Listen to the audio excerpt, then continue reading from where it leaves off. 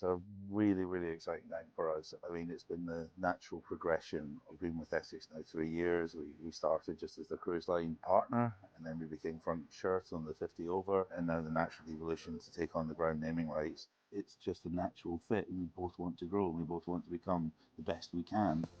There'll be benefits just for the members specifically, which will include some added value benefits over just a standard discount. There'll be a discount for the sort of wider Essex supporters. And then the naming rights that we've got at the Ambassador Cruise Line ground, we will be able to reach out to the hundreds of clubs in the East and we'll be able to engage with them as well. Not just to come on board and experience Ambassador, but hopefully to take more involvement and interest in Essex themselves.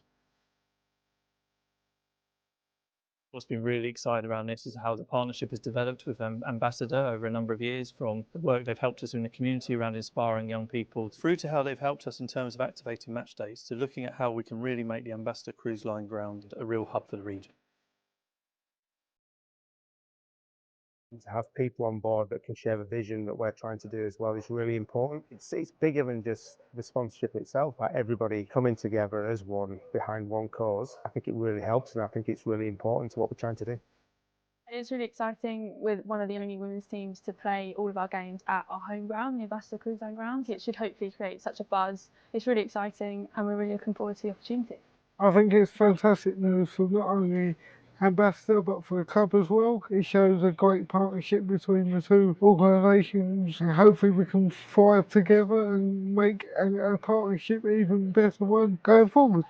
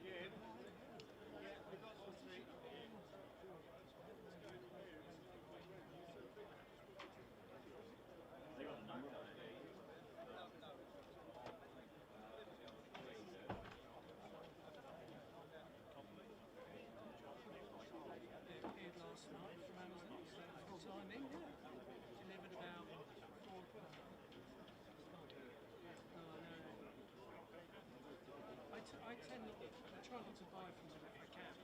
Sometimes, just avoiding it.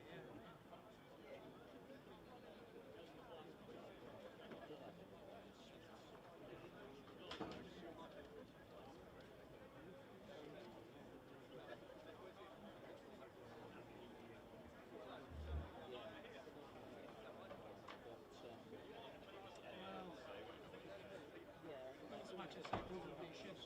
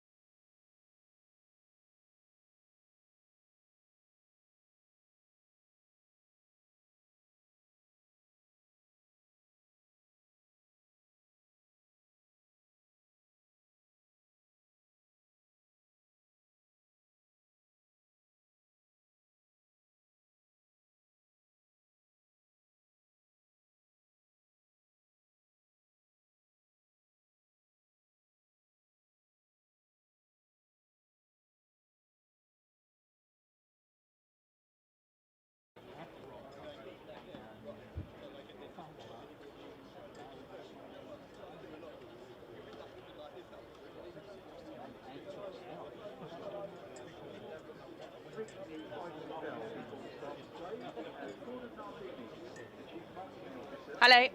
Hello. Can you hear me? Yes, I can hear you. Great, I can hear you loud and clear. Good morning. We'll be with you imminently. Okay. Hopefully not too imminently. But no, not right this second. But yeah, you know what I mean. Okay, I'm about to go on. Thank you. Okay. 4-year deal as well. Bringing you every ball of the championship to come. We are so looking forward to that. I'm so old to get excited. It doesn't do me any good, but I am genuinely excited for what we can bring you on the BBC Smart Speaker. We'll give you all the details.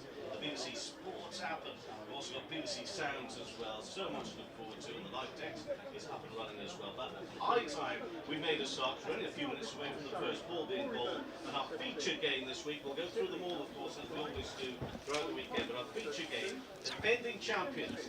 Can they get a title for the fourth time up against one of their serious challengers, Essex? So it's Essex versus Surrey.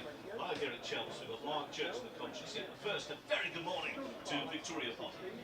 Good morning. Delighted to be back with you for the 2025 season. And the good news here at Chelmsford is that we do have sunshine to start us off. Plenty of hats around on the spectators that have gathered here for this first day of the season. I've also seen a bit of sun cream out as well. Might get a bit chilly later on, but it's looking very green, very dry, and very smart actually here at the newly named Ambassador Cruise Line ground. They've got the new advertising hoardings up in their deep purple colour. We've got a new stand away to our right hand side as well, so plenty has changed around the ground here in Chelmsford. Not too much has changed on it in terms of players for Essex, but new director of cricket Chris Silverwood at the helm, and the news from the middle is that Essex have won the toss and elected to bat first. Take you through both of the teams for this one in a moment as they just gather to come out on the pitch. Let's bring Mark Church into commentary. Great to have you with us. How are you doing, Mark? I am very well, thank you, and good morning to everybody. It's lovely to be back. It is always a long winter, but it always makes a huge amount of difference when the sun is out on the first day of the season. And as you said, that's the good news. And the other good news is it's going to be like this for 4 days, which will make it interesting. At least we know we're going to get cricket over the next 4 days.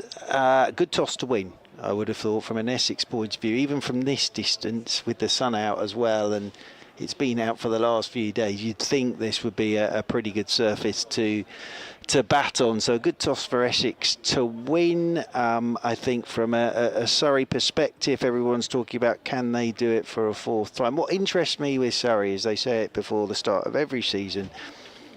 They know everybody's gunning for them, but they look to improve every season. So even though they've won it three times on the trot now, what they're looking to do this season is improve on what they did last season and just keep that distance between themselves and everybody else. But I would have thought Essex will be one of those challengers this season, and Hampshire as well, I think, will probably challenge Surrey this season. But as I say, in these conditions with the sun out, even on April the 4th, you would think this was a pretty good toss for Essex to win.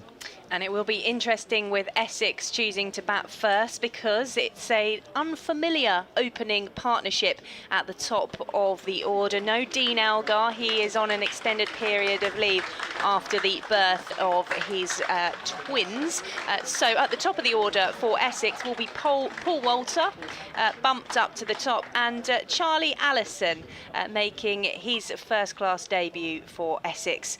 Been hugely impressive in the One Day Cup and the T20 when he's been involved in that. So they will open the batting, and they're just making their way out to the middle for Essex. Captain Tom Wesley at 3, Jordan Cox, Matt Critchley, Michael Pepper with the gloves, Noah Thane, Simon Harmer, Shane Slater, Sam Cook and Jamie Porter complete the Essex lineup. Any surprises for you, Mark, in terms of the Surrey lineup? No Dan Worrell, so Dan Worrell doesn't play in this one. I don't think it's anything to worry about because he was out there having a good old bowl before the start. So no Dan Worrell for Surrey. So they will line up with Rory Burns and Dominic Sibley, Ollie Pope at 3. And I thought Jamie Smith will be at 4, Dan Lawrence at 5, Ryan Patel at 6, Ben Folkes at 7. Those two might swap round. Jordan Clark at 8. Then Matt Fisher, signed from Yorkshire, will make his Surrey debut. Really looking forward to watching him have a bowl. James Taylor and Kemar Roach, who is back for the first 4 championship games of the summer. That's what you say about the Surrey lineup and the way they just keep wanting to improving, is they keep being able to add that depth in the likes of Fisher as well. Yeah, and a great time to get him as well, because I think he knows at Surrey they're not going to over-bowl him, so he can just concentrate on what he wants to do. And I think for him it's a get that career back on track, because of course he has played for England out in the West Indies, and from what I've heard he's bowled really nicely in pre-season, so it'd be great to see him with the ball today as well for Surrey. It will be Roach to open the bowling for Surrey. Paul Walter, the left-hand on strike for Essex. First ball of the County Championship season here at Chelmsford, and that's just turned into the leg side for no run by Walter. Yes, and I'm delighted, as you know, to see Paul Walter opening the batting for Essex. I think he did it 2-3 years ago. He did it in the Bob Willis Trophy. Yeah, and he did a COVID pretty year, good job. yes. He did a pretty good. He's got a good technique, Paul Walter, and yeah, it's interesting to see him opening up in this first game of the summer. Roach coming in from the Graham Gooch end, formerly the Hayes Close end, into Walter, who just digs that one out and pushes it back up the pitch for no run. So we have got that beautiful sunshine round us, and I'd say it's probably this Sir Alistair Cook end where we are based for the commentary, which is the busiest of them all. The uncovered stands in front of us look well populated on a Friday morning. Get a bit more of a feel for it when we manage to have a wander around the ground a bit later on. Charlie Allison up the other end, watching on as Roach is in to Walter. That one's left outside the off stump, no run through to Pope. Yeah, and Surrey going in with 4 slips in there at the moment, and then they've got the cover point. Wideish mid-off is the captain, Rory Burns. Jordan Clark stood up there at mid-on. Matt Fisher away at square leg, and then below us will be James Taylor somewhere, but we can't see him at the moment. 3 dot balls so far of this first over. We will update BBC Essex listeners shortly as Roach is into Walter again, leaves that one. Quick ball through to Pope, no run. Good length from Kemar Roach, getting the ball up to the left-handed Walter straight away. That's going to the BBC Essex News.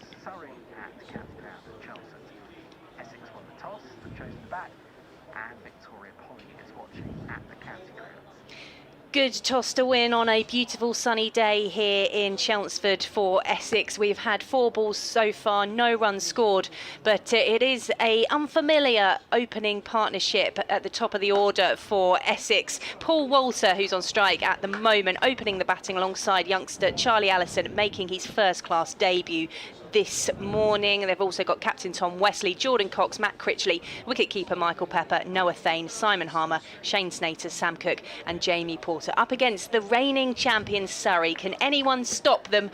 We're still in the first over with Essex yet to score on the board. Commentary continues on the web. In comes Roach to Walter. Walter turns that one into the leg side, and he will get away this time and come back for 2. As there's a man out there deep square to do the fielding. In fact, they are quick between the wickets and they'll come back for 3 runs from the final ball of the over. So Essex 3 without loss after the first. Yeah, neat and tidy start for Paul Walter. Just going across his stumps a touch and working that off his hip, picking up the 3 runs. Allison will have to wait for his opening delivery in first class and championship cricket. It's going to be Jordan Clark to get us started from this Sir Alistair Cook end of the ground. And just looking at the Surrey bowlers last season, Clark with 38 wickets. He's been terrific since he signed for Surrey. Kemar Roach with 20. They shared them around, but then Worrell was at the top of the charts last year with 52.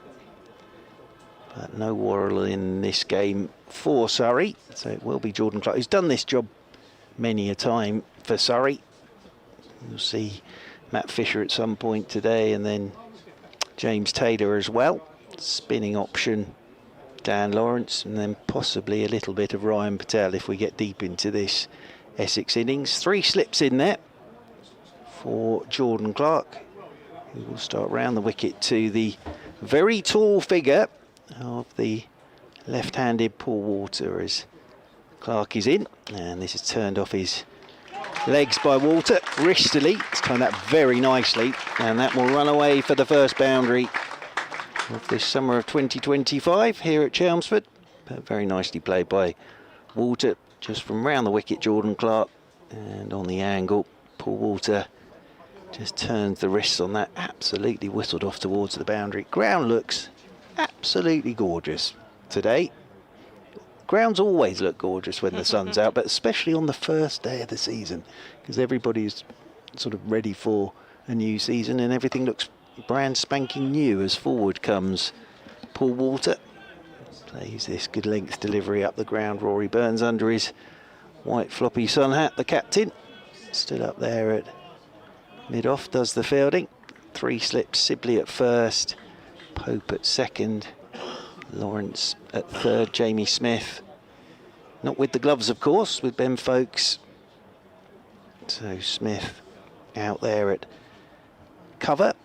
Jordan Clark runs away from us into Walter. Walter forward he comes, plays this one out into the offside, and up comes Jamie Smith to do the fielding. And there is no run, but very good crowding on this first day. Everybody's been waiting for Championship cricket again. And we are blessed by good weather as well. So Chelmsford looks lovely today. Blue sky, some white fluffy cloud. And as I say, the good news is I think we're meant to have these conditions for all 4 days. Clark past umpire Ian Blackwell, and this one's left alone by Walter. Outside is off stump. I think it's meant to be sunny for all 4 days, isn't it? Potentially a little bit chillier as we go through. Today might be the best of it in terms of how warm it is out there in the stands, but it'd be nice to have uninterrupted play here at Chelmsford. It'd be interesting to see, because it will be good, this pitch, and as I say, it's a good toss for Essex to bat, but the sun's out. It's been out for a few days as Clark is in once more to Walter. Again, good length, just comes back a touch at Walter. Good leave by Paul Walter, taken by Ben Folkes, moving away to his right hand side. Always say with Simon Harmer, he didn't have his best summer for Essex last year, of course, but you know, he could turn it on anything. But I suppose from an Essex point of view, they'd be hoping the longer this game goes on, there might be something there for Simon Harmer. But we're a long way away from that at the moment. Into the second over of this morning. Jordan Clark, round the wicket he comes to Walter. That's off his hip and whipped by Walter. So his leg side game is working perfectly at the moment, Paul Walter. And that's the second boundary of the over. 2 overs gone. And a couple of boundaries for Paul Walter. And Essex starting nicely. 11 without loss, all 11 to Paul Walter. He's faced every delivery so far. And finally, Victoria, Charlie Allison will get his first delivery in first-class cricket. Well, I was just wondering whether it was a good thing or a bad thing for him with the amount of time he's had to wait there. Whether you like to just watch from the other end and see how Walter's playing it and sort of feel himself in from that way, or whether he would have liked to just get that first ball over and done with nice and quickly. Confident young lad though, Charlie Allison. Still a teenager, younger brother of Ben, who's recently made the move to Worcestershire. As Roach is in from the Graham Gooch end to Allison, and he's clipped that one into the leg side for just the 1 run. There's a man out of my vision, round to the left-hand side of our commentary box. So first run in first-class cricket for Charlie Allison. Yeah, confident looking shot. I don't think Surrey mind too much. I think he's taken that off his stumps around that front pad. Nicely played. But Kemar Roach's hands went to his head there. Be interesting to see that again. I think he did take that off his stumps, but confident looking shot from Allison. Thankfully you can see it again. Thankfully someone's mended the TV I managed to break when we got in this morning, as Roach is into Walter, just leaves that one. Folkes with the gloves behind the stumps, takes it comfortably. Yeah, it's interesting what you say that about would Allison rather have faced the first delivery or be stood at the non-striker's end. I just wonder if, with a new opening pair, they probably had a chat about it, really. Now, I know Walter's the senior man, but I'm pretty sure with the lad on his debut, he'd have said, do you want to take the first ball, stand and have a watch for a couple of deliveries? They're just doing a bit of gardening in the middle, which is a delay to Roach's third ball of the over. We've had a single and a dot so far.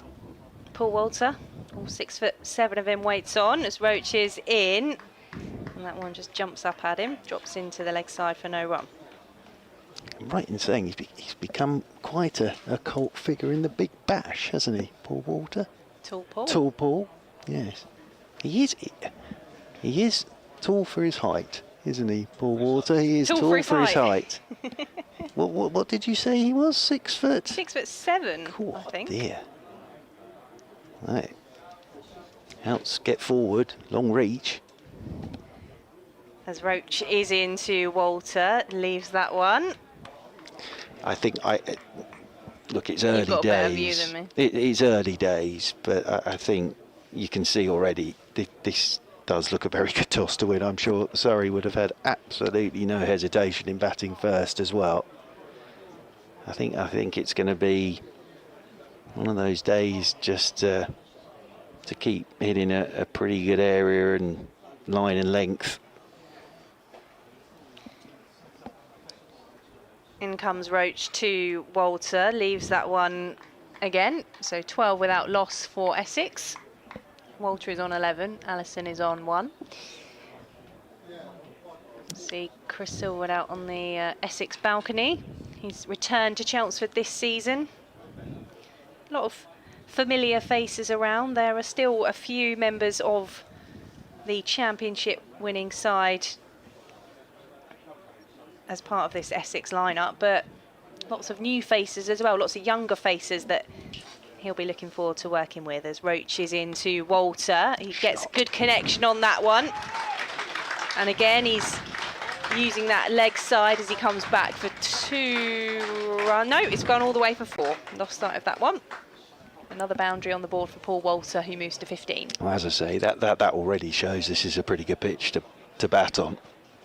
It's not a bad length delivery at all from Kemar Roach, but he's just used that 6'7" and just a roll of the wrists and whistled away through the leg side for 4. So nice start this from Paul Walter, on to 15, 16 without loss. Every time I've watched Walter bat in Championship cricket, I've always thought he's got a great technique. And as you say, he did do this job during the Bob Willis Trophy and did a pretty good job in the Bob Willis Trophy. So, yeah, it'll be really interesting to see how he goes opening the innings, Paul Walter. He's a very good cricketer, Paul Walter. But as I say, in the Big Bash, he is something of a cult figure now in the Big Bash. Jordan Clark to bowl the 4th over of the morning from the Sir Alistair Cook end, and he's coming over the wicket to the right-handed Allison. Allison's in behind a back of a length delivery.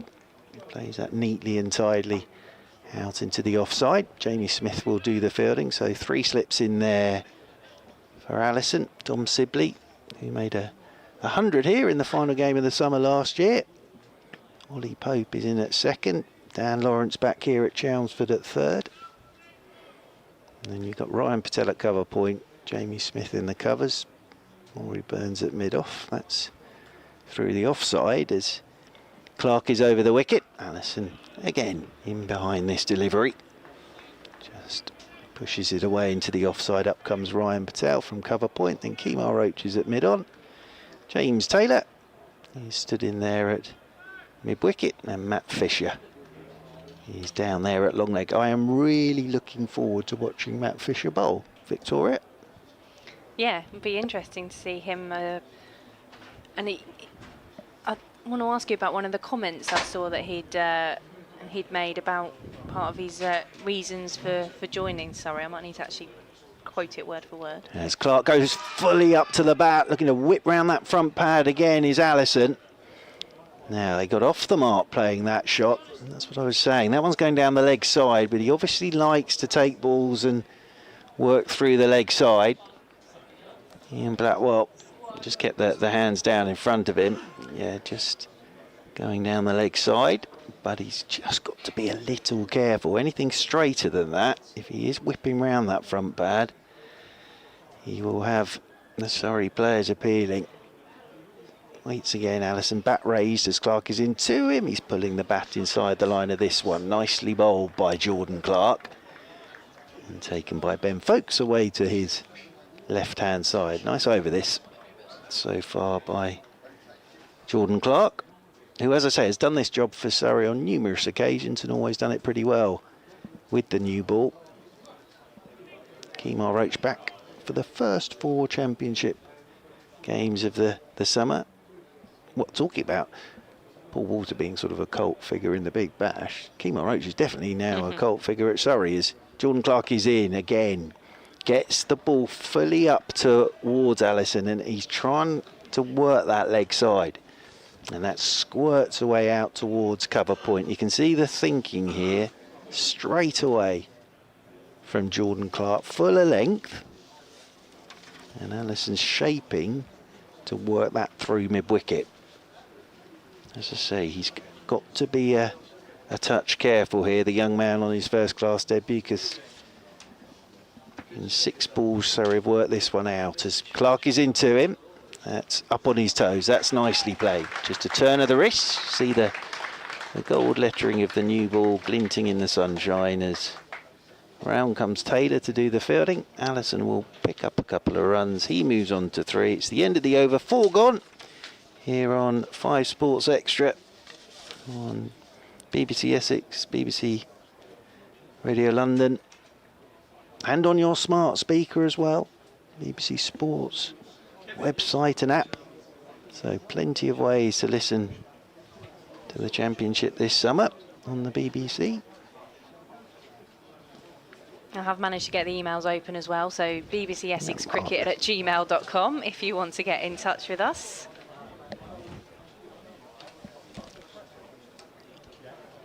Roach ready again from the Graham Gooch end.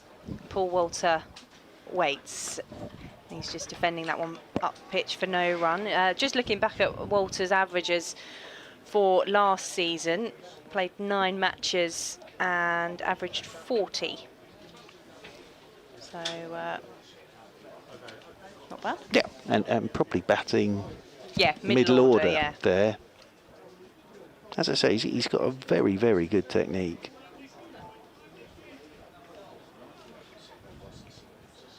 In comes Roach to Walter. And again, that one's just up the pitch, no run. 18 without loss for Essex. And as I mentioned, Charlie Allison, good performances in the One Day Cup and T20, but also highly regarded as part of the England under-19 setup alongside Noah Thane, who is involved for Essex today, and the other one being Luke Benkenstein, the Essex trio, who have been a part of that England under-19 squad at various parts and places over the last year or so. As Roach turns on his mark, he's into Walter, who's driving through the covers nicely, held the pose, and then is making the runs, but he doesn't need to because that is for 22 without loss. Lovely shot again from Walter. Just back of a length from Kemar Roach, and again shows what a good pitch this is because feet haven't really gone anywhere. He's just gone through the line of the ball and it's absolutely whistled off through the covers for 4. A very nice start this from Paul Walter. Walter's on 19. Roach is into him. Just overshot that one slightly. It's clipped in the leg side. They come through for the single. And we will have a shuffle round for the right-handed Allison back on strike.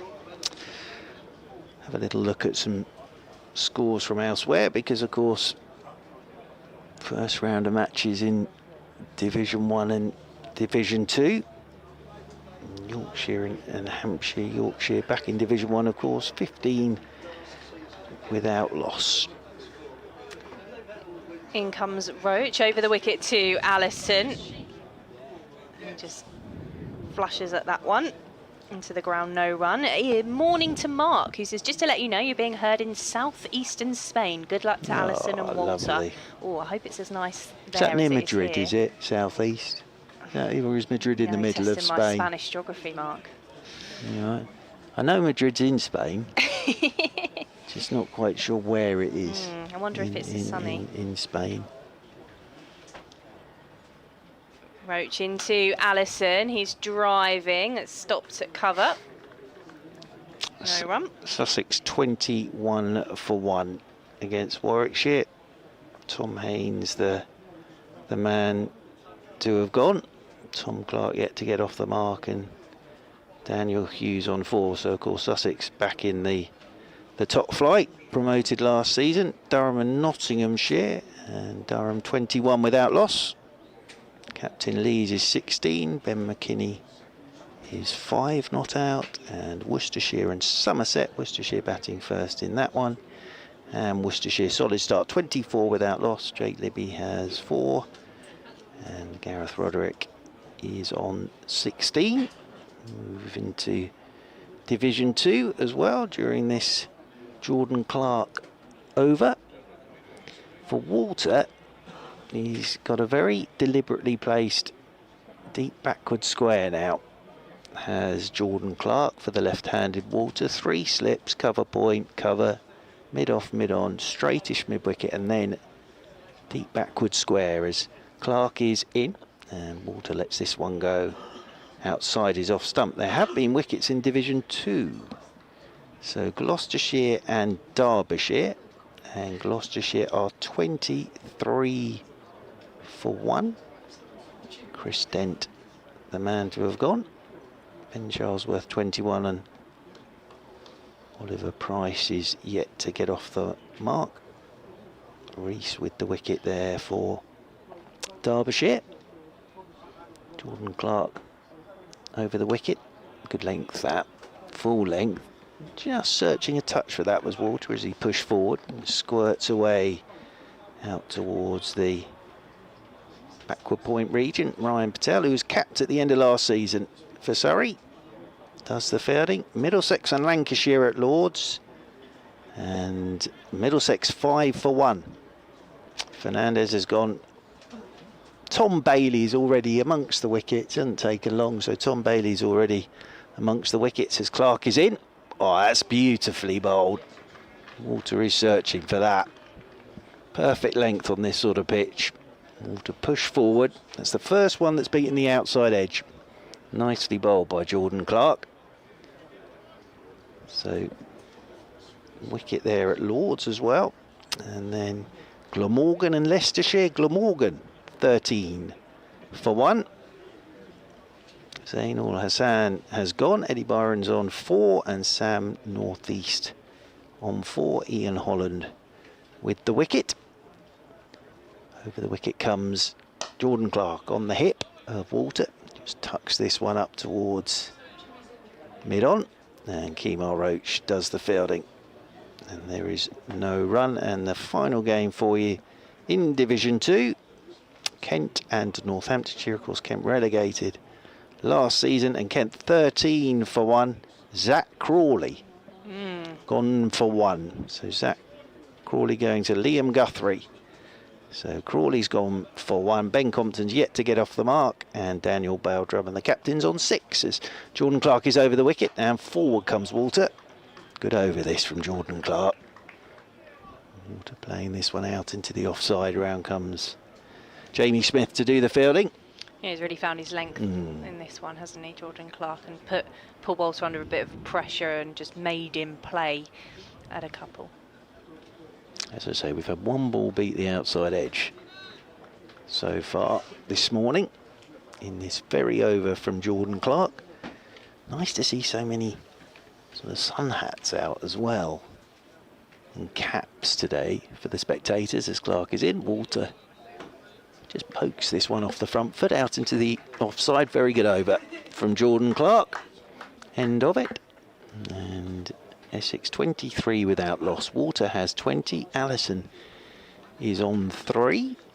And there's always on the first day of the season a few people with the sort of new county training kit and caps and t-shirts in the crowd. But I do hope everybody's bought their sun cream. I did see some being applied just outside Excellent. the press box, so if you do need any, I think the gentleman with the white hat on might have some. Oh, it might be a queue of people now for the gentleman in the white I mean, hat there's just a lot below of the people with commentary box. white sun hats out there.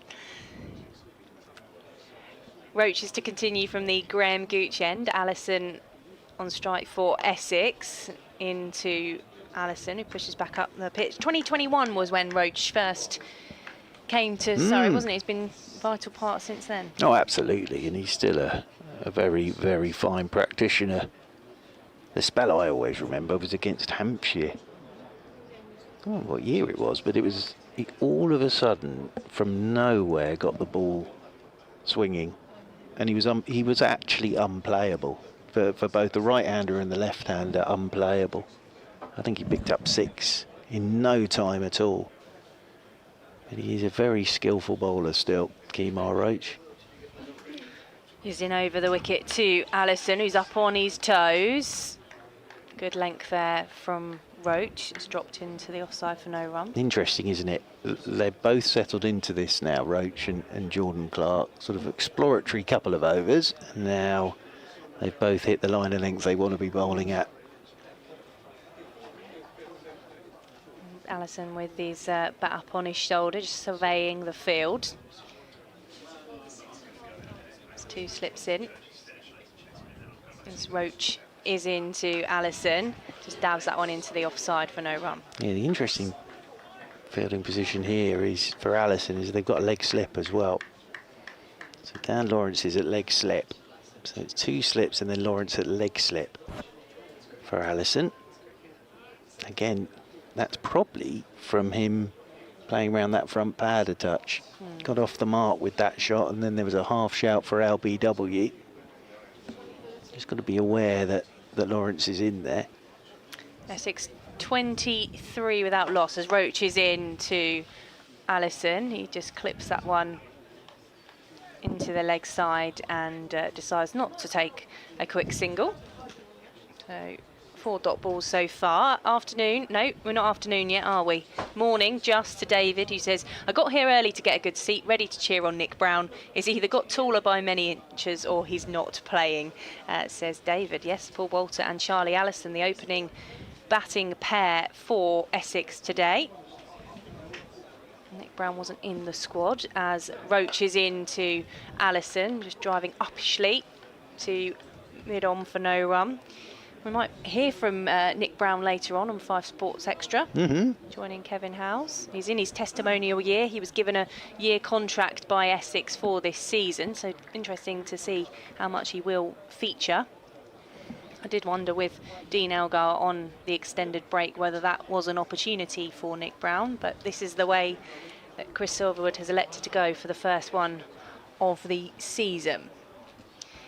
In comes Roach to Allison, who's on the back foot defending. No run, so maiden from Kemar Roach. We've got Walter on 20 and Allison on 3. Yeah, back-to-back maidens for Surrey. So as I say, Roach and Clark have settled into this now. Yeah, so Nick Brown's testimonial and Surrey's left-handed opening captain, it's his testimonial this year as well, Rory Burns. 2 very deserving cricketers of testimonials, those 2. Both have lots of contacts to call upon when it comes to roping in some familiar faces. Technical term that for testimonial, roping in, isn't it? Roping in. Yeah.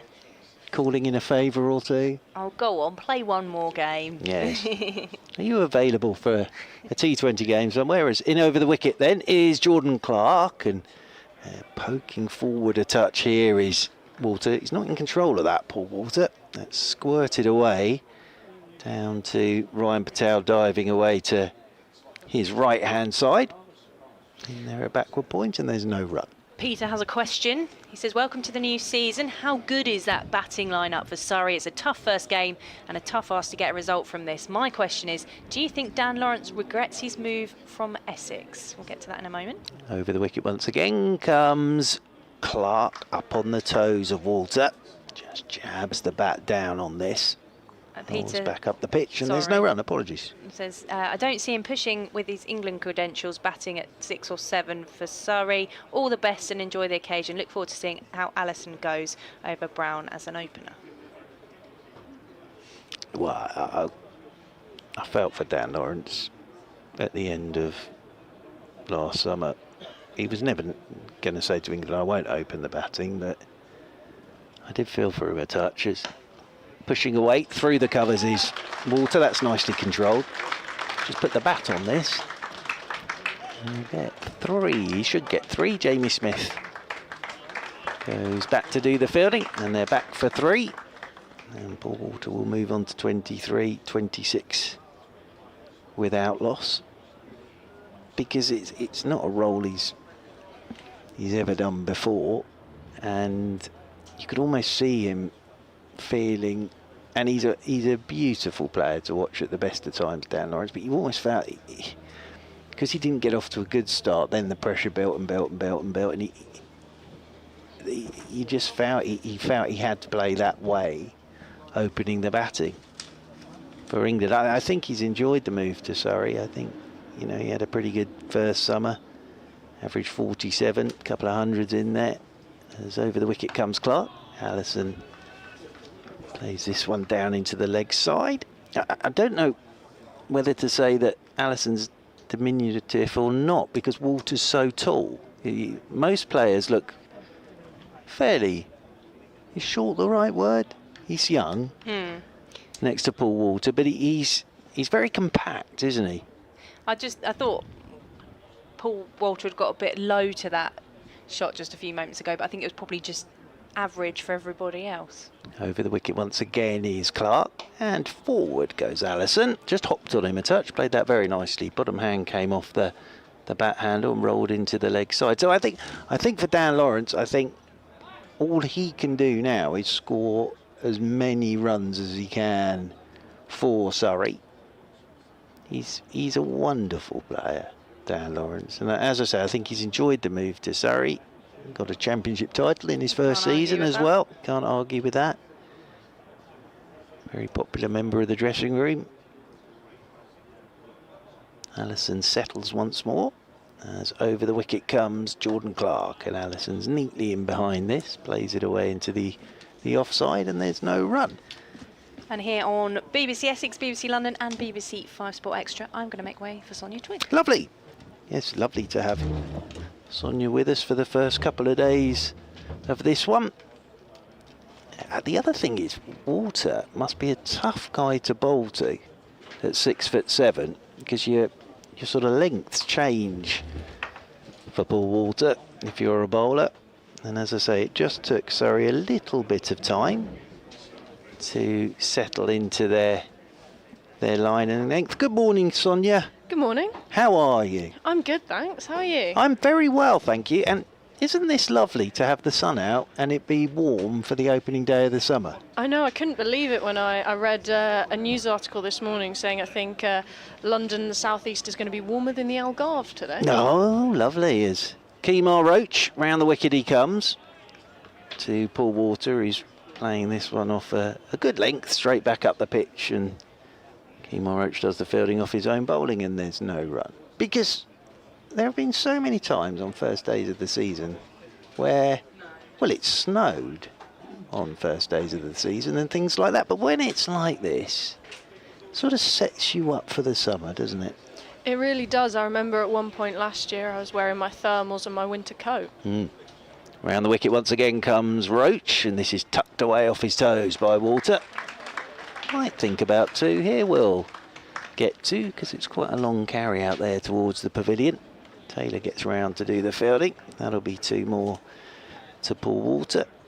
He moves on to 25 and Essex move on to 28 without loss. And it's just great for the spectators and the players as well. Though Surrey might like to see a little bit more cloud cover now they're having to bowl, because nothing's really happened so far for the bowlers. As Roach is in and Walter gets himself moving forward into the delivery off a goodish length, plays it back up the pitch, and Roach does the fielding off his own bowling. I think I think Essex will challenge for the title this year if everybody stays fit. Well, they fell off last year, didn't they? They were really in the mix for the first 2/3 of the season, and then at the end it all came down to Surrey and Somerset, as it has so often in the last 10 years or so. It has. As Roach is in, and this one's left alone by Walter outside his off stump.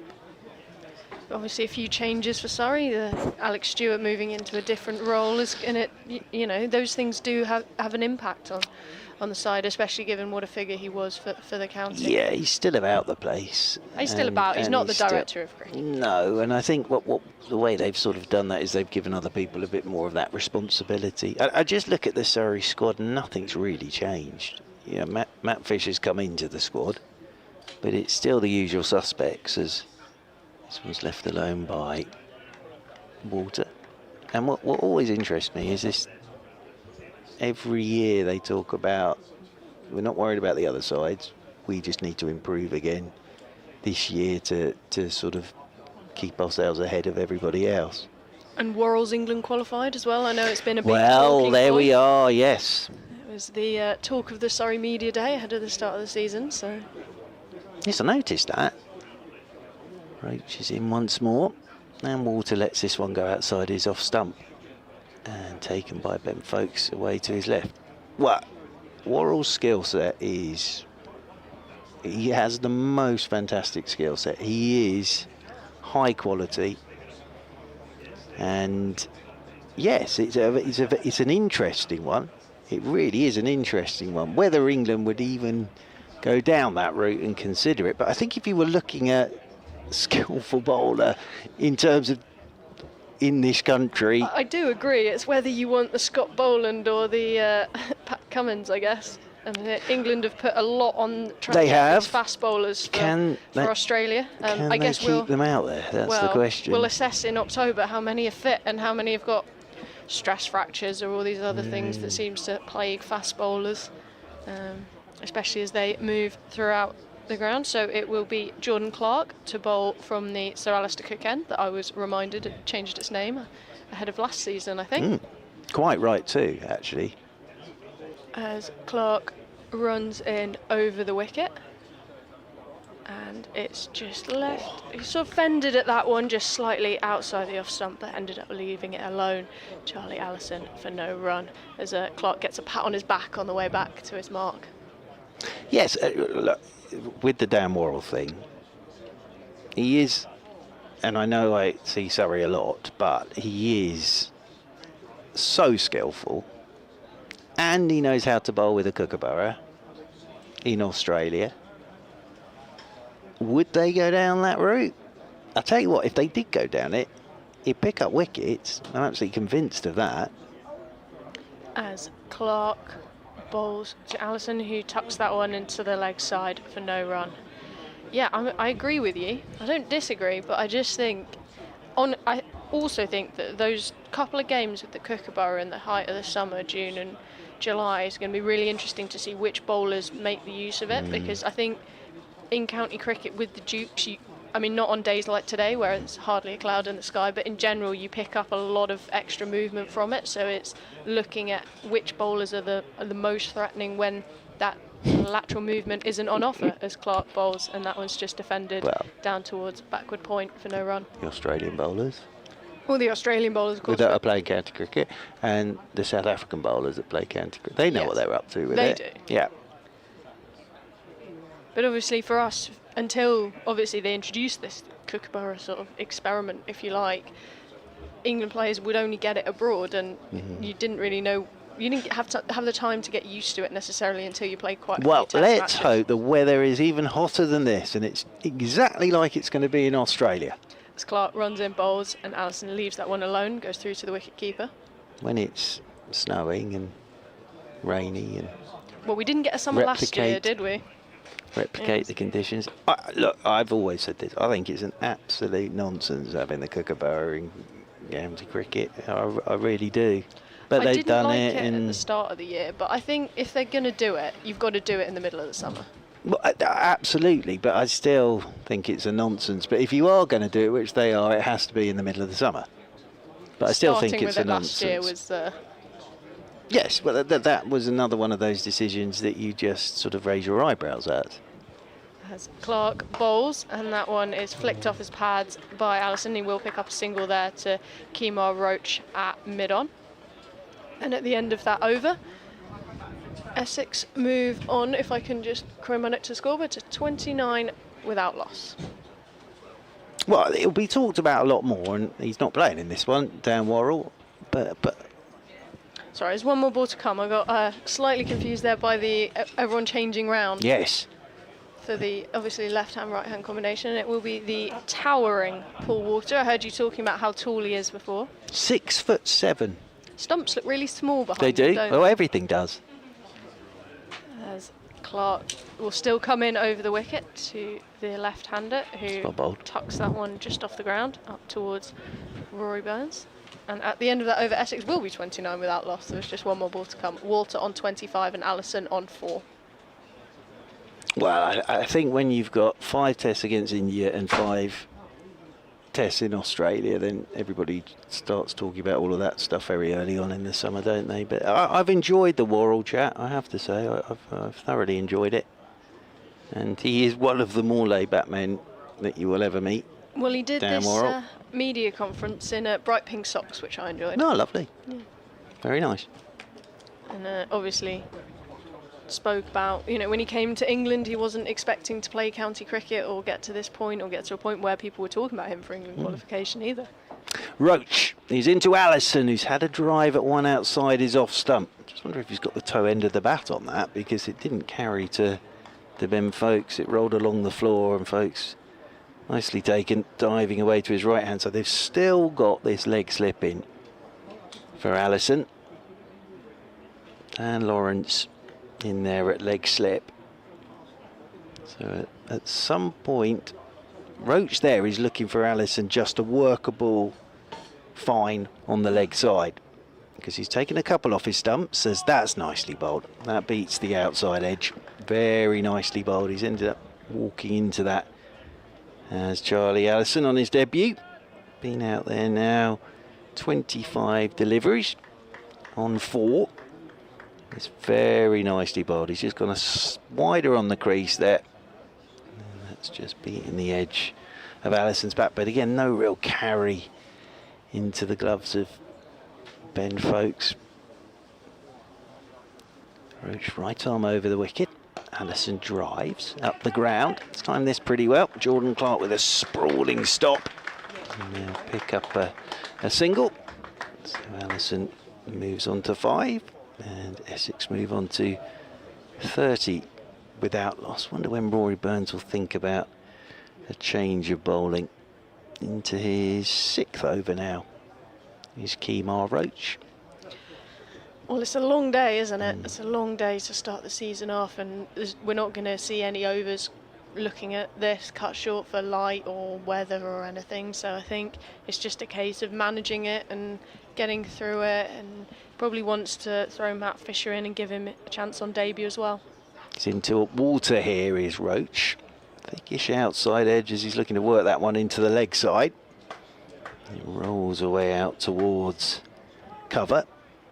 Yes, I would have thought that would be the first change. Get Fisher into the game. And James Taylor, of course. Taylor played in that final championship game last summer, and then those spinning options. Dan Lawrence, the off spinner, of course. As around the wicket goes Roach, and Walters just laying back and punching this beautifully to the left of Fisher at extra cover. I was expecting to see that go through backward point. No, He's I actually think got it in front of square. It's a lovely shot from Walter. he just waited for it really nicely, didn't he? And then just sort of punched it, standing tall and using that to guide it sort of almost perfectly through the gap between Rory Burns and Matt Fisher. Really nice shot to move him on to 29. He's scoring significantly quicker than Allison so far. This time he's whipping off that hip again. Here's Walter. And he'll pick up another single. But yeah, as I say, Will Jefferson, of course, who opened for Essex, he was tall. For a bowler, and it's a sort of a tall opening batsman, it just changes your lengths. It really does, and it takes a little bit of working out. I think for the bowlers, what's more problematic is if they've got two tall opening bats, they can sort of settle. But when you've got one taller and one shorter, and when there's a significant height difference, it just means that you're having to sort of constantly readjust your length and rethink things. And obviously they'll play slightly differently because of the different heights as well. And I think it just adds an extra sort of dimension to it as a bowler, and one where you probably can't quite settle into that rhythm, as well as the left-hand, right-hand combination, of course, that also changes the way that you have to think about things. So I think it's just one more task for a bowler to deal with, I guess, as Jordan Clark will continue from the Sir Alistair Cook end over the wicket to the towering Walter, and that one's just blocked back upfield to Rory Burns. Yeah, there's an amazing photo of James Taylor and Will Jefferson batting together for Leicestershire. It's absolutely fantastic. But yes, with Allison, I have to say, I think he is diminutive of structure. But with Walter, I think everybody is. Well, James Taylor made everyone look tall, of course, as Clark bowls, and that one's cut expertly off the back foot by Paul Walter, through backward point and over the boundary for another 4. For someone tall, he plays very strongly off the back foot as well. As I say, he's got a great technique, Walter. And he did this job during the Bob Willis Trophy and did a very good job opening the innings. I've always thought every time he comes in and bats in the middle order in Championship cricket, he's always looked like he could open the innings. Very good judge of what to play and what to leave alone. And he's starting very nicely here. And the other thing this is doing is Allison can just get into this now because Walter's ticking along quite nicely. So Allison can just get into this game. As Clark bowls, and that one's just defended into the offside by Walter, picked up by Ryan Patel. But again, I think that shot from Walter that sped to the boundary shows what a good pitch this is, in the fact that anything that's slightly got width on it, you don't even really have to move your feet. And that sounds a strange thing to say on April the 4th, but I think you can trust it. No great pace to it either. Well, it doesn't really look like an April 4th pitch, does it? The ends are a bit green, but the middle is quite bare and already going a bit brown. So, I mean, we haven't had much rain in this part of the world as Clark runs in bowls, and that's just tucked back to the bowler for no run. Yeah, really good toss to win because Surrey would have batted. It's a really good toss for Essex to win today. And they'll be looking at, if the pitch does start to break up, they'll be looking at Simon Harmer in the final innings of the match as well. He didn't have his best season last season for Essex. Had some injuries as well. Brilliant bowler.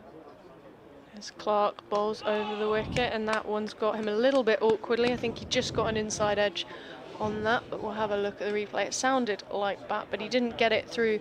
He tried to whip it into the leg side and didn't get hold of it, and ended up just sort of trickling into the offside. So a first sort of miscue from Walter, who's on 34 or 45. I wonder if that might have been a slower one from Jordan Clark, who's threw it early, Walter. He was, and I think that's why he sort of got this sort of inside edge almost. As Clark over the wicket bowls, and that's just defended back up the field by Walter, who's calling for a drink, I think, or presume. And he's asking for a change of something.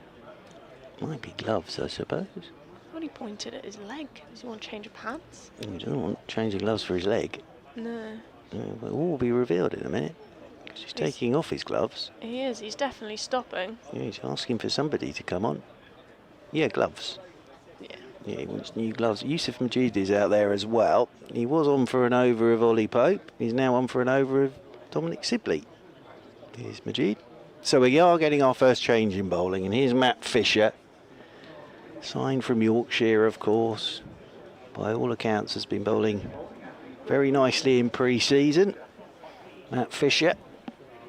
And he will be coming down the slope from the Graham Gooch end. Actually, no, it's the physio that's out there. There are gloves coming out for Paul Walter, but he can't be cramping up already, can he? Well, new gloves after an hour in April, or less than an hour in April, well, is an interesting choice as all well. day, isn't it? Almost like we're having an official drinks break now. So, yeah, Paul Walter has got the physio out there. Everybody seems to be having a chat with a physio or a 12th man at the moment. Well, sorry, just in their little groups having a chat. I think they're just sort of welcoming the break. The thing with the modern game, of course, is so many people go out there as well, don't they? You can sort of look down at your notes or something and look up and there's another 10 people out there. Nothing's really happening at the moment. Who's that sorry player in the tracksuits just loitering near the... That, I think, is the Surrey physiotherapist. I think he's just gone for a walk. I think so. Yeah, here comes. That's enabled Sibley to do whatever Sibley needed to do in a two-minute window. But yeah, Walter's okay. Just nothing's happened really. He's had a drink and then got his new gloves. And a chat, got his new gloves and. It's almost like one of those IPL timeouts. Yeah. Is that what they're called? A strategic. The strategic. Do you know what? I've often thought this. Kevin Howes will know what I'm talking about. I've said this before. I would like one of those in life. A strategic timeout. Just to be able to call for one of those. 5 year. But well, cricket is threatening to break out again. Well, here at Chelmsford. There's no sense of urgency. Oh, there won't be today. No. First day of the season, and the sun's out. No sense of urgency. Is there ever with cricket? I don't. Not in county cricket. No, well, I'm never sure there is in international cricket these days. Well, when T20s used to be wrapped up inside 3 hours, and now they take a while now. Well, with strategic timeouts, they do. They do. Yeah. So here is Matt Fisher coming down the slope. Right arm over the wicket. His first delivery for Surrey, and he's on a length straight away, and that's left alone by Allison. Outside his off stump. So yeah, I've been really looking forward to watching Fisher bowl, because of course he got that Test debut out in the West Indies, bowled nicely in that, and then he's had injury problems, but I think Surrey have got him at a good time, a good age, and with a lot of cricket in him as well, and a lot he wants to achieve. 3 slips in there as Fisher is over the wicket to Allison, and Allison lets this one go outside his off stump. It's a nice start this from Fisher, just banging away on a good line and a good length.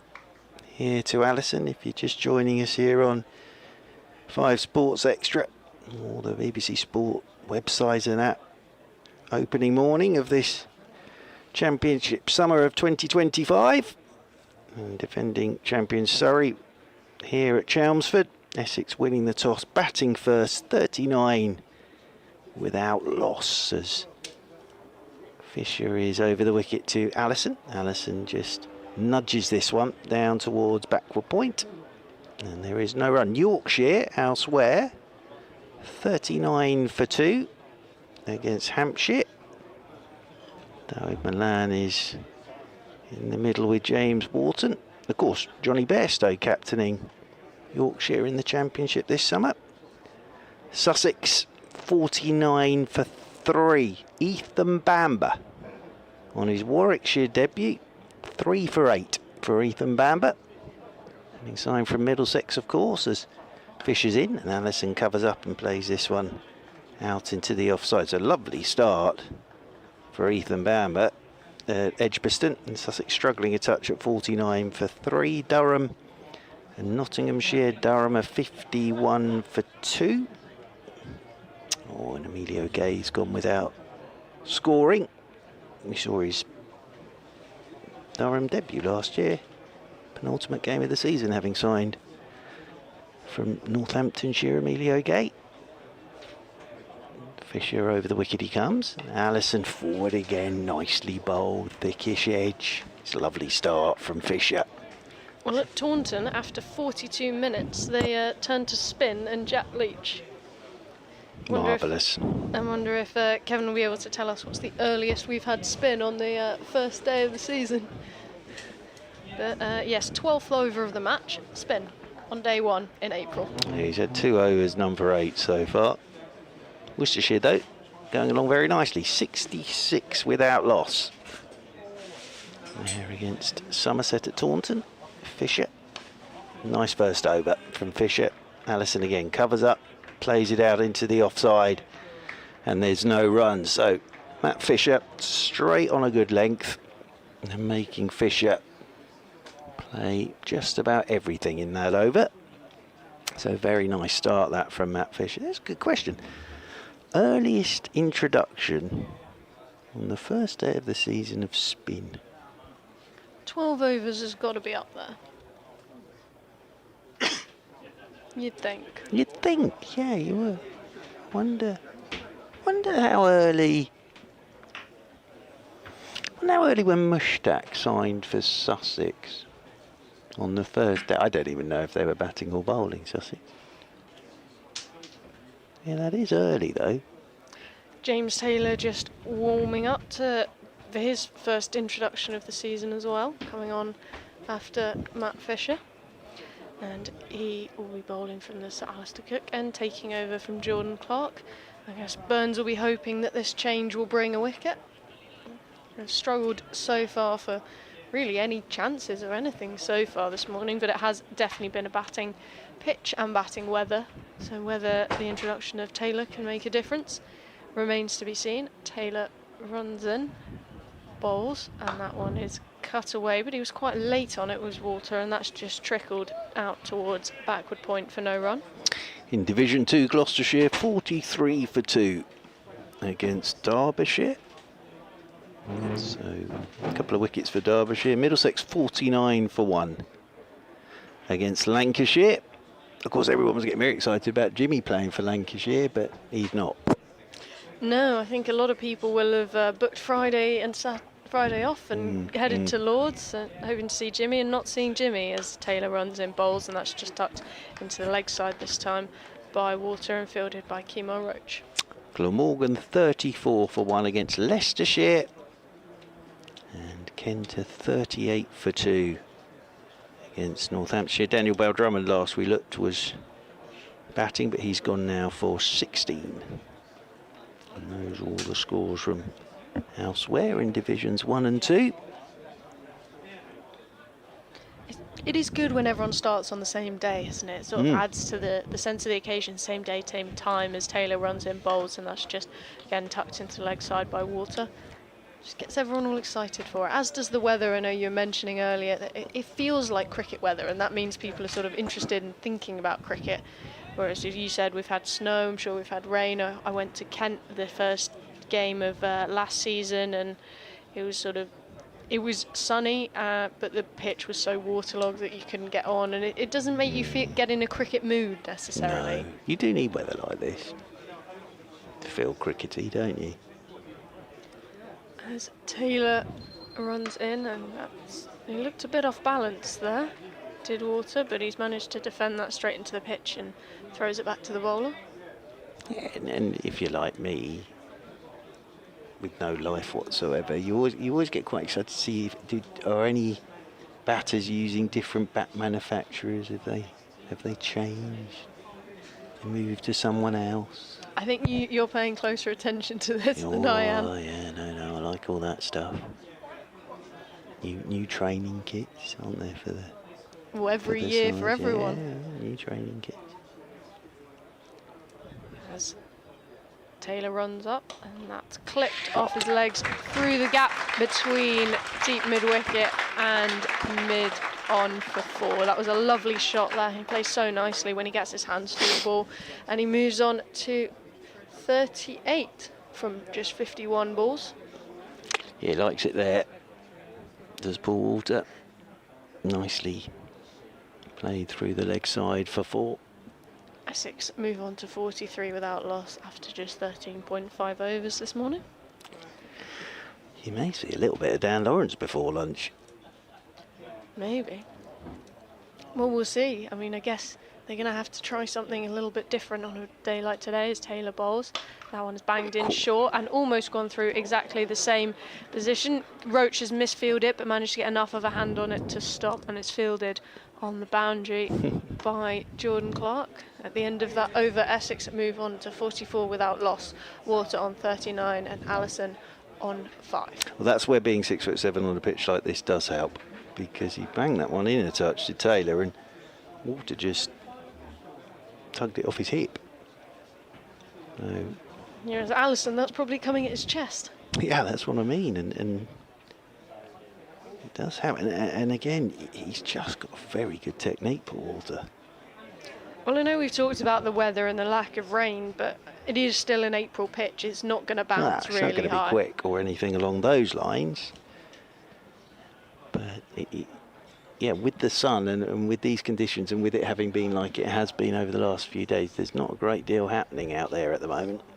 And you can see it from this field now. Just the 2 slips, and Dan Lawrence is being deposited out towards deep backward square for Walter.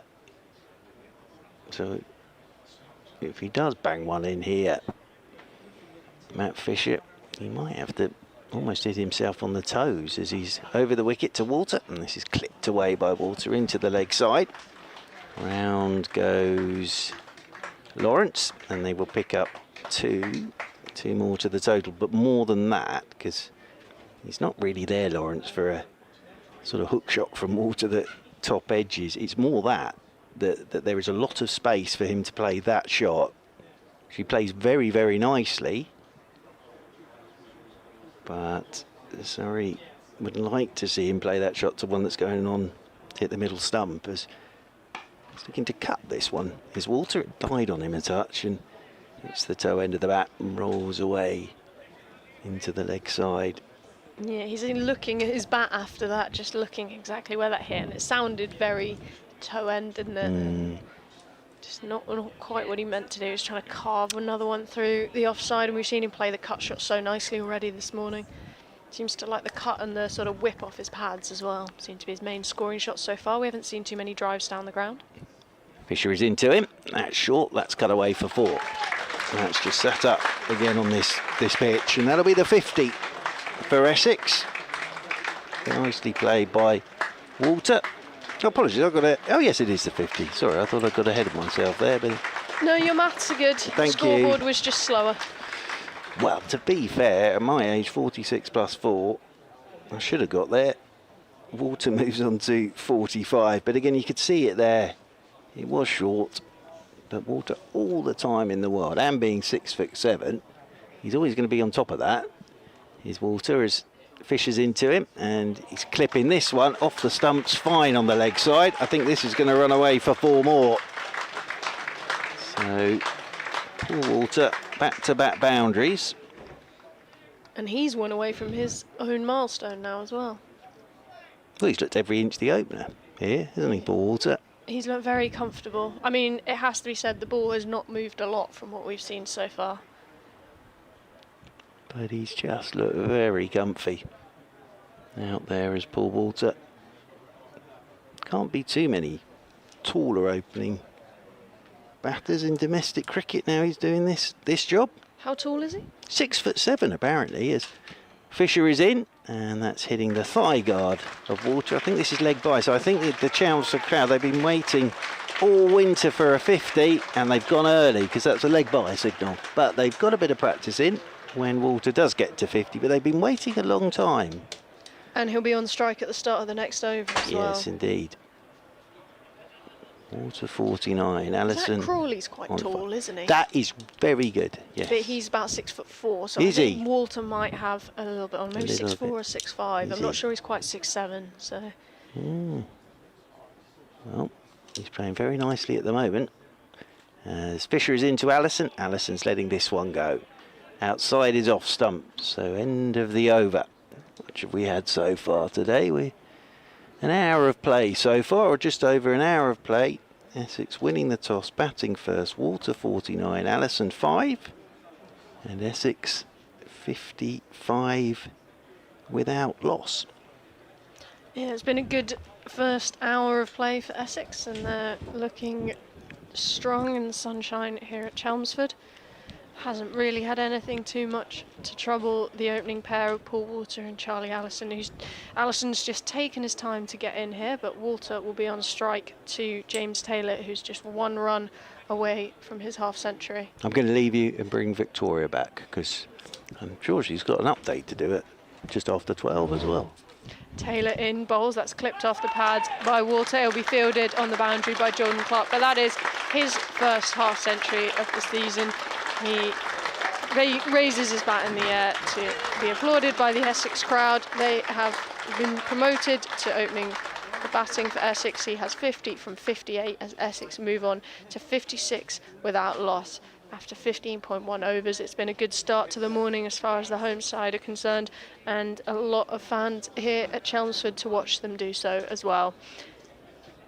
A good positive start for Essex. Allison will be on strike now. He's just got 5 from 33, so the majority of the runs have come off the bat of Paul Walter as Victoria sets up next to me in the commentary box. And just a fielding change for Surrey. Roy Burns just tinkering with it, and Dan Lawrence has gone out towards sort of 3/4 of the way to the boundary there at square leg as Taylor runs in bowls, and that's just defended into the offside towards point by Allison for no run. Really nice start. Hello. This is a sunny spot here. Much sunnier than that corner over there. Really nice to see positive play from Paul Walter there, bringing up the half-century. 2 very different innings from these 2 openers for Essex, but I think they'll be very pleased with the first hour or so of this one. Yes, other than the fans going a little bit early for a leg bye, it's been a very smooth morning for Essex.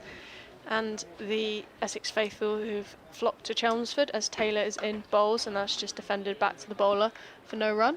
I just had a wander around, and really nice atmosphere out there. Lots of fans sitting in the uncovered parts of the ground at Chelmsford. Lots of people milling around. There's that lovely sort of murmur and buzz of chatter. People probably catching up for the first time since the last time these 2 sides met at the end of the 2024 season.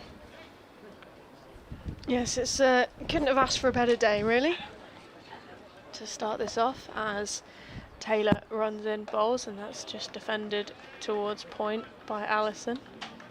And Walter has really taken the pressure off Allison. He's just been allowed to settle and dig in and just hold up an end while Walter can play some shots. I think that's probably what you'd expect as well, with Walter being the more experienced of the 2, but it's not traditionally the spot we've seen him playing for Essex. We've seen him open on occasions, but I wonder how much we will see him do that this season once Dean Elgar returns. Taylor in bowls. That one's clipped off his pads by Allison. He will add to his tally. It's fielded by Dan Lawrence there, and just a single to bring Walter back on strike. Can you see the laptop that you were squinting Just at? about. I did have an email for you, bbcessexcricket@gmail.com. Tony says, interesting thoughts about Dan Worrell, which you were talking about with Mark Church. How big is this game and this spring for Sam Cook? With injuries affecting England's seamers, he's now very close. What better statement than taking wickets against this all-star Surrey batting lineup? It's been way too long since Essex had an England bowler. Taylor in bowls. That's cut off the back foot by Walter. It will be fielded by point, so no run there. And I think you're right. I mean, Sam Cook had a very good winter, which it can't do him any harm. He took 13 wickets at 14 runs each in the 2 across the 2 Red Bull games for the Lions in Australia. So that ability with the Kookaburra, playing in Australian conditions, showing that he can do a job in Australian conditions, can't do him any harm. But I think it just depends who is available when you start getting to October, November, and as for that, you just don't know. I mean, obviously Ollie Stone was ruled out for at least half the summer this morning, and fast bowling injuries just seem all too common. Matt Fisher bowling from the Graham Gooch end. He's in to Charlie Allison. A lovely drive through the covers, which is going to run away on this green pitch all the way to the boundary for 4 runs. I think that's his first boundary of the morning, so I'm sure he'll be pleased with that as well. Yeah, he moves to 6. Essex moved to 61 without loss. I did wonder whether Sam Cook might be eyeing up that Zimbabwe test at Trent Bridge next month as a potential opportunity for that England call-up. Maybe. I'm not sure who the England bowlers are going to be for that, because obviously Mark Wood's been ruled out, and you're not going to want to risk maybe someone like Jofra in a game against Zimbabwe, you would think, although whatever you think the England establishment are going to do, they seem to do something else. Fisher into Allison, defends that one. It just loops into the leg side for no run. So I think it'll be interesting to see. I think obviously Cook's bowled so well in the county championship for so long, as has Jamie Porter. They've created a real sort of opening partnership with the ball, and I think it's just who does well. I don't think doing well can ever be a bad thing. I think you'd think the likes of Rob Key will be looking in particular at those games with the Kookaburra in June and July, but there's no reason you can't at least put your name in the mix. Why performances before that? Fisher into Allison. Again, he's defending for no run. We've also got an email from Chris who says, good morning from the Dutch Caribbean. It's a lovely day for cricket and I'm taking advantage of it. Cricket on the audio and a view of St Kitts when I look up. Very nice too. Curious what's going to happen this season. So much promise and potential in the Essex side as always, but a lot has happened at other counties. It's going to be intriguing. Great to see Nick Brown getting his well-deserved testimonial year. He's a model of a county player. Thank you very much, Chris. Matt Fisher turning on his mark at the Graham Gooch end into Allison. Fuller length delivery defended once again for Allison. So we've had a boundary and then 3 dot balls from this over so far. Well, I tell you what, I'd much rather be in St Kitts than here. Well, I mean, it's a close second, I'd say. It is a close second, but I'm not sure anything beats this in the Caribbean. Have you been out? I haven't following actually. cricket? No, I've never been out that way. I've been the other way. I went to Pakistan in 2022 for that series. And over the winter I went on holiday to New Zealand, managed to catch some test cricket. Nice. As Fisher is in to Allison, defending with a straight bat for no run. So you managed to get cricket involved in the holiday rather than... I did, yes. I managed to combine a visit to see my brother and see New Zealand with a couple of test matches as well. Where did you manage to go? Christchurch and Wellington. So I saw the 2 that we won and came home before the one that we lost. Oh, maybe you should have stayed out there then. Can't really get more than 3 weeks off work these days. No, that's true. 61 on the board for Essex. Charlie Allison on strike as Fisher is in, slightly overbalanced as he delivered that full ball. And they will come back for 2 runs as it's fielded in the leg side. And Essex move to 63. No, it's a lovely place to watch cricket. They've got these amazing grass banks that you just sit on and watch all day, and it's a really relaxed atmosphere. Quite small grounds, but means that you feel quite close to the action, and they do something which we see in county cricket but don't often in internationals, where all the fans can go on the pitch for the lunch and tea break, which is really nice as well. Yeah, it's always a nice moment when you see particularly the youngsters on the outfield. We'll probably see that a bit later on if there's any in, and potentially after school hours we might see some, unless there's any school trips in today. As far as I know, I haven't seen any, but that doesn't mean that there might be not be some. You can usually hear them before you see them. Yeah, that's true. As Taylor runs in over the wicket, and that one is cut away by Walter, but it's picked out the fielder at point, and a good diving stop prevents that from racing away to the boundary. Essex 63 without loss, Walter on 50, Allison on 12. Well, down the back of these grass banks, which were a lot steeper than the banks themselves, kids started getting sort of cardboard crates and turning them into sleds, so they spent the day just running up and sledding down these dust, as the slopes, which were grass, rapidly turned to dust, but they seem to be having the time of their lives doing it in Christchurch, as Taylor runs in bowls, and it's just tucked off his hip by Walter for a single.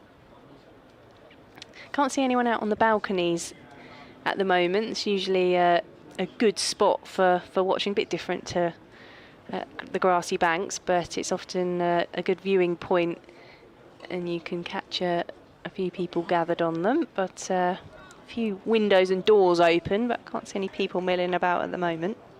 Well, on a Friday morning you probably still have to work. I imagine as the afternoon goes on, a few more people might poke their heads out. Yeah, I can imagine it might get a bit busier around Chelmsford as people finish up work for the day. Taylor bowls, and that's just defended. Opened the face nicely. It did Allison to guide the ball through backward point, and he's picked up a boundary for it. He hasn't tried to overhit that, just placed it really well and used the pace of the ball to pick up his second boundary of the day. And from having toiled away as he reached 5, he's now moved on to 16 from 44 and given his strike rate a big boost there.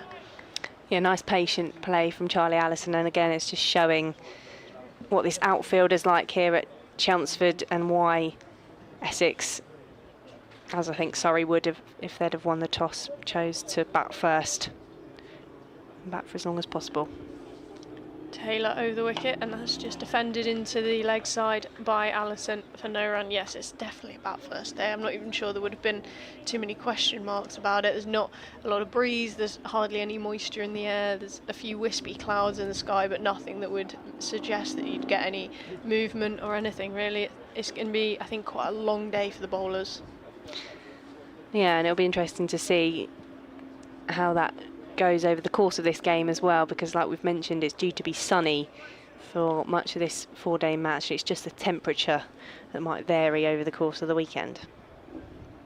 Taylor bowls, and that's clipped off his hips by Allison, who'll pick up just a single out there towards Dan Lawrence, who races in from sort of most of the way towards the boundary, but it's quite big, that boundary down towards our right. The pitch is quite way over to our left. Obviously they can use a number of pitches here, but that sort of, I think every time I've come here there's been one bigger boundary and one smaller boundary. It's just varied which one it is, and obviously we're sort of towards third, you think you'd say? Yeah, we're behind, well, at the moment we are behind mid-off, but yeah, we're further over rather than in line with the square, which is sometimes the case. Taylor in bowls, and water has been struck on the pads as a half appeal, but I think it was going well over the top, and no one else was bothered. There was just a half appeal from Taylor, looking for any breakthrough that they can get at the moment, I think. Yeah, it was very high. I'm trying to watch back the replay, but the sun, I don't know how Mark Church was watching this, because it's really difficult to see with the reflection. Well, I don't know how you were reading your laptop, to be fair. You were sort of squinting and peering at it, hoping it would give you some sort of insight, and I wasn't sure how you'd see the screen at all. If you do want to get in touch, I can just about read the laptop screen, bbcessexcricket@gmail.com. Of course, the sun makes its way round the ground here at Chelmsford, so it's probably only going to increase as Fisher is in to Allison. Lovely drive through the covers again. We saw that shot for his first boundary in the last Fisher over. This time he's going to pick up 2 runs. They thought about the third, but 2 runs onto the board for Essex, 69, with Allison moving on to 17. Well, me and Mark Church were discussing this, but I wondered what you thought. Do you think they'll turn to spin before lunch? I wouldn't be surprised. Potentially. I mean, I think if these two continue to build this partnership, they'll need to try anything to break it. But we do see turning pitches here at Chelmsford, but I'm not sure how much is in this one at the moment, as Fisher is in. Allison leaves that one, and Folkes just juggles it behind the stumps. Of course, Ben Folkes returning to the place where he grew up and played his cricket before departing. What would it be, almost, well, over 10 years ago now. Ben Folkes making the switch. And he sort of juggled it towards Ollie Pope. He wasn't quite in the same wavelength, and ending up dropping it and having to waddle after it and pick it up. Fisher is in to Allison. That one's clipped him on the pads. A big appeal from Ben Folkes behind the stumps, umpire unmoved. It was interesting, that one, because Fisher didn't appeal, but Folkes was more convinced than Fisher, so I wonder if that was just too high. But we'll have another look at it on the replays now, as Fisher Did you see Fisher bowl? Yeah, he's jumped up and it's hit him quite high on the thigh pad. So I think the line was good, but the height not so much. And it's weird because we haven't actually seen that much bounce this morning, but those last two have just been, or the two half appeals have been quite a way over the stumps. Fisher coming over the wicket to Allison, gets bat and ball this time and just pushes up to mid-on for no run. Yeah, it's going to be a long day for Surrey, I think, in the field. And a good toss for Essex to win and start their season off batting. And it's what the crowd come to see, really. You always want to see your side bat, I think, if you're coming on a sunny day to watch your team. Absolutely, and I think the big question for all county cricket fans, apart from the reigning champions, is how do the rest of the counties go about stopping Surrey this season, as Fisher is into Allison, takes a big swipe at that one, and it's gone past the fielder on the boundary and for 4 runs. Yes, it wasn't the best timed dive there on the boundary, but it went quite quickly across the outfield. And for April, the outfield is looking quite bare and quick, actually. It's a slightly loose delivery there from Fisher, which meant Allison was able to get underneath it and turn it into the leg side. Lots of pace on it and lots of pace in the pitch as well. Essex 75 without loss. Allison's moved to 23 from 51 balls. As Fisher is into Allison this time, he just defends uppishly for no run, and that's how Essex finish the over. 75 on the board. It's been quite quick scoring so far from Essex, but they've also taken their time. Allison obviously took a long time to get in before he started playing his shots, but they're looking very settled and comfortable now. And I think Surrey will be scratching their head, and Rory Burns trying to think, how are we going to make the wickets come out here? And it looks like they're going to make a change, and I think it's going to be, well, Ben Folkes is calling for a helmet, so I wonder if we will see some early spin here. Dan Lawrence, it looks like, is just marking out his run-up and preparing to bowl. So after 19 overs, not quite the 12 that we saw at Taunton, but Surrey have also turned to spin. We've had an email from Charlie Allison's grandma. Oh, lovely. Muriel. She said the commentator was wondering if Charlie's quite short. Charlie's my grandson and he's 6'1", so he's not small, but he isn't as tall as Ben, who is 6'6", or indeed Paul Walter 6'7". Yes, I was thinking that Ben, his older brother, is very tall. It makes you feel very small when you stand next to him. So Charlie isn't as tall, but 6'1". Didn't think he was short, but it's just when you're next to Paul Walter, everyone looks short, don't they? Exactly. I mean, like, it's one of those, it puts it into context. Or occasionally you see some commentators, you know, you've got a fast bowler and a batter, and when they're doing sort of interviews to each other, it can look a little bit disjointed as well. And I think it accentuates how short someone is if they stand next to someone who's very tall. Well, I'm not far off 6 foot, but I feel small when I interview the likes of Paul Walter. Well, I feel small next to you. But afternoon to you, Muriel. Thank you for getting in touch with us. Yes, thank you for clarifying something that I'm not sure Google would have helped with. Do you reckon they've got the markings on the wall of all the Allison brothers when they've measured them over various ages? Oh, you'd like to think so, wouldn't you? So it will be the introduction of Dan Lawrence from the Sir Alistair Cook end, who will bowl around the wicket to Walter. It's sort of loopy action, and that's just played up towards Ollie Pope at mid-on for just a single there to Walter, who moves on to 51.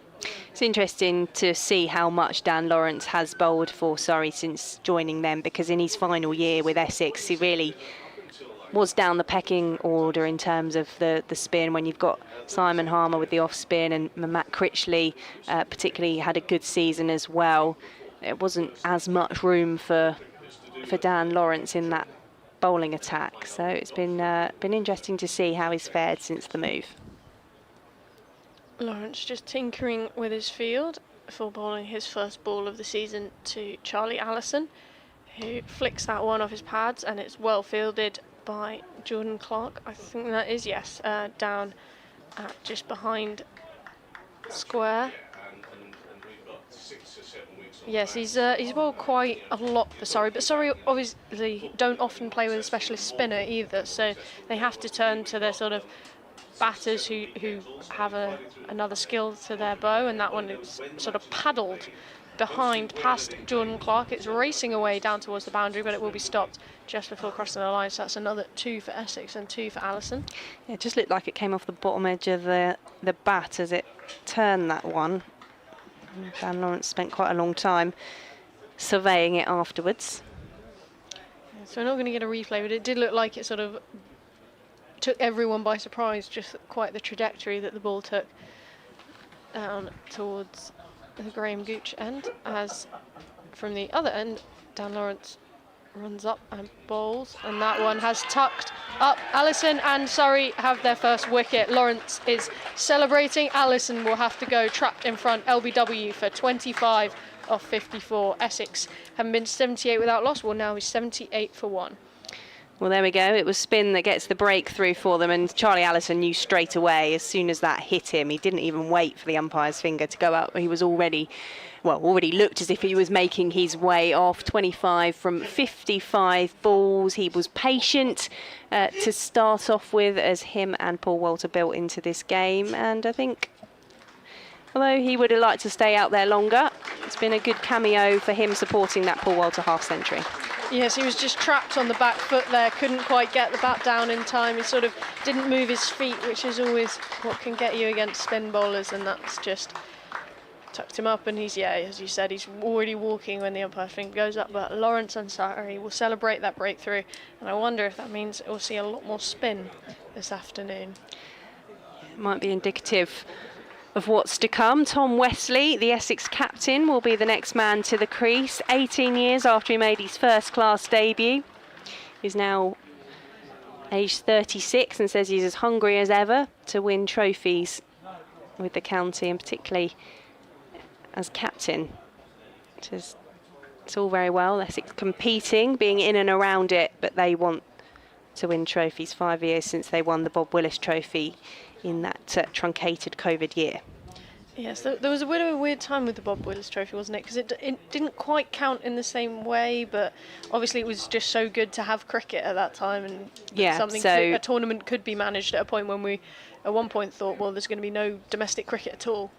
Yeah, so 5 years since they won the Bob Willis Trophy. If you're looking at county championship titles, it was the double winning season of 2019 when Essex lifted the championship and the T20, if that's what they would like to be able to do again.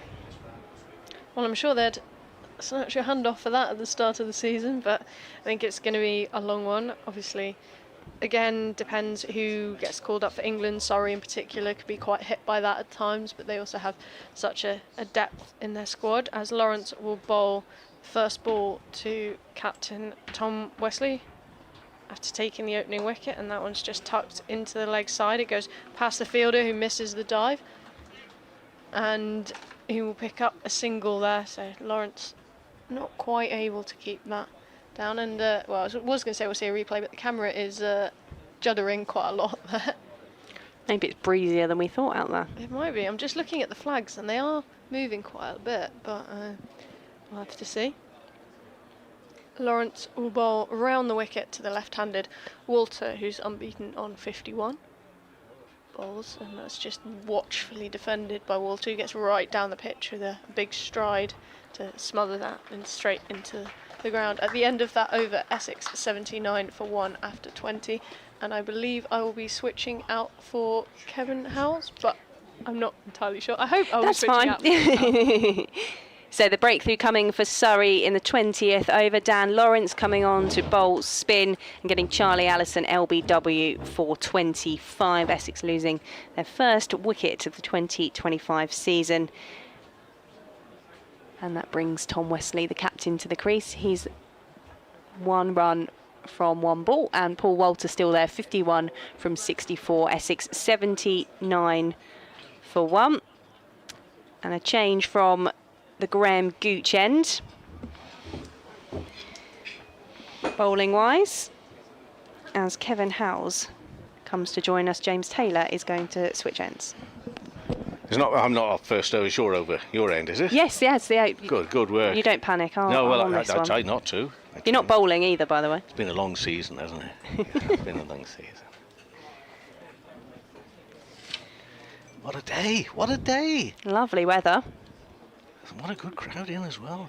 Terrific stuff. James Taylor into Tom Wesley, leaves that one outside the off stump through to Folkes for no run. How much are you looking forward to this? I mean, how many of your around the wickets have you had? Was it just the first one? Just the first season preview on Wednesday. Yeah, BBC Sounds. If you go to BBC Essex, go back to Wednesday. You can listen back. You can indeed. 6 o'clock in the evening. 6 till 7 every week now, talking about Essex men's and women's cricket. Yeah, good for you. Some lovely pieces. I know we need to look forward to the future, but there's some lovely pieces with Mags at the end of last season as well. In a nice sort of way, and a positive way. You'll miss it, won't you? Good man. Yeah, it is the end of an era for Essex as Taylor is in. Wesley leaves that one through to Folkes again for no run. And I think that's always the worry when a head coach or director of cricket, as he was in the final year, goes after so long. You worry about the transition, the disruptiveness of someone new coming in. But the best case scenario for this situation was Chris Silverwood returning. It's a continuation. It's the boot room. It continues back again. And knowing Chris well, he will be as enthused as he was no doubt when he first took over, was first in charge. Yeah, and everyone talks about the trophies that Essex won in his time, but also a lot of credit went to him for looking at the pathway and the structure and bringing academy players through. As Taylor is into Wesley, again leaves that one outside the off stump. 3 dot balls so far, Essex 79 for 1. No, it's lovely to have the weather. Just chatting at the back there with someone over on 5 Live, and we were talking about the comparison with this time last year. I mean, it wasn't just the fact we had pretty rotten weather in April, but it'd been dreadful in the build-up. I haven't had a chance to talk with Stuart here, of course, the head groundsman, but preparation. I'm not going to say it was easy, but surely it was easier this year. Taylor into Wesley, shapes to play at that one, past the outside edge and through to Folkes, who gives a clap to Taylor for that delivery. I mean, there's a tinge of green, isn't there, on this surface, but there's been a little bit, but not a great deal for the bowlers. Still got a couple of slips in. What's the warmest opening day of the season you can remember before this one? Well, you see, you're talking to a man with a dreadful memory. I can just about remember how bad it was last year. I tell you, this one will take some beating. Taylor into Wesley, who's on the front foot, leaves that one through again. In my very first season, which I was reminded by somebody today was 32 years ago. Were you even born? No. A year short, Anyway, all those I did my very first day. It was a Good Friday, so obviously Easter could be different, but I think it was a little bit later than this date. But it was sort of one of those university matches at Fenners. As Taylor is into Wesley, who again watches that one past the outside of his bat, and it's a maiden over from James Taylor returning to bowl from the Graham Gooch end. Essex 79 for 1. Which is not too far from these parts, just up the road a bit. And I made a schoolboy error on my first day. I wasn't wearing a hat, Victoria. Oh. And even then, all those 32 years ago, I really needed a hat. But that was a day that was pretty good. That was pretty good. What's the official wording on temperatures today here? We're 18 at the moment. Well, apparently, 18 feels like 18. And it's going to get up to 19. Oh. Let's call it 20. Anyway, Dan Lawrence, who made a breakthrough, is on to bowl here now at the Sir Alistair Cook end. The pitch is just a little bit away to our left-hand side, and it's Paul Walter who is facing. And this is going to be an interesting little contest as he clips that around the corner. It's a fairly short boundary, but it's not going to get to the boundary. A couple of fielders out there. He'll get 1 run.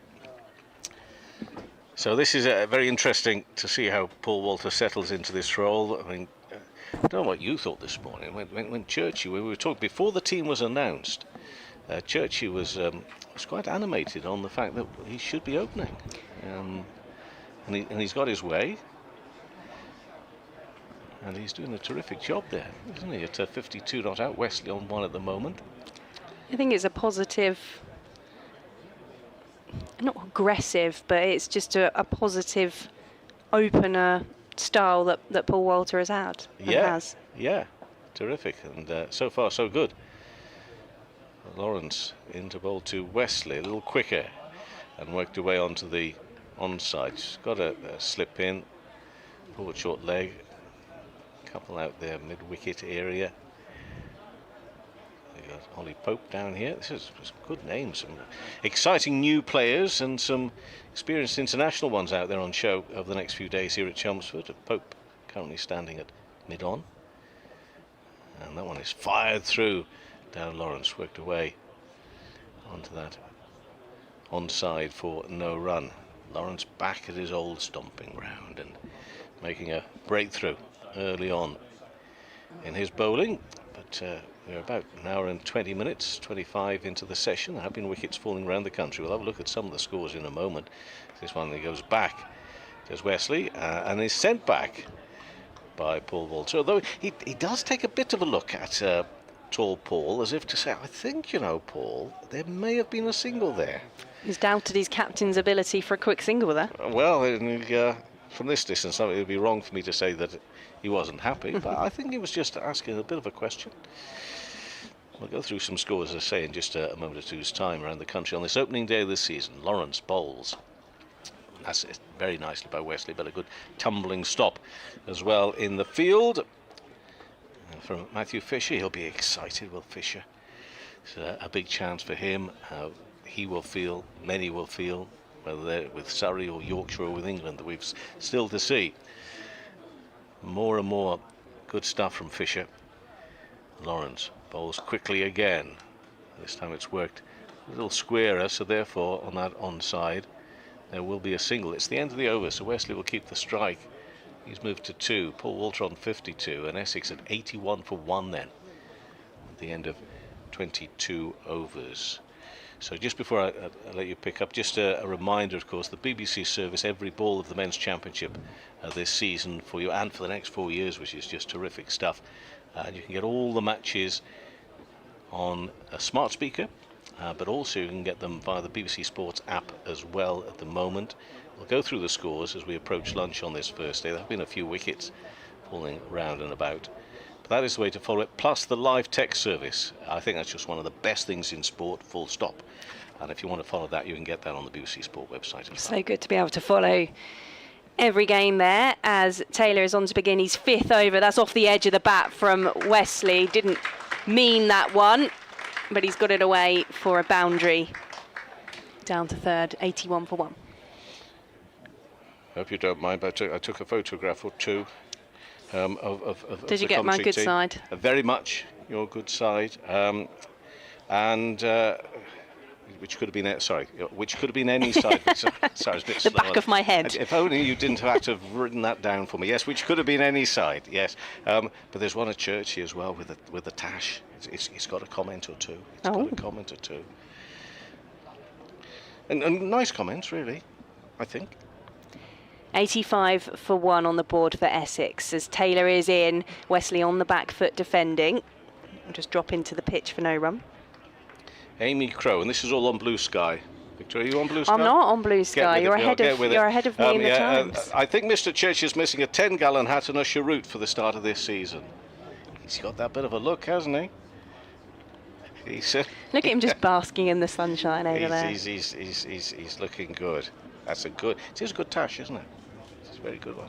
I think all the hair around his face is in good condition. Very good condition. Very early season. As Taylor is in to Wesley, who's defending for no run. We're only an hour and a half in. I did wonder where you were going there for a moment, Victoria, but you did well.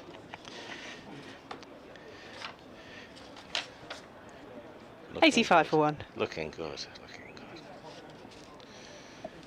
But even though it's the first day of the season, even though this is Chelmsford where you get good support and the weather and everything, I'm just astounded by the numbers in. We've got Dan Feast, who's the chief executive. He'll be popping in at lunchtime over on Sports Extra. I think he's going to be a happy man today. As Taylor is into Wesley, leaves that one outside the off stump for no run. I saw him moving a sofa earlier. I'd love to know what he was up to. Well, it's fair to say that as chief executives go, he's not going to be the suited and booted type. No, he was very much mucking in. I wonder if that was for his office so he can watch on the sofa from there. Well, I don't know the man that well, but I'm going to guess that it would have been more likely for somebody else, because he seems Very that true. sort of a guy. And I've also seen him walking around the ground, so I don't think he's up in the office at the moment, as Taylor is into Wesley, clips that one into the leg side, and he will get a boundary for his troubles this time, Tom Wesley. I've seen some lovely shots just clipped away today. And an early one from Wesley. He moves to 10 from 17 balls. It is just really flying on the outfield once they get good connection on it, isn't it? Yes, it is. Looking good. Looking very good.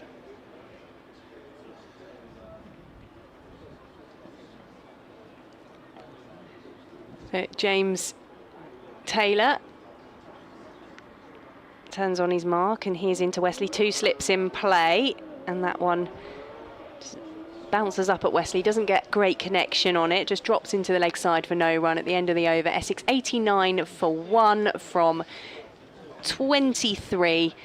James Taylor's figures, by the way, 5 overs, 1 maiden, 20 runs, no wickets yet. Other scores: Yorkshire 89 for 4. They're taking on Hampshire. Hampshire without James Vince for the first time in 125 years, apparently. But he's not there, James Vince, to play for them in the Championship. He will be back for some white ball cricket later on. But Yorkshire 89 for 4 in that game, having chosen to bat first. Do you remember Southampton last year? And again, the weather conditions, no doubt, and other things were to play. But it was draw after draw. They were really struggling to get results. That one off to a quick start. Things can change, obviously. Worcestershire made a big start. Worcestershire 101 for 1 against Somerset. Spin on early. Sonia was talking about this earlier there, but Worcestershire 101 for 1 already after just 26 overs. That game being played at Taunton. And this is Dan Lawrence in and bowling to Paul Walter, who defends that for no run. 3 wickets have fallen at Edgbaston. Sussex 84 for 3 against Warwickshire. Durham 102 for 3 in their game against Nottinghamshire at Trent Bridge. As Lawrence again comes around the wicket, hop and a skip and a bit of a jump. Everything's going there. Very busy in his approach. Worked away for no run. On the offside, in the 2nd division, Kent versus Northamptonshire. Adam Hollyoak in charge at Kent. Darren Lehman in charge at Northamptonshire. What a meeting Big that matchup. is. First up, yeah, in the 2nd division. As we see Lawrence approaching and into the pads, just clipped away onto the onside. Zach Crawley was out very cheaply today. 109 for 3 are Kent in that game. The batter's out, as I say, Zach Crawley for 1, bowled by Guthrie, the Australian. Ben Compton made 12. Daniel Beldrummer to 16.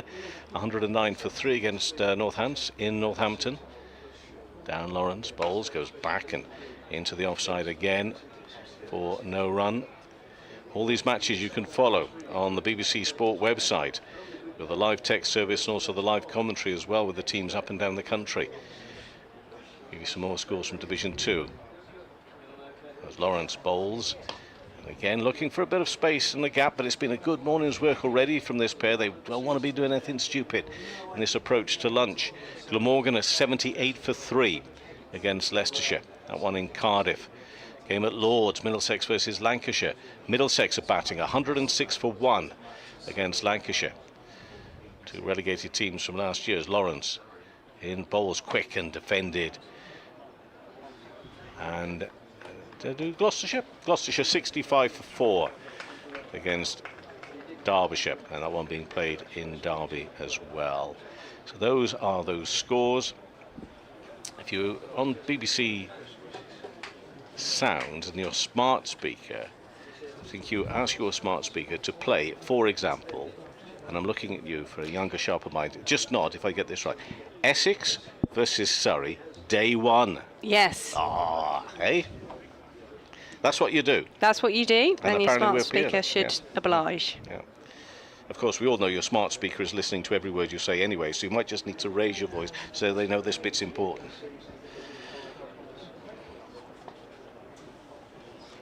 James Taylor will resume from the Green Gooch end, formerly the Hayes Close end. He is into Tom Wesley, turns that one round the corner, will be picked up at deep square leg for just a single. Essex moved to 90 for 1. So having read out all those scores and almost having had the first session of the day, what were your thoughts anyway on the county championship? You've got a wry smile. Yeah, do you know, coming from you, I'm going to accept this, but I'm dreadful at predictions and doing that. So am I, that's why I asked you. Did you? Yeah. I mean, I think it is one of the most difficult ones, okay, laying out the excuses, because even coaches, directors of cricket can't be certain which players are coming when and when they're going to leave. It's a tricky one, but I mean, a lot of people saying, can you see past Surrey? Left-handed Walter on strike as Taylor is in. That one's turned into the leg side for a single. Essex just keeping it ticking over. 91 for 1. Walter moves to 53. You know, I think there's some, as there should be. I mean, every game really should have a bit of a story to it in terms of what a team is going to do. I am very interested to see how Hampshire are going to cope without James Vince and those runs. That is going to be interesting to see how they get on. Do you remember how close Somerset got in the run-up last year? You know, going for 3 titles. So near, but yet so far. You know, can they just go that extra yard? Looking forward to seeing how they get on. Taylor moves past the umpire into Wesley. That squirts off the edge of the bat, drops safely. It'll be chased, and Essex will come back for 2 runs. You know, a lot is made of this fact that we play half a season really in the first 6 or 7 weeks, and I get that, and obviously you've got to do well if you're going to be challenging for the title come the end of the season, or promotion or whatever in Division 2. However, there were some stories last year, I remember in Somerset, definitely one of them, where they made a bit of an iffy, very uncertain start really in the opening weeks of the season, came good in that little middle batch of games, and then towards the end. So it's not all in this next few weeks. Wesley on strike as Taylor is in, offended by the Essex captain for no run. And Hampshire's season ignited against Surrey. In fact, I think all our interest ignited in the competition. We thought the Surrey were just going to, you know, roll everybody over and go, as indeed in the end they did, to that 3rd title on the bounce. But there was a big win for them. And then, of course, we had that terrific game, Somerset versus Surrey as well. So, yeah, every game's important, every day is important. I'd like to say, just a quote from some other competition, every ball is important. And we have another ball now as Taylor is into Wesley on the back foot. Punches that one into the leg side. Deep square leg fields for a single. However, you can recover. You can, as long as you don't completely mess it up over these opening weeks. Well, I always remember the title-winning season for Essex. They were heavily beaten at Hampshire in the first game. It was a very cold start to the season that year. It was when Peter Siddle was fielding in his beanie hat. But they recovered well and went on to have a very successful campaign. Paul Walter on strike. In comes Taylor, and that's defended into the pitch by Walter. It bounces up above the head of Taylor, and it's fielded for no run. And that is the end of the over. 94 for 1. And just like really last season, you know, talking of the loss of Dan Lawrence previously and Sir Alistair Cook, people are saying, oh, you know, are Essex really going to be able to challenge? Well, yes, they still do challenge. I don't think we'll be talking to Nick Brown later. We'll be talking to Dan as well, Dan Feast, the chief executive. I don't think they make any bones, and you know, because you talk to them, you know, day in, week in, week out, and all that sort of stuff, that they have to be very resourceful. But there's a big community of cricket players, and that's what I think they look at around here, isn't it? The fact they've got lots of good local players on hand. And also the signings they made last year, arguably Elgar and Cox, were just as able replacements for Cook and Lawrence, Very if not much so. Better performances as well. Yeah, there were some saying all round. However, of course, Dan with his bowling seems to have come on quite a bit as well, as we can see, and already got a wicket. But he's in here and bowls to Wesley, who gives that plenty and drives that handsomely, beautifully. Short of boundary, but that's a glorious shot. That would have got to the boundary on either side. But on the offside, it crashes into those boards. That's 4 runs for Wesley. He moves to 18 and takes Essex near that 100 today, 98 for 1.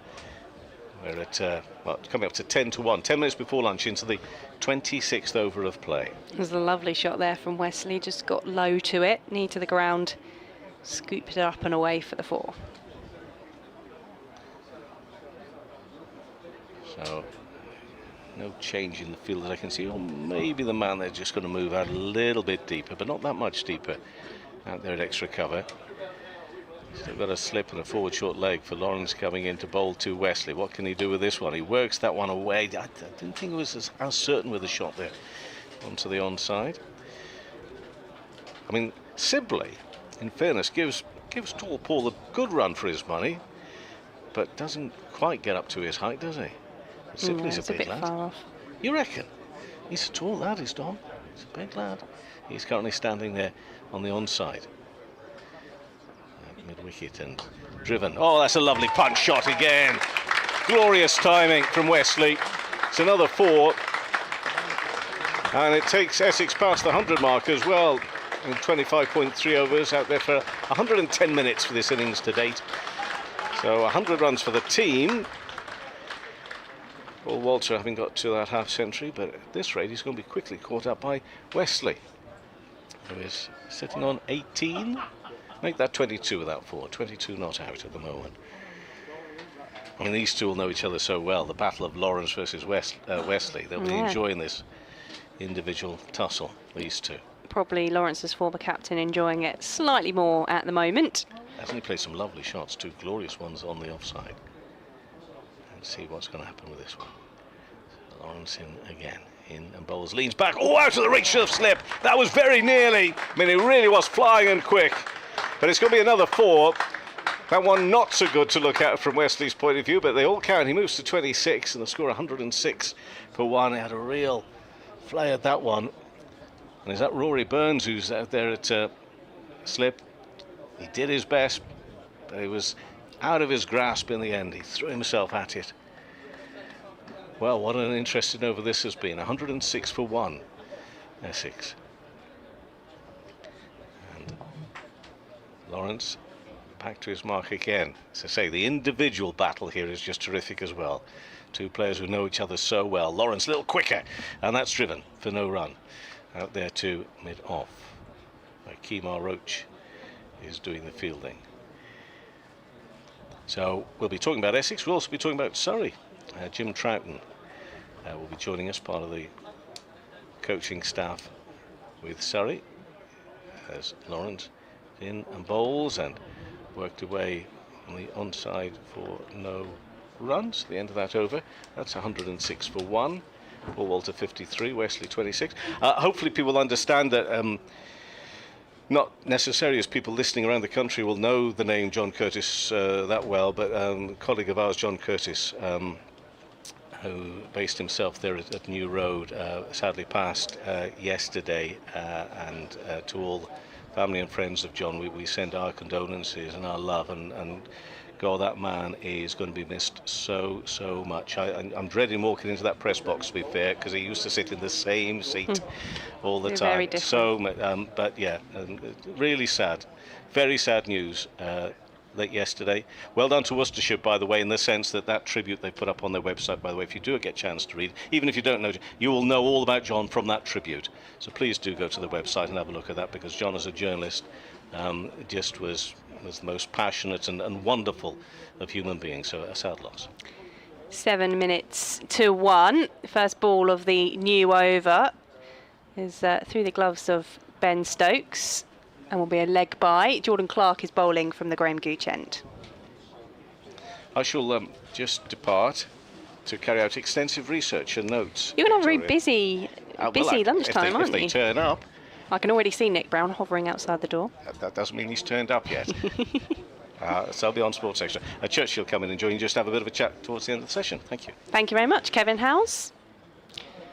You'll be able to listen to that lunchtime bonanza by the sound of it, with all the guests Kevin Howes has lined up on 5 Sports Extra.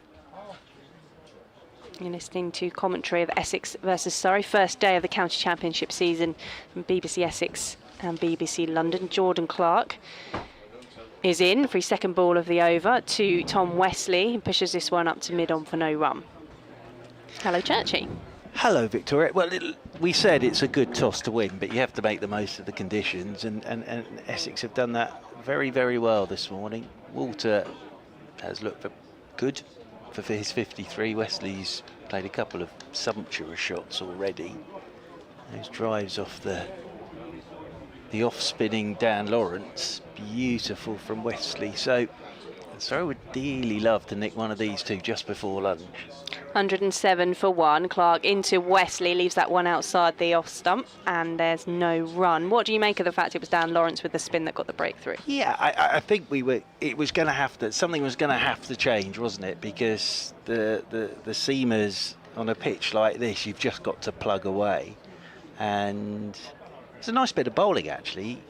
Just a bit quicker, skidded on to Allison, who was trying to work it through mid-wicket. But I think more it said, this is going to be hard work on here for the quicker bowlers. So you may have quite a bowl. Toiling away, Jordan Clark into Tom Wesley again.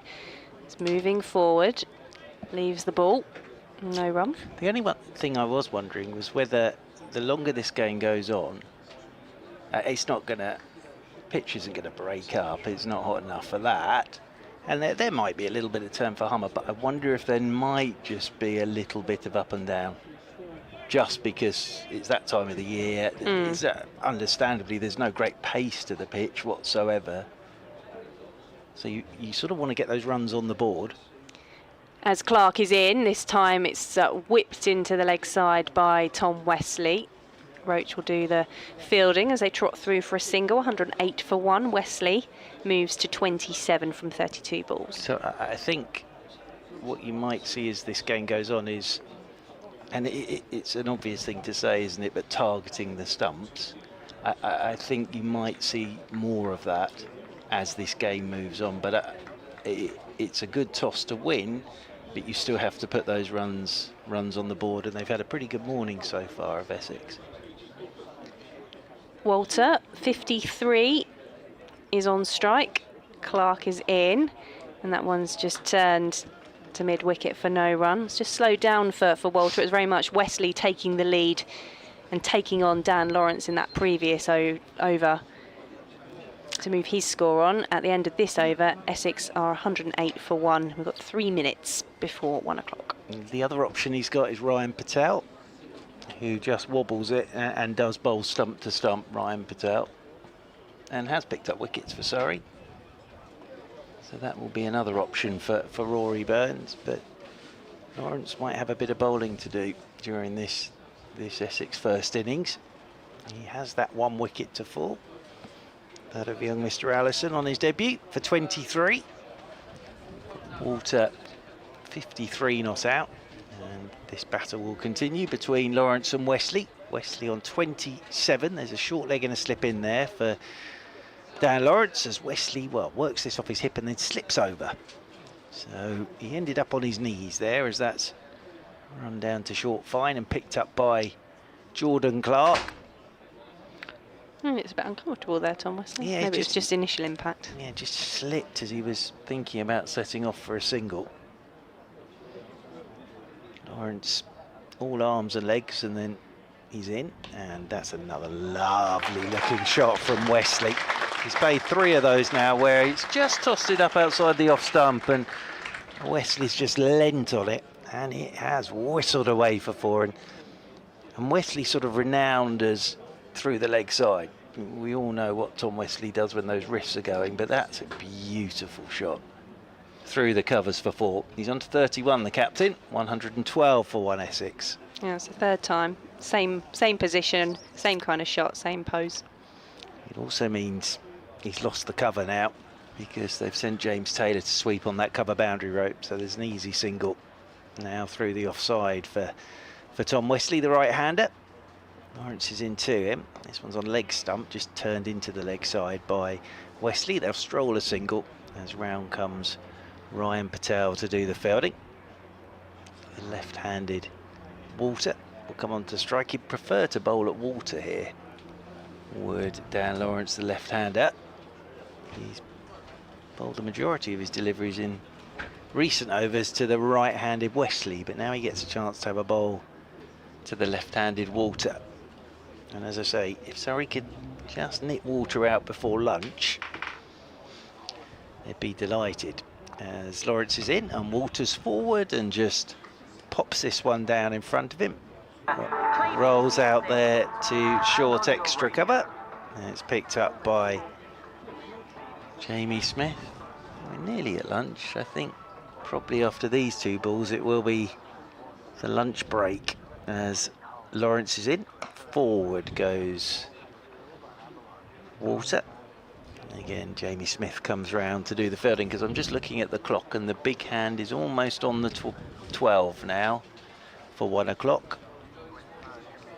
As round the wicket once again is Dan Lawrence, and Walter drives crisply up towards mid-off. Ollie Pope with a throw to the bowler's end, but Walter with those big long strides safely home for the single, and I think that will be lunch. Walter sort of has decided it is. The umpires have decided it is, and that's been a very good morning for Essex. They go to lunch at 114 for 1. Walter on 54 and Wesley on 32.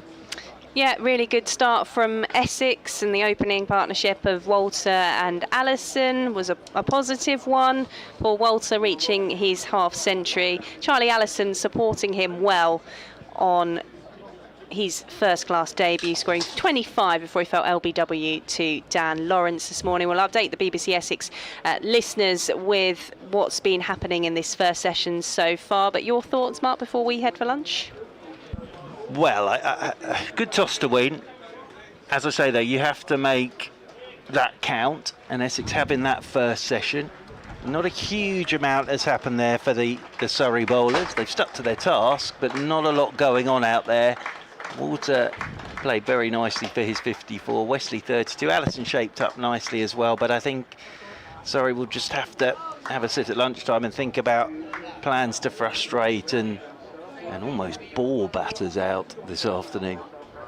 We've had a rather warm and sunny first session of the County Championship season here at Chelmsford. More to come for you on the BBC Sport website and app after the lunch break. We'll be back around 20 to 2. If you want to tune in to hear more chat with the likes of Nick Brown, Dan Feast, etc., there's some Surrey voices as well. And we will hand to Kevin Howes momentarily. Or shall we hand to you now before the BBC Essex News? I'll hand to Kevin Howes on BBC 5 Sport Extra so you can hear his lunchtime interviews, and we'll be back with you for commentary around about 20 to 2.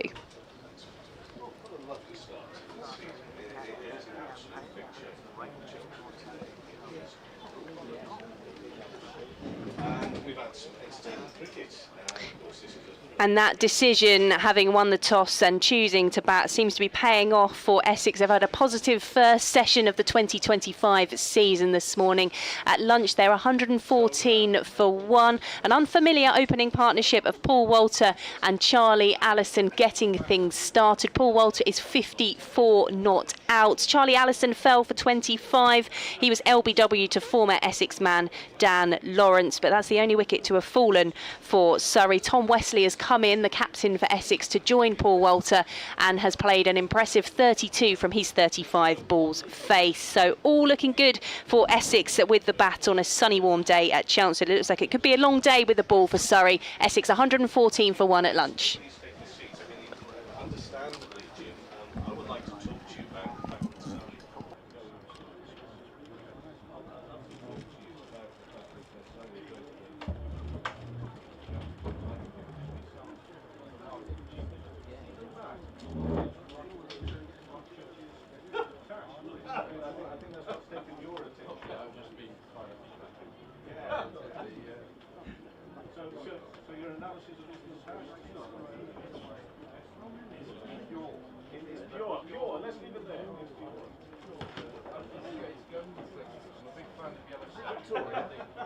Hello, you alluded to my voice. You've interviewed me a few years ago. I am Istanbul Steve. I'm just saying hello, that's all right. Mr. Davis, sir. Sorry, you're busy. Istanbul Steve. There we go. I am back in this country. I can now enjoy you live. There we go. Well, mostly three quarters of the year here, it's still back over there. But there we go. Great to be here. Thank you very much. Thanks very much.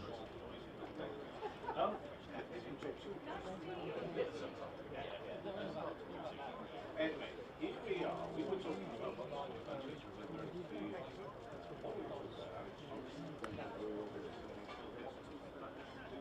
how are you going to put this for the third time? Yes. Yes. I don't think we'll ever really speak for myself. I think I'm not sure we'll really realise what we've done so far. Down the line, yeah, and you're just kind of focusing on the next session. You obviously have the goals for the season, but the achievement thus far.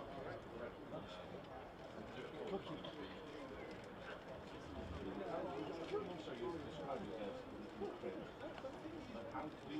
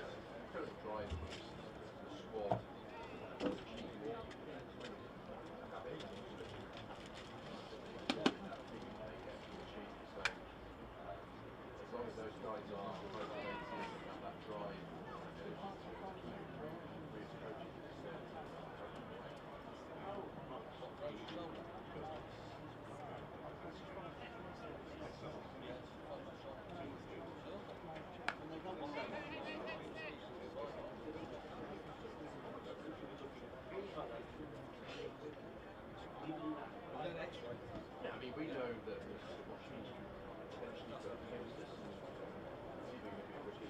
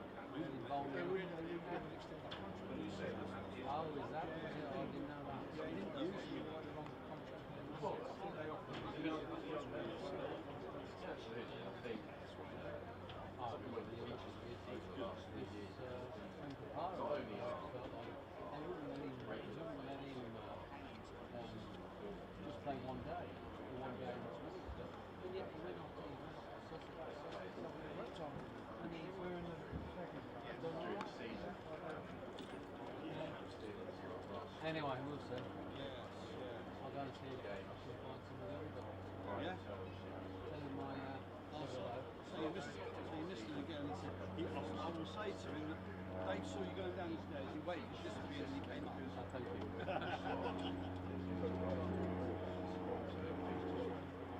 Competition for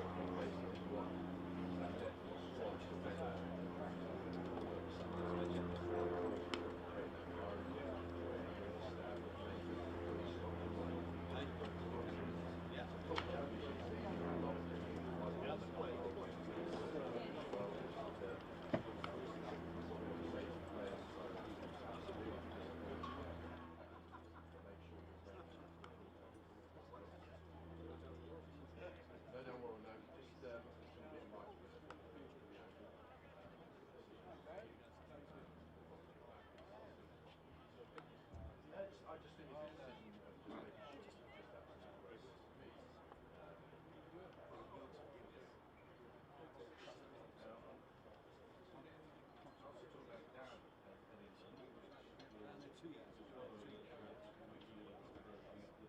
making sure it's just absolutely great to me.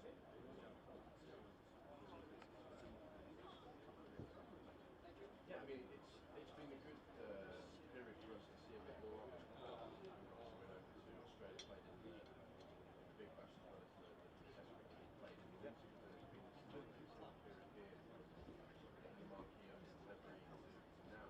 Really trying to get a bit more eyes on it. I've seen it for a while. Expecting to hear Pennsylvania might catch a run and former premier. So he's been really enjoying getting himself back in the next games. I think he's as hungry as anyone you've seen to go out there and give us some Hopefully Nick Brown is outside, he will come in and just sit on the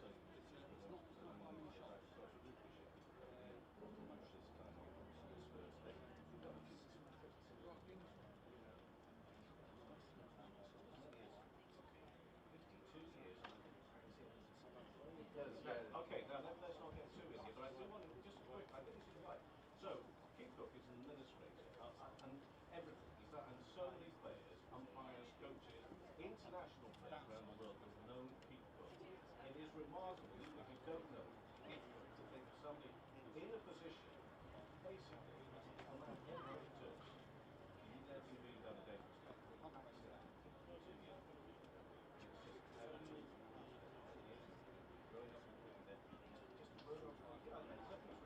Yeah, I mean, I first met Keith Cook in late 90s.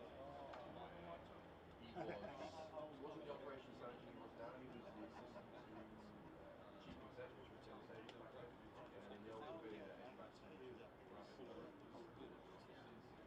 did you find your way through at the end of September and go and meet with the chief to find out whether you had a contract for 5 years, because he would be in the office and he would be commiserating or congratulating guys that came out of that office to find out they came over had a contract. Luckily I had, and struggling to spend his name as a player and captain and coach was very much a big part of my development and for me as a coach as well.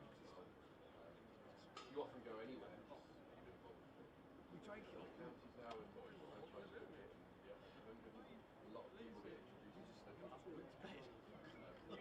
role, which is synonymous with so just gets things done and gets things sorted. I mean, he wasn't sorting this really quite innocent so far.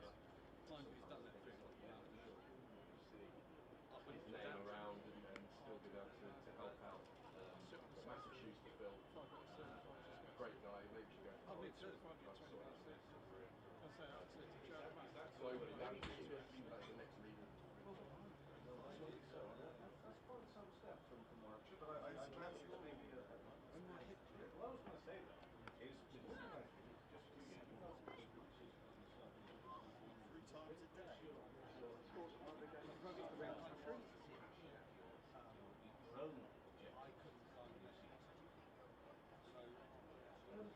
Well, we want to win stuff again. That's the feeling that you enjoyed playing with coaches, sharing that moment with players and coaches where you achieve something. That can be individual things, but you are coming out on outfield.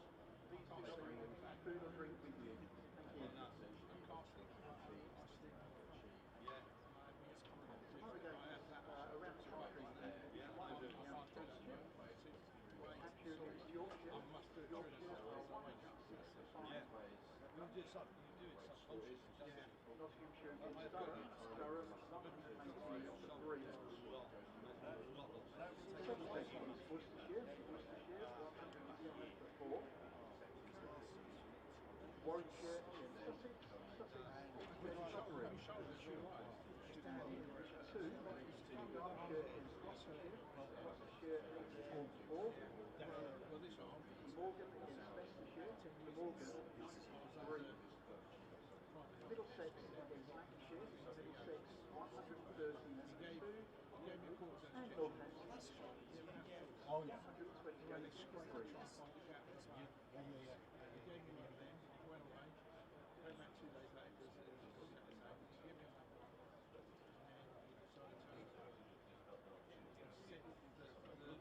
'The joint was catching the cuff, so they scraped it. Yeah, you take by that. No, you do. So this time they went into actually into the arm, and the tendons, the tendons touched the muscle. One tendon, the rest of the cut separated. One tendon being killed, so they stick them all back up. This feels the same gap.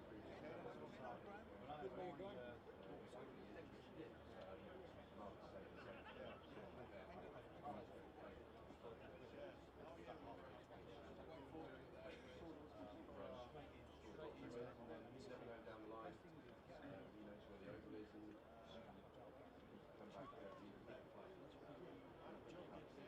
to understand they're a strong team, but there will be a group of players fighting each other, certainly racket that won't satisfy them.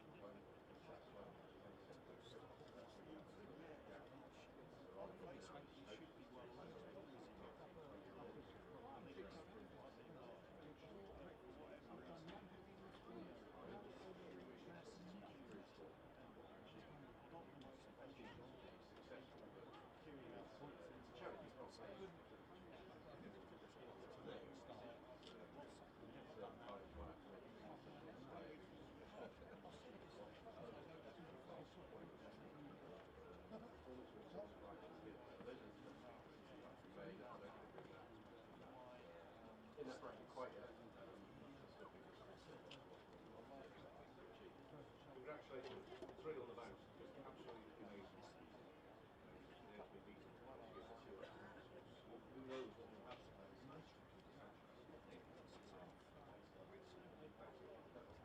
Really appreciate popping up and having a chat with us today. This is Surrey against Essex. It's our main feature game. We should get all the matches on the BBC Sport website as well. I'll quickly go through the scores and all the details and the live text as well.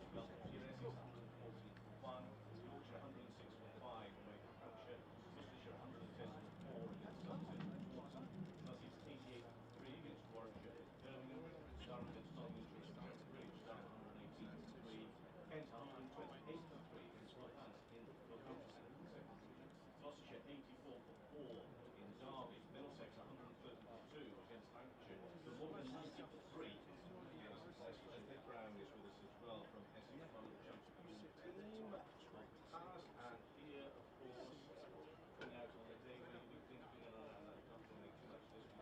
It looks alright out there. No, thank you for having me. No, it does look like a fantastic batting wicket and the sun's out at Chelmsford, which is brilliant. I mean, it's normally freezing and cold, so yeah, I'd love to be out there now, but it is what it is. Yeah, of course it does. Sorry, it's a different story to Essex in the sense of what goes in sometimes to making the championship team, but Essex, you have a championship squad of potential very serious challenges this year to Surrey called unpleasant situation. You, of course, are the prime example. In the challenge, Alistair and others helping them to challenge. Of course, I mean, Essex is a very special club, very family-oriented club, and very much our academy produce a lot of our cricketers, and I think we're very proud of that. That academy works so well.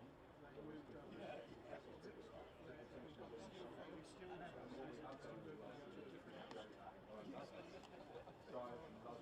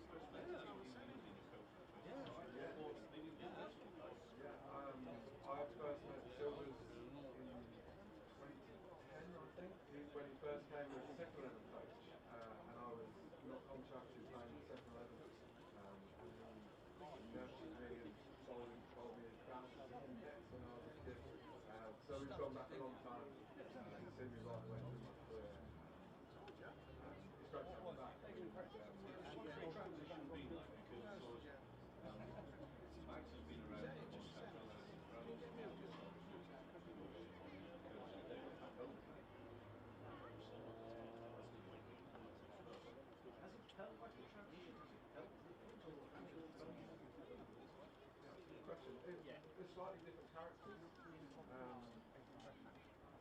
But there's little changes.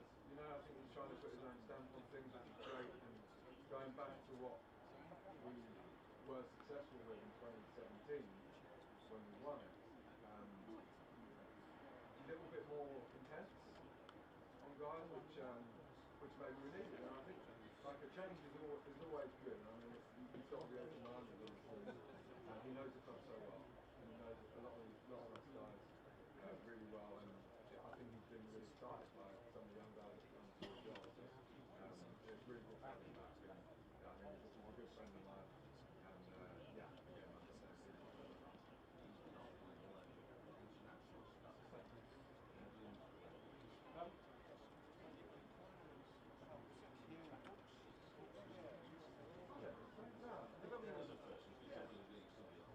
like I said, I suppose there's probably a little bit more of an aura about him now that he's got to play. You know, he's got the top job. You know, coach of England. You're not enough to even get that job. You know, so he's got a top job there, and he wasn't selected. So maybe there's a little bit more of an aura around him. Certainly for the younger guys who don't know him, he's coaching England, Ben Stokes, and all these guys. So maybe that carries a little bit more weight with his words.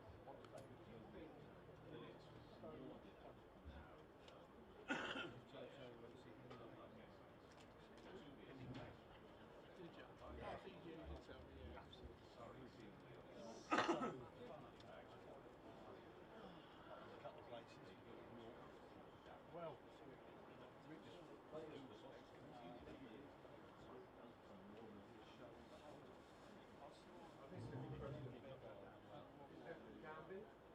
The one thing that we've done here, certainly while I've been around, is that, like I touched on before, everyone's played for Essex, and I've always found it in my career that, you know, times when you could have moved on, seeing yourself playing for someone. So the hope is that Essex is so ingrained in these guys that they don't look to move on. And I hate the expression that people say that we don't. We are where we're meant to be. it's sad, but and hopefully we are for a long time. And I can't see the point.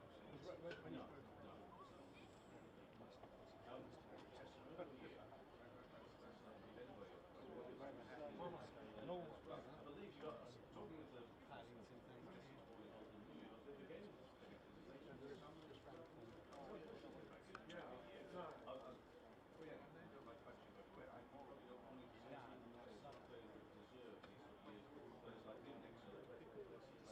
Thank you. I really do appreciate it. I appreciate Essex giving me this opportunity. It's a fantastic one, and to join a list of players that have had benefits and testimonials over the years. It's quite special for me. I mean, like we say, I'm an Essex boy, and to just play one game for Essex is a massive achievement. So I'm incredibly proud that I can do that. We're going to have a game here on the 8th of August. Testimonial game, which is going to be Essex Legends versus Essex. We're going to try and get a few of the old boys that I play with. Sarah Alistair and Ryan Tenniscarter, Ravi Vitara, Graham Mayfield, the old faithful back to give it a go against these current guys now. So, if someone calls you attacking in the top class, yeah, I mean, I'll just talk about He's very open about that.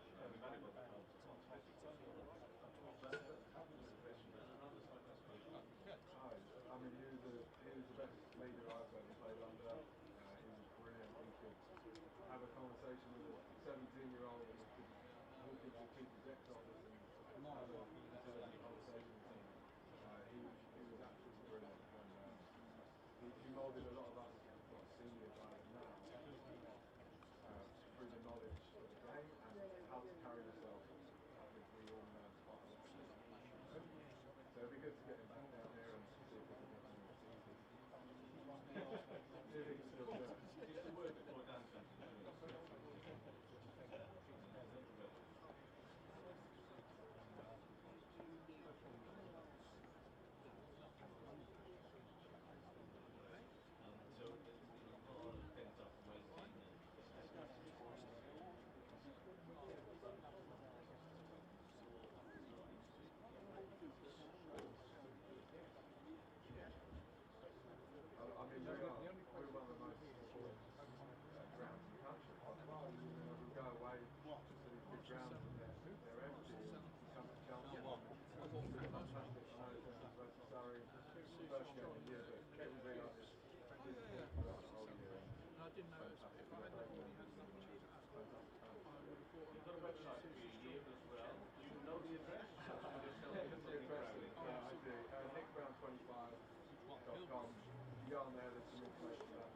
Any questions? Send an email in. You really mean that? I do mean it.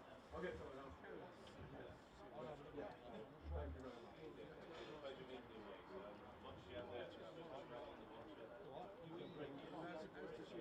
So, the round of Essex, you've got the white base. Weight shows doing it, and then they start Many, many years. testing the stuff. Yeah.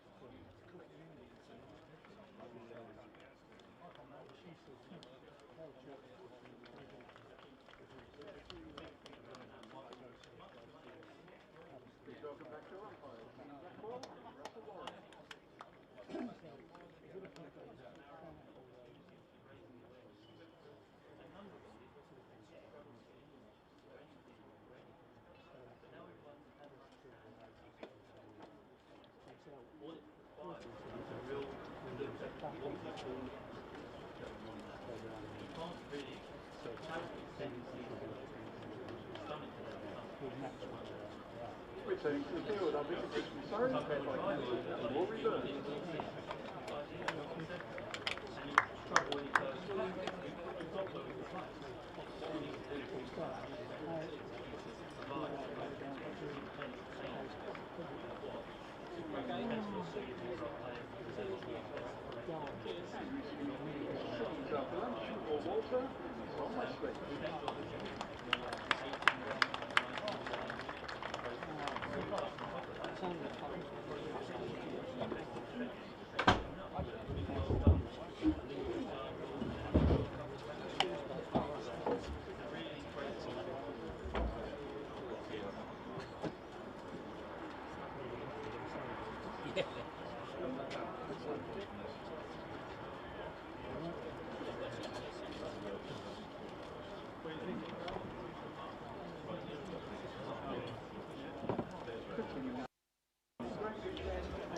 Well, a very warm welcome back to Chelmsford here on BBC Radio Essex, BBC Radio London, the BBC Sport website and BBC Sport app.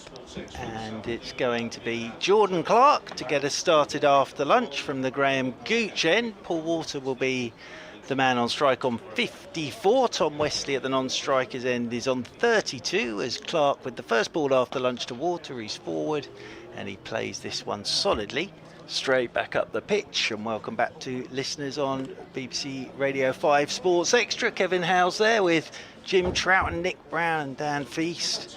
Lovely to hear from all of those. The 1 wicket to go this morning, that of the debutant Charlie Allison.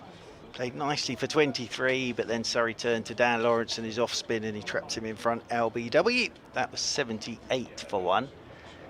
And they start after lunch. Essex, after winning the toss and batting, 114 for 1. As Walter looking to go a little squarer than that through the leg side. The ball actually trickles up to mid-on. And there is no run. Delighted to say that Sonia Twigg is alongside today and tomorrow. And, well, very much Essex's morning, Sonia. Yes, definitely. I think it's... Sorry, yes, definitely. A little bit of a mic issue. Yeah, I think it's there's not really any debate. There's been Essex's day so far, is there? Jordan Clark is in. Forward again goes Walter. Plays this one down into the leg side. Jamie Smith comes around to do the footing. Well, I think you can see already straight after lunch Surrey have gone defensive, which is perfectly understandable. One slip, a backward point.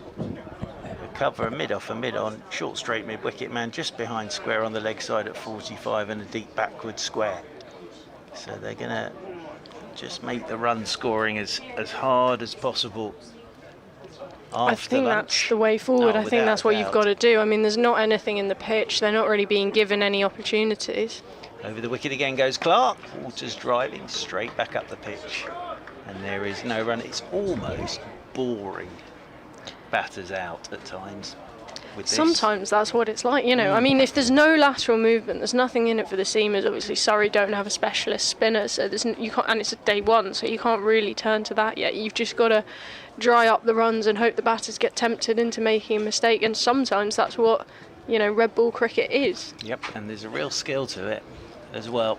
There's a real skill to just plugging away as Jordan Clark is in to Walter, and Walter covers up, walks into this defensive shot, rolls up the pitch to Rory Burns.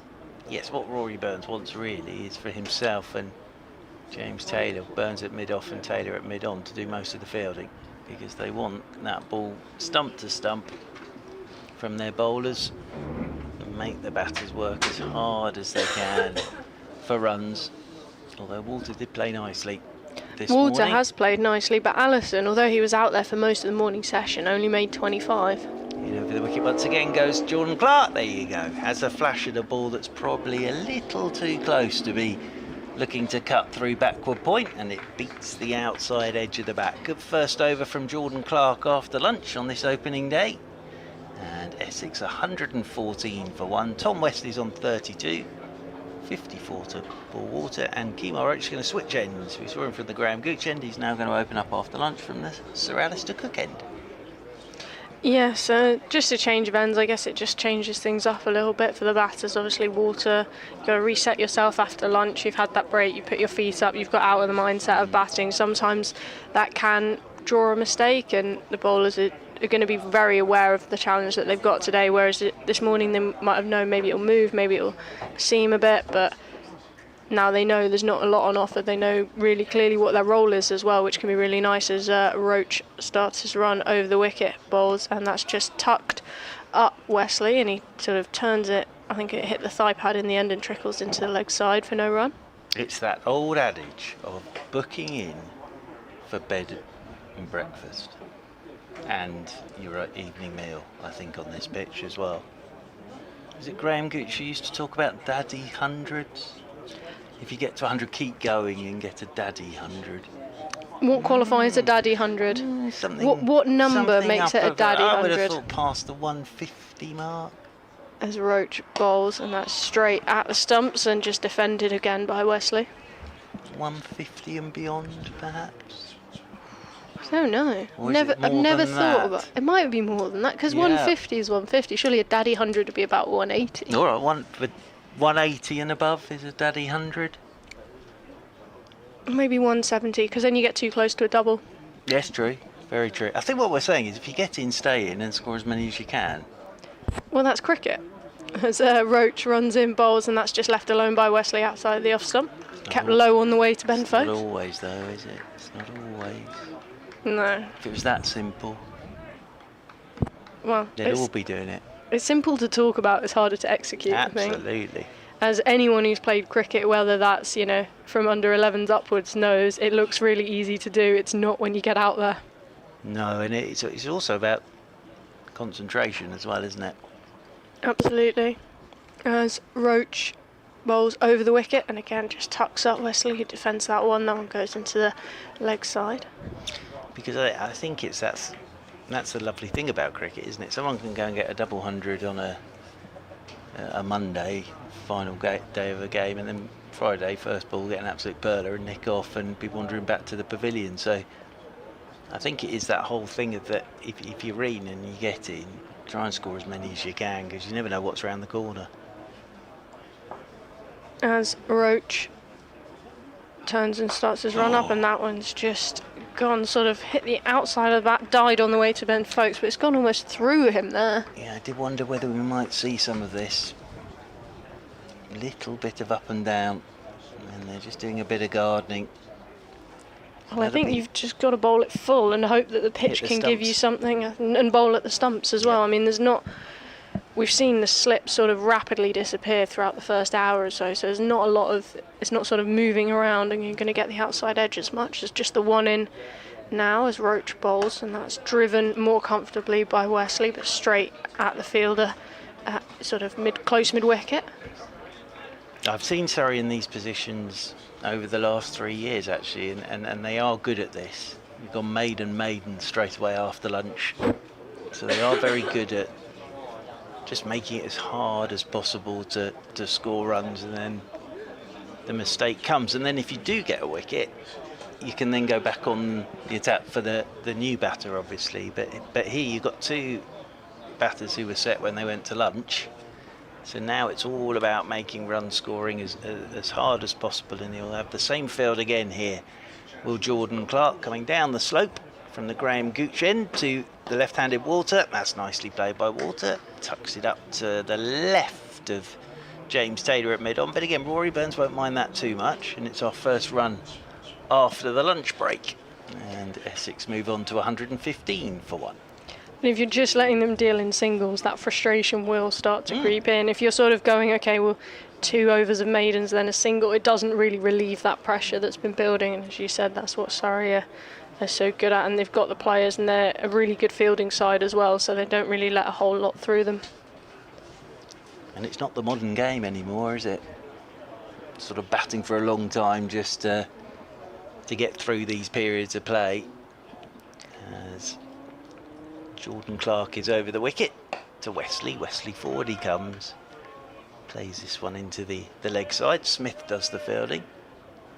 No, you're right. It's sort of become all about strike rates and trying to score runs as quickly as possible and take the attack to a side and put the pressure back on them. And we seem to sort of lost that. Okay, it might not be that easy out there. Just weather it, stay in, and the runs will come as the bowlers get more and more tired. I mean, we can feel the heat of the sun on us in this box now. It's quite warm. Yes, it All is. those jumpers that people had on in the earlier session, then none of them are wearing them now, really. Slip in a gully as Clark is in and Wesley drives. Handsome shot. Wonderful bit of work though by Matt Fisher. Got a hand to that, diving away at backward point. Otherwise I think that would have raced to the boundary for 4. So it's a very good bit of work from Matt Fisher. It's nicely timed by Tom Wesley. I got a half update for you on Worrell. Surrey Excellent. said there's nothing we can tell you at this time. Oh, right. So they okay. replied to my request. Right, but right. they also are not saying anything. Okay, fair so enough. Not overly helpful for us in the commentary box, and those of you who are listening wondering what's happened to Dan Worrell. He was out there at lunchtime. He was out there with his daughter. Yeah, exactly. As this one's left alone outside the off stump by Wesley and taken by Ben Folkes, moving away to his right hand side. But it would be nice to know when he's likely to play and what injury, or if there is an injury. I mean, we're assuming there's some sort of reason, fitness reason, that he hasn't played today. As I'm sure in the goodness of time something will be revealed, as waiting once more is the right-handed Wesley, and Wesley, that one just come back a touch from Jordan Clark, taken by Ben Folkes, moving away to his right hand side. I do remember when the great Jay Dernbach, he played a game early in the season with his arm. It was when he was playing for England, but he had his arm with a tuba grip on it. Yeah. And everybody got very, very nervous that there was, very, very nervous that something had happened to Jay Dernbach's arm, as this one's left alone by Wesley. And it was a little like today. There were theories going around the press box. And then he came out to do his interview, and somebody said, "Yeah, are you fit, Jade?" And he said, "Yeah, I'm absolutely fine." Why the tuba grip on your arm? "Oh, it's my new tattoo," he said, and revealed his new tattoo that he'd had done. Well, you see so many of them with tuba grips now, you wouldn't even question it.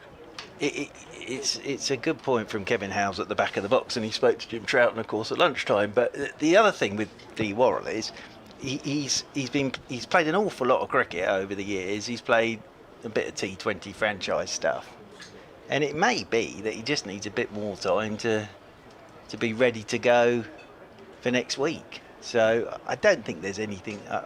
No, I don't think. If there's a man strolling around the outfield in a singlet, looking magnificent, with his daughter, not you, Kevin Howes, during the lunch break, and he was having a bowl before the start to play as well, I don't think that. I think it'll be get him absolutely at peak, ready to go for next week. For the first home game, as Roach bowls round the wicket to Walter, who tries to drive that one up towards Burns, but gets the toe of his bat, makes a horrible sound and doesn't really go anywhere. And I think on another point with that, I think that's why Surrey, they've got a brilliant medical team and backroom staff, and I think that their success over the last 3 years and back in 2018 is they don't rush people back. They give them the time to be exactly where they want to be, because they've got options that can sort of come in. Absolutely, as Roach round the wicket bowls, and that's just defended back up to the bowler by Walter for no run. Yeah, so I don't think it's anything to worry about, everybody. As I say, he's no, it's just nice. It's nice to see your best bowlers at the start of the year, isn't it? It's a long old season, isn't it? It's a long old season. Well, I tell you what, I was commentating on him in the 100 as he bowled what we rapidly had to call it, because he got a sort of double wicket maiden, but obviously it's not a maiden because it's not 6 balls, as Roach runs around the wicket, bowls, and that's just hit up strongly by Walter, but well fielded by John Clark. So what do you call that? I called it a super 10. A super 10, excellent. It's 10 balls, but yeah, he bowled a...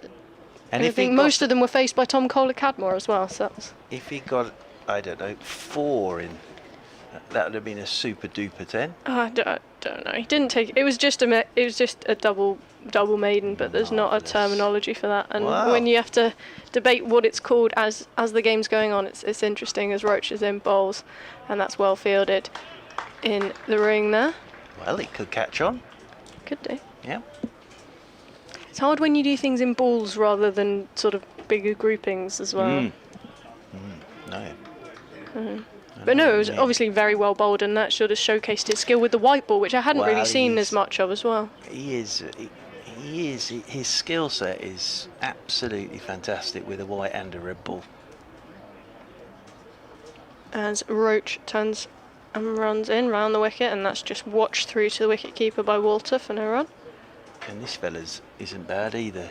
Kemar Roach, Jordan Clark as well. That's what I mean. They've got Matt Fisher, James Taylor, Tom Laws will come back. Gus Atkinson will be available at some point as well. He's had a long winter though, Gus. He has. I think he'll definitely play a couple of games in the first 4 or something along those lines. But I think he deserves a bit of a break because it has been he had a magnificent summer last summer, didn't he? As Roach bowls, and that's tucked into the leg side by Walter. Again, another dot ball. Been a few mounting up. That's another maiden for Kemar Roach. Essex 117 for 1. Yeah, very good from Roach and Jordan Clark after lunch. 114 for 1 at lunch, and now 117 for 1, and we've been out there 20 minutes. I can only remember one ball going past the outside edge in the morning session. So there isn't a huge amount there for the bowlers, so they're just going to have to work hard and target those stumps. And there was that one that sort of went past Rory Burns, Yeah, that didn't it? flashed past him off Dan Lawrence. Jordan Clark from the Graham Gooch end comes in over the wicket, and oh hello, just as I say that one beats the outside edge. That's nicely bowled by Jordan Clark. He's had a bit of a fiddle with that, has Tom Wesley. I think he was in two minds whether to play it, leave it, and in the end he played it and left it. Yeah, he didn't quite move his feet to that one, did he? Sort of got caught whether to go front or back and just sort of hung his bat out there, and it was very close to catching the outside edge. I went and said good morning to Graham Gooch's statue this morning. Did you? And I do it every time I go to get a coffee. Just go and nod to the great man in his statue as Clark comes in over the wicket, and Wesley's in behind this, plays it out into the offside, and there's no run. It's a very good likeness, his statue as well. Good. Have you seen? Where is it? It's sort of to our left, sort of in between the flats to our left-hand side. I'll go have a look at tea. From a distance, you know it was Graham Gooch. Oh, that's good. It's a very, very... Because some of them, you're not quite sure who No, it's some meant of them to you be. definitely have to read the labels. Yes.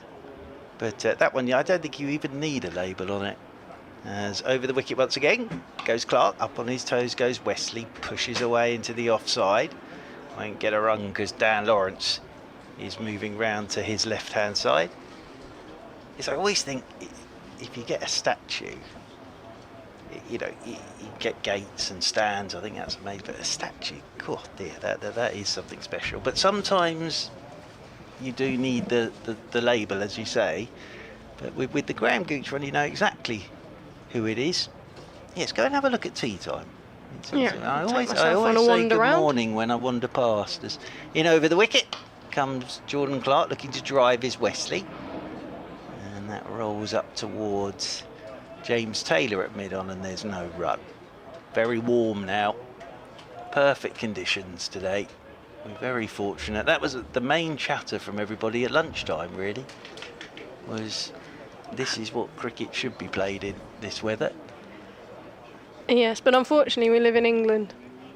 Well, it's never guaranteed, is it? Although I was listening to Kevin House's weather forecast just before lunch, and he was saying that 18, 19, 20, so the temperature's going up as this is clipped into the leg side by Tom Wesley, and he'll pick up a single out there towards deep mid-wicket. And there's one more. Although I have to say, some of the great weather readers of all time, thinking Fish, McGaskill, Ketley, I've never heard them say, as Kevin House did on his one, it says 19, but let's call it 20.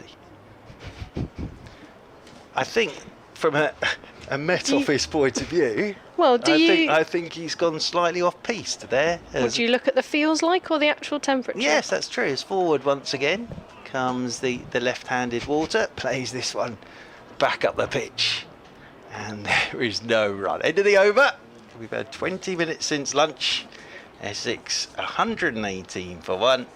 Sonia Twigg is alongside. Walter has 55. Wesley has 35.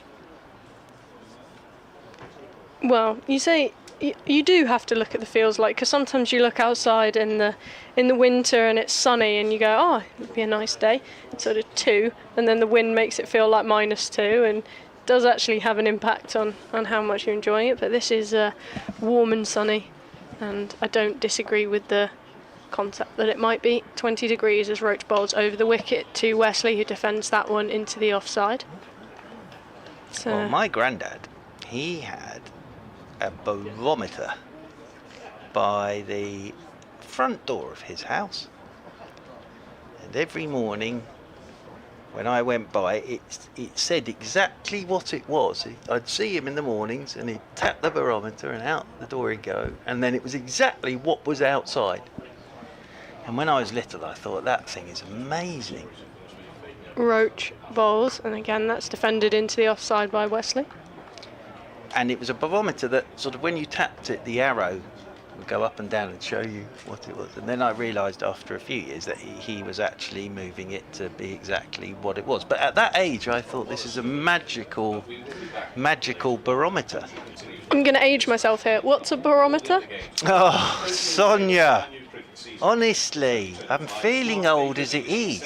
I'm sorry, I had to do it. That really is just. As Roach bowls over the wicket, and that's pushed up towards mid-off by Wesley, but fielded by Rory Burns for no run. It was something that you'd have in by the front door, and it was sort of it would say fair or cloudy, or and most of the time it wasn't quite right. And you used to tap it. You used to tap the old barometer. And then it would tell you what the weather was like outside. I can't believe you don't know what a barometer is, Sonia. Oh my goodness me. Roach bowls, and that one has beaten the outside edge of Wesley. Where you were saying that none have beaten the outside edge, and we've had 2 in quick succession, so maybe there's a bit more movement it's on offer after lunch. A really good bowling, this. That was an excellent ball by Roach, just nip back in and just evaded that outside edge of Tom Wesley's bat. Really good bowling, this, from Jordan Clark and Kemar Roach. You know, that has just drifted past that outside edge, has ended up with Wesley on the walk. Has Roach over the wicket, and that one's defended behind Wesley. Another good bowling performance by Roach. Being an old man, as you've just pointed out to me, Sonia, you see, these are the passages of play I really enjoy. I love seeing someone smash it to all parts or wickets tumbling, but this now is hard-fought cricket. Surrey know what they've got to do on a pitch that's good to bat on, and they are making life very tough for Wesley and Walter at the moment. Roach bowls, and that one's clipped off his pads well by Wesley. That will help ease the pressure. It's cut off in the deep by Dan Lawrence there, but they'll pick up a single for it. And it's been given a no ball, so Roach, who thought he had finished his over and everyone was starting to move positions, will have to bowl that one again. But again, before I saw the signal for no ball, just a single. Yeah, just a single. So they are defending at the moment, Surrey. And they're doing it very well. You can set these fields, but you've got to have the bowler who can bowl to that field and doesn't try anything too spectacular or loses patience. Well, Roach is a hugely experienced bowler, and he switches to round the wicket for the left-handed Walter, who defends that one into the leg side. And at the end of that over, Essex 121 for 1. The flow of runs seemed to be quite quick towards the end of the first session, but it just feels like it sort of stemmed a little bit slightly. And that would have been the chat at lunchtime by Surrey. Let's make it as hard as possible for them now. Even, we're not talking a flurry of wickets, but let's make run scoring as hard as possible. I'd have been interested to see how many boundaries there were in that first session, because Walter started like a train, didn't he? Yeah, he did. Well, so did Wesley, actually. Wesley came out firing, and then just this after lunch period when the openers have come back on, it just seems to have stemmed that flow of runs a little bit. Over the wicket is Jordan Clark. This is a gorgeous shot from Tom Wesley. Straight back down the ground for 4. Now, Rory Burns won't mind again because we said he wants him to be hitting mid-off and mid-on, but that's just a really good cricket shot from Tom Wesley. Possibly slightly over-pitched by Jordan Clark, but straight back past the bowler. Lovely bit of batting that from Tom Wesley. He moves on to 40 now, and Essex move on to 125 for 1. Clark is in again. Wesley lets this one go outside his off stump, and then Wesley comes down to do a touch of gardening. I think the other thing when you're batting in these sorts of circumstances is it's almost keeping your rhythm as well. That's the other thing. You can almost get into that mindset of, well, they're going to make this really hard for me, and the most I'm going to get here is a single, and suddenly you're playing a defensive shot to a ball before lunch you'd have looked to put to the boundary. Ollie Pope in that gully position waits for Jordan Clark, who's in, and Wesley lets this one go outside his off stump. It's taken by Ben Folkes, moving away to his right hand side. Dom Sibley in there at first slip. He'd have enjoyed a bat on this today. Dom Sibley. He is one chap that we were talking about that if he does get it in, he wouldn't mind a patch like this. I think we commentated together when it was my first day of commentary, and I think Sibley was on about 9 off 60. I bet I was purring, wasn't I? I thought that was fantastic. As in over the wicket once again is Clark. Forward goes Wesley. Plays this one out to Dan Lawrence at extra cover, and there's no run. I think you were enjoying it, although it was a very hot day at Canterbury, so I think we were all cooking slightly in that little greenhouse effect that they've got. Jazz band at lunchtime as well. They were excellent, weren't they? Was that the Sibley when Surrey chased the ridiculous 400? It was, but this was the first innings. That was the first innings, because you got that 100. Well, he was 140 odd not out in the second innings. Yeah, they chased down 490 odd or whatever it was with 20 overs to spare. Match. Over the wicket once again is Jordan Clark. Wesley forward he comes. Once more, Rory Burns will be happy because that rolls straight back up the pitch, and James Taylor comes across to do the fielding.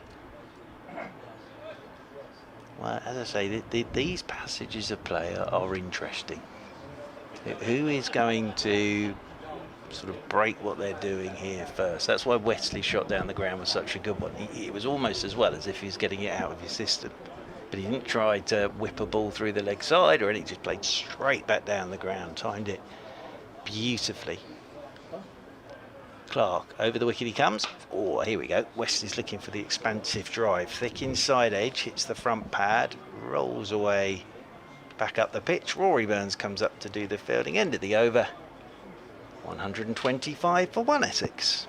I was going to say, I don't think Surrey will mind seeing that. They want them chasing after these balls, anything with a bit of width, anything that's not exactly where they're expecting it, and that's what happens in cricket. And if you start going chasing runs, then more often than not a wicket falls, and that's exactly what Surrey will want. Although it is worth saying that we think we expect Jordan Cox to come in next, and he will attack. You would expect. Well, he's quite an aggressive batter. Natural way, isn't it? Yeah, he's not going to sort of poke around for 20 odd. He'll want to get on the front foot straight away. Roach balls round the wicket to Walter, who defends that one. I've just seen one of the great sights there. As I looked behind me, Mr. Houser's gone for his lunch. Very nice. He's gone salad.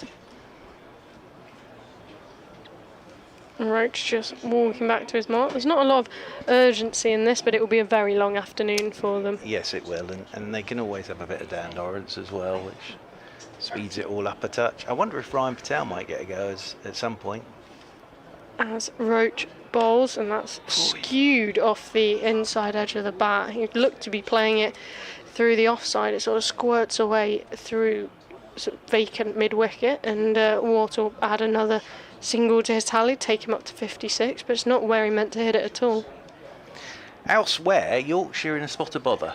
Are they? 119 for 9 Oh, against wow. Hampshire. So, yes, they've got a bit of work to do there. Is now a good or a bad time to mention I come from a family of Yorkshire fans? Oh, yes, I remember. As Roach runs in bowls, and that's just defended by Wesley. Just looking, Abbott with 3, Wheel with 1, Hampton with 1, Baker with 1, and Dawson with a couple. And Milan top scoring with 31. Run out by Mark Stoneman, who of course is now at Hampshire, filling the gap. He was still doing James some Vince. coaching at Surrey, wasn't he, over the winter? Yep, and yes, with Vince away, I think there's a man that will score runs in the championship. As Roach in bowls, that one's slightly shorter. Wesley looks to try and sort of hook it away, ends up hitting it straight into the ground, and it's fielded by square leg. Sussex are 119 for 3 against Warwickshire. Coles is 32. Clark is 28. Bamber here, 10 overs, no, sorry, 9.2 overs, 5 maidens, 3 for 11. Wow. For Ethan Bamber on his Warwickshire debut. It's been a good debut for him so far then. As Roach over the wicket to the right-hander, and that one again goes past the outside edge. He can't be that far away from just catching it now. It's a couple of times he's got it past the outside edge of Wesley's bat. Cracking length, that from Kemal Roach, because Wesley ended up walking towards him. It's a lovely bit of bowling again from Kemal Roach. Durham are 144 for 4. Colin Ackerman is 55 not out, that against Nottinghamshire. And Worcestershire are 142 for 6 against Somerset. As Roach over the wicket bowls, and that's Out. clipped by Wesley, but straight to Jamie Smith, who was there at mid-wicket, and we've been talking about that frustration building, and it's just got to Wesley. He knew as soon as he hit that they'd spooned it straight to the fielder, so Wesley has to go for 40 from 66 deliveries. Essex 126 for 2. Well, it's just very good bowling from Jordan Clark and Kemal Roach after lunch. And it was what we were saying, bowl at the stumps, and Wesley has tried to whip a ball through the leg side and has clipped it straight to Jamie Smith at short mid-wicket. So that is a plan that has been very well executed by Surrey after lunch, and it's not easy to do. It's hard work getting wickets here at Chelmsford on this opening day, but they've come up with their plan during the lunch break. They have 2 bowlers who are very skilled at this, and they have their first wicket after lunch, and it is Wesley gone for a very attractive 40, but yeah, he'll be annoyed about that, will Wesley, but it's just that build up. We've seen the 1 boundary since lunch, that lovely drive straight down the ground by Wesley. It's just been that build up of not pressure so much, but more patience, really.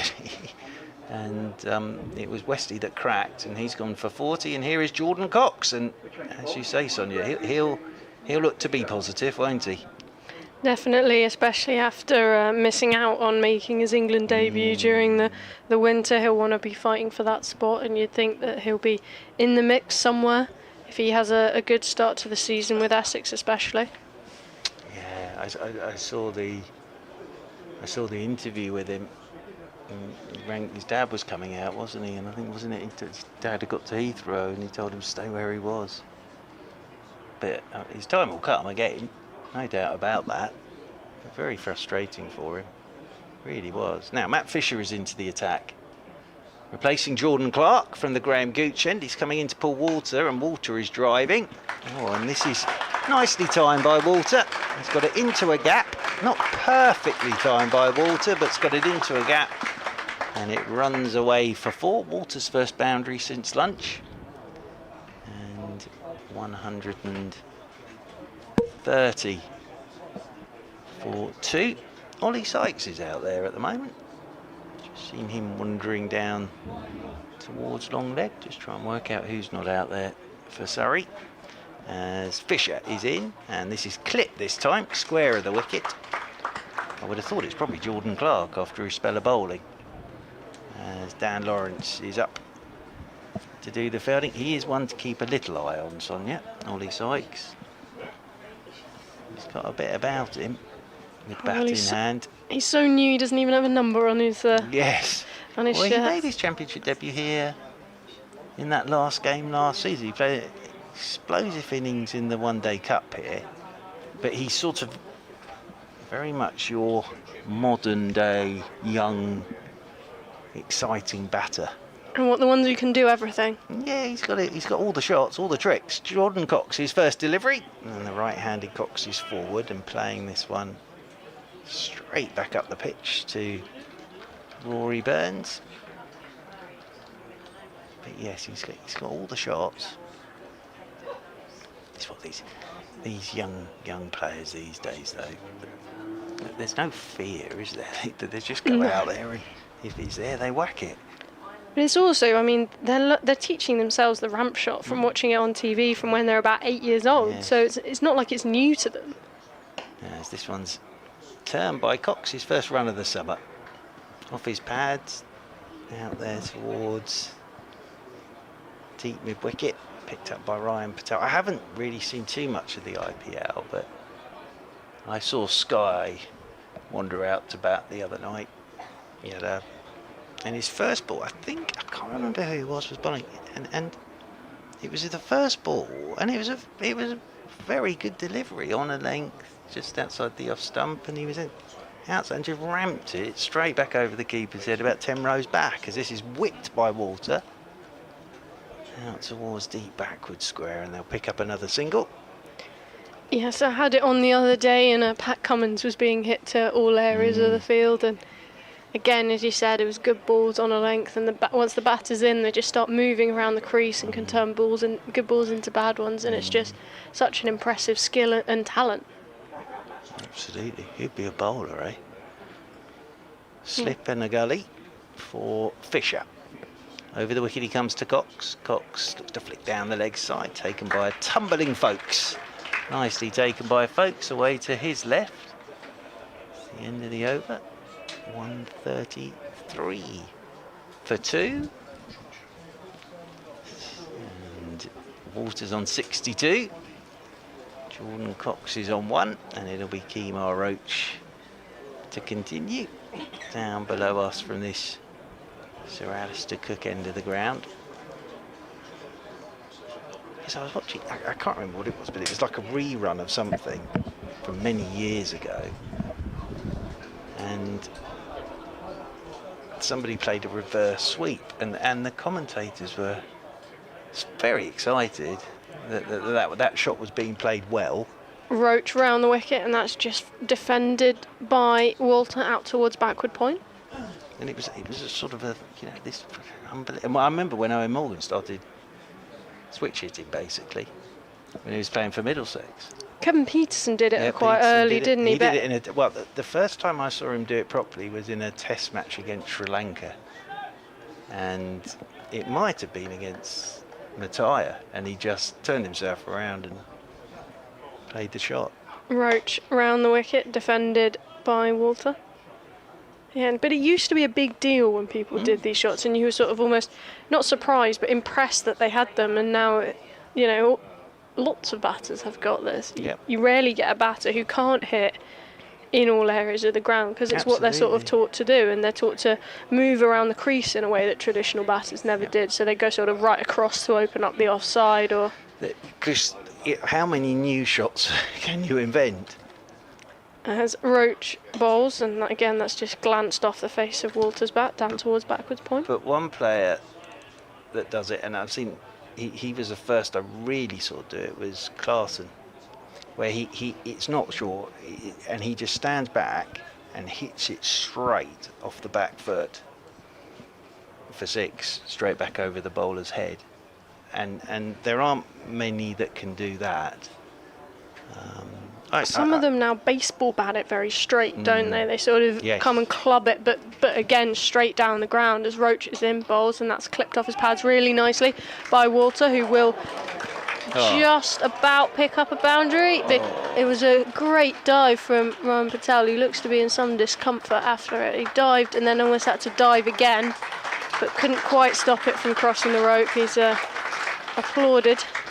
Yeah, wonderful effort from Ryan It was a wonderful effort. He did well to get there as well. He must have run sort of 20 or 30 yards to try and cut it off, but couldn't quite stop it in the end, despite the 2 attempts.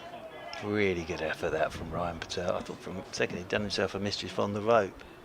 As Roach bowls, and that one's left alone by Walter outside of the off stump. Actually, Walter, to be fair to him, he's got through that patch now, hasn't he? He has. Picked up a boundary there, that drive through the covers off Fisher, so he's gone through that sort of patience period now, Walter. But they did get their wicket in that period, sorry. Yeah, they did.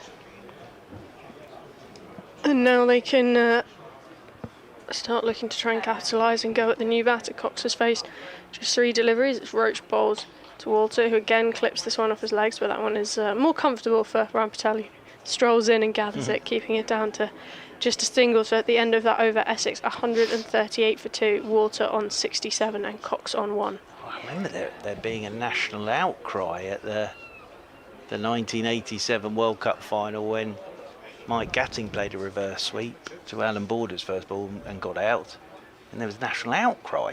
I thought he was never going to be allowed back in the country playing a reverse sweep, Mike Gatting. But yeah, they've all got the shots now, haven't they? But there's still, as we've seen here from Walter, and Wesley was trying to get through that period, there's still that period in the game where you may just have to respect the bowler. Because it's that old phrase, isn't it? Bowlers are allowed to bowl well. Oh, of course bowlers can bowl well. They are allowed to. As I mean, Fisher, you see some beautiful wickets that are all crafted by the bowlers. and it's round the wicket he comes. Fisher, for the first time to Walter, he's trying to work that one into the leg side, and it rolls out there towards extra cover, and there's no run. Mr. Howes is producing at the back of the box now. I felt a little like I just had a fairly good opening 50 minutes for Man City, and then Pep Guardiola decided it was time for a change with the old fingers revolving around each other. That's well bowled by Fisher. I think Walter has had a little nibble at that one outside his off stump. It was one of those where you sort of feel a bit naughty after you've played the shot, so you pull the bat inside the line to make it look like you were, but I think he did have a little nibble at that one. I think so too. I think he just hung his bat out there a little bit too long. I mean, fatigue will fit in. Also, it's the first game of the season, and the concentration you need to be out there for a long time. They don't have that experience of it so far this year. It's very different batting out in the middle to batting in the nets. Around the wicket again comes Fisher, and this one's clipped away by Walter in front of square through the leg side. Nicely played, and Dan Lawrence comes chugging round to do the fielding, and they'll pick up a couple.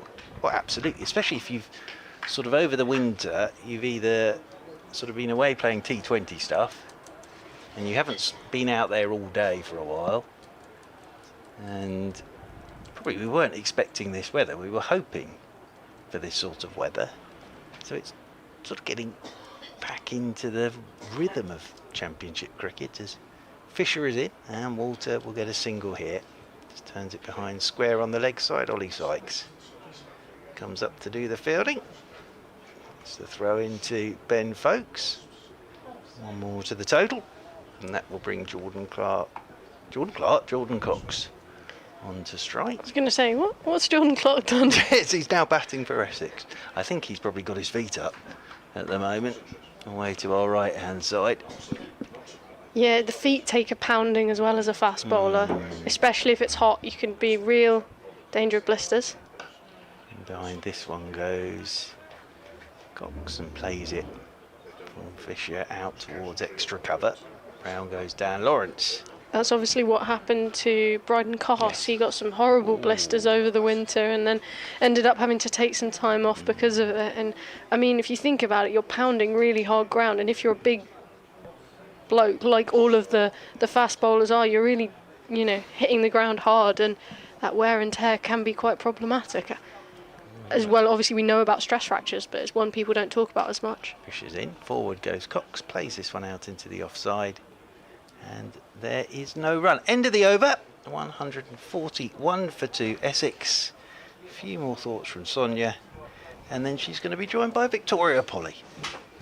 Yes, it is. Well, it was definitely Essex's morning, but Surrey have just started to grow into the game after lunch, picking up another wicket for not many runs. And I think Walter and Cox have got a big shift on their hands to try and make the most of these very favourable conditions in the afternoon session. It's hot and sunny, much hotter and sunnier than you would expect for April. Both me and Victoria, who's joining me now, have got our sunglasses on and are going to feel slightly like we're cooking in this glass box, I think. I told you it gets hotter as the day goes on. You did warn me. I almost wish you hadn't. Can I just steal my notepad from underneath Of course you can. Thank you very much. As lost my train of thought there. James Taylor is going to be replacing Kemar Roach from the Sir Alistair Cook end, formerly the River End, in front of us. Is this me or is this you? Is over the wicket bowls, and that's just clipped Walter in the thigh pad. He looks a little bit frustrated he wasn't able to clip that into the leg side. That's been one of his main scoring shots today, but he'll have to settle for a dot on that occasion. On the subject of warm days, Jeff says on the email, a very long time ago, about 15 years before I first watched any cricket, the opening day of the 1949 season saw Essex play the MCC at Lord's. The temperature was apparently 84 Fahrenheit, which is about 29 degrees Celsius. That was the 30th of April though, but a lot warmer. Whew. As Taylor's in bowls, and that's defended into the offside. Well, I'm quite happy, given that I did not dress for this weather, that well, you look like you have. You've got the sleeveless top. Well, but I'm wearing black trousers. I wouldn't be wearing black trousers if it was 29 degrees. I think it's fair to say, but no, that does sound warm. I'll tell you one thing: Lord's media box is a thing in itself, where whatever the temperature is outside does not reflect the temperature in the box, because of course it's climate controlled. So it can be 30 degrees outside and they've got the aircon blasting so much inside that you need to bring an extra jumper or jacket. So make of that what you will, as Taylor runs in, bowls, and that's clipped off as pads by Walter for a single. Yeah, you just feel the confidence growing now in the Surrey bowling attack after that Tom Wesley wicket. You saw his reaction. He knew he'd gifted that to them with the way he played the shot, because they were just building some momentum with the way that they were bowling. And I think Essex just need to be careful here. Still very capable with Walter and Cox at the crease, but they just need to ride out this spell of Surrey bowling. Absolutely, and Rory Burns just having a conversation with his young bowler Taylor there, just to check that he's happy with the field, and they've got a slip and a gully in place for Cox, who defends that one out towards point. Really good to see Jordan Cox back out there. Had a conversation with him last week about the really torrid winter that he's had, the roller coaster of thinking he was going to make his test debut and then breaking that thumb, which by all accounts is still giving him some trouble.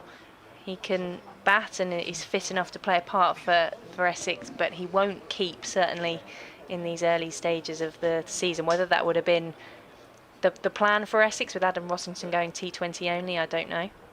And Taylor is in bowls, and that's again defended straight back up the pitch.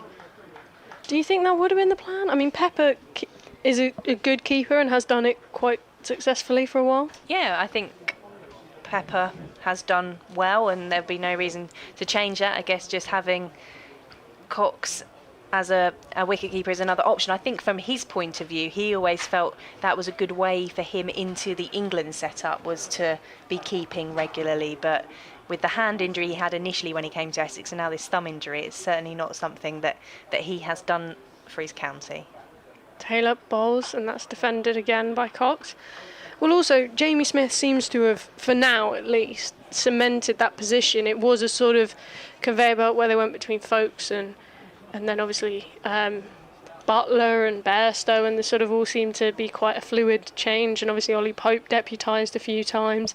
But now it seems that England is quite happy with Jamie Smith and his keeping, even though he doesn't keep for his county. And obviously they don't always look at county performances when they make these decisions. Yeah, and I think that's partly maybe a positive for Jordan Cox, is that he's not essential to do it for his county, and actually when he has been picked, it was on his batting performances with Essex last year. He sets himself high standards. He said he wants to emulate Dean Elgar, who got 1,000 runs for Essex last season. We'll see him once he returns. Not available for this match. So we begin again from the Graham Gooch end. It's Paul Walter digging this one uppishly towards mid-off for no run. Matt Fisher continuing to bowl. Well, it's interesting that you say that he wanted to emulate Elgar, because I think they play incredibly differently. I mean, in terms of the runs, not the style of play, but in the way in which he came in, he scored the runs. But I think Jordan Cox may be harsh on himself there, because apart from the appendix issue he had and then the England call-up, he himself was a very good signing for Essex last season. So I think he's just setting himself high standards in what he wants to achieve run-wise for Essex. The umpires are just having a conversation about the ball. And we've got a brief pause in play now as the umpires sort of seem that they're not happy with the ball. I wonder if it was instigated by Surrey, who I don't think will complain at the idea that this ball's being changed. There hasn't been a huge amount on offer for them, but the replacement set is being run over now. Yeah, so the replacement balls are on the pitch. There's some drinks out there as well, because I'm sure it's hot for the Surrey players in the field after Essex won the toss and elected to bat on the first morning of 2025 County Championship. Scores from elsewhere while we just take this brief play stoppage. Hampshire 5 without loss in reply to Yorkshire's 121 all out. Nottinghamshire have got Durham 169 for 4 in their match. Worcestershire 153 for 7 against Somerset. Casey Aldridge with a shed load of wickets in that one, and Sussex 141 for 3 against Warwickshire. It's how things look elsewhere in Division 1, and I think we're just about ready to get underway. There's a punch of the gloves between Walter and Cox as they go back to their respective ends. Essex on 142 for 2. I'm assuming you can't see this TV because of the sun. Can't see a lot apart from the action out there in front of us. Fisher is into Walter outside the edge of the bat and through to Folkes, but there's a few oohs and ahs around the crowd. We've seen a couple of those chances created by the Surrey bowlers as part of this momentum since Wesley went. Yes, it's been good play by Surrey. They've sort of really capitalised on this afternoon and tightened up their lines and tried to stem the flow of runs. Some good fielding placements, just cutting off any of the scoring areas that seemed to sort of open up for Walter and Wesley in the half an hour before lunch as well. Paul Walter taps the bat as Fisher is in, clips that one off the toes into the leg side. Fielded at mid-wicket for no run. Paul Walter is now on 71. His run rate did just slow up while Tom Wesley was at the crease with him. Came in with a quick fire 40. It could have been more had he not scooped the ball up straight into the hands of the fielder. Yes, Walter just settling himself down into the rhythm of this afternoon. Looked a little bit nervy just after lunch. Fisher into Walter. That one just tucks him up, comes off the pads and just drops into the pitch for no run. Still lots of the spectators around Chelmsford enjoying the sunshine in the uncovered parts. That news stand away to our right hand side, the woodland stand, is well populated. Good view just to the right hand side of the pavilion, which has got those smart new purple advertising hoardings on for the Ambassador Cruise Line ground. Fisher's turning on his mark. Coming into bowl to the left-handed Walter around the wicket, and that's just defended back up the pitch by Walter for no run. Do you know when the first women's game here? Are they planning on doing some double headers? What's happening with all of that? Yes. Because obviously they were awarded a Tier 1 women's side, so I'm sure listeners would love to know when the double headers are. There's lots to look forward to for Essex. So we've got the double headers a bit later on into May and June with the T20. The first one-day cup match is away at Durham on the 23rd, and then the first home match is here on Sunday the 27th of April. So a couple of weeks to go, but I know they're very excited to get going as Fisher is into Walter. Just plays that one into the leg side for no run, end of the over, 142 for 2. So preparations ongoing for the women's side. They've been out in Abu Dhabi with the pre-season. That seemed to go well for them. They've been strengthening Maddie Penner, the latest to come in, the Australian, to join the ranks. So it'll be really good to have the continuation of women's cricket here, because the Sunrisers played a handful of their home matches here during the previous structure, but every single women's game will be here at Chelmsford, and they've told me they like the conditions here, so they're looking forward to it. Oh, good. It's quite a big ground. But yeah, no, it's good. Obviously, Essex got one of the top fully professional sides, which will be good for the county and the growth of women's cricket. The first double header is actually away at Hampshire at the end of May, and then there's a couple here as well at Chelmsford. As Taylor bowls over the wicket to Cox, who just defends that into the offside. It'd be good to get some double headers on. I always think double headers are really nice, and you can get, especially if you've got kids and you can't necessarily see all of the late game because you've got to get home and things, you can come a little bit earlier and enjoy some cricket as well. Yeah, there's always a nice atmosphere, isn't there? And then there's that buzz around between the games when everything swaps, people go out and get their refreshments. So I'm really looking forward to that, and it's been good to catch up with those Essex players about the upcoming season as well. Taylor bowls. It's driven strongly by Cox, but straight to Kemar Roach, who was there at extra. It's a nice sort of start of the season buzz, I think, this year. It's been obviously helped a lot by the nice sort of cricket weather that we're having. Almost makes you, obviously for club cricket, the season doesn't get underway for a bit, and there's a lot of feeling that by the time it does, the weather will have changed, and they haven't made the best of the April weather so far. As Taylor turns at the top of his mark and bowls, and that's again just pushed by Cox to Ryan Patel at point. I remember talking to a groundsman around about this time last year, just as we were prepping for the start of the club season, and it had been such a wet March and April. There were lots of pitches here in Essex that were nowhere near ready to get underway, so I think you're right. I think a lot of them will be crossing their fingers because we've had such dry weather over the past month. It's looking lovely now, and I guess even if we do have rain, it won't make it as bad, but they'll be hoping for these conditions. Taylor over the wicket, defended again by Cox, this time straight up the pitch.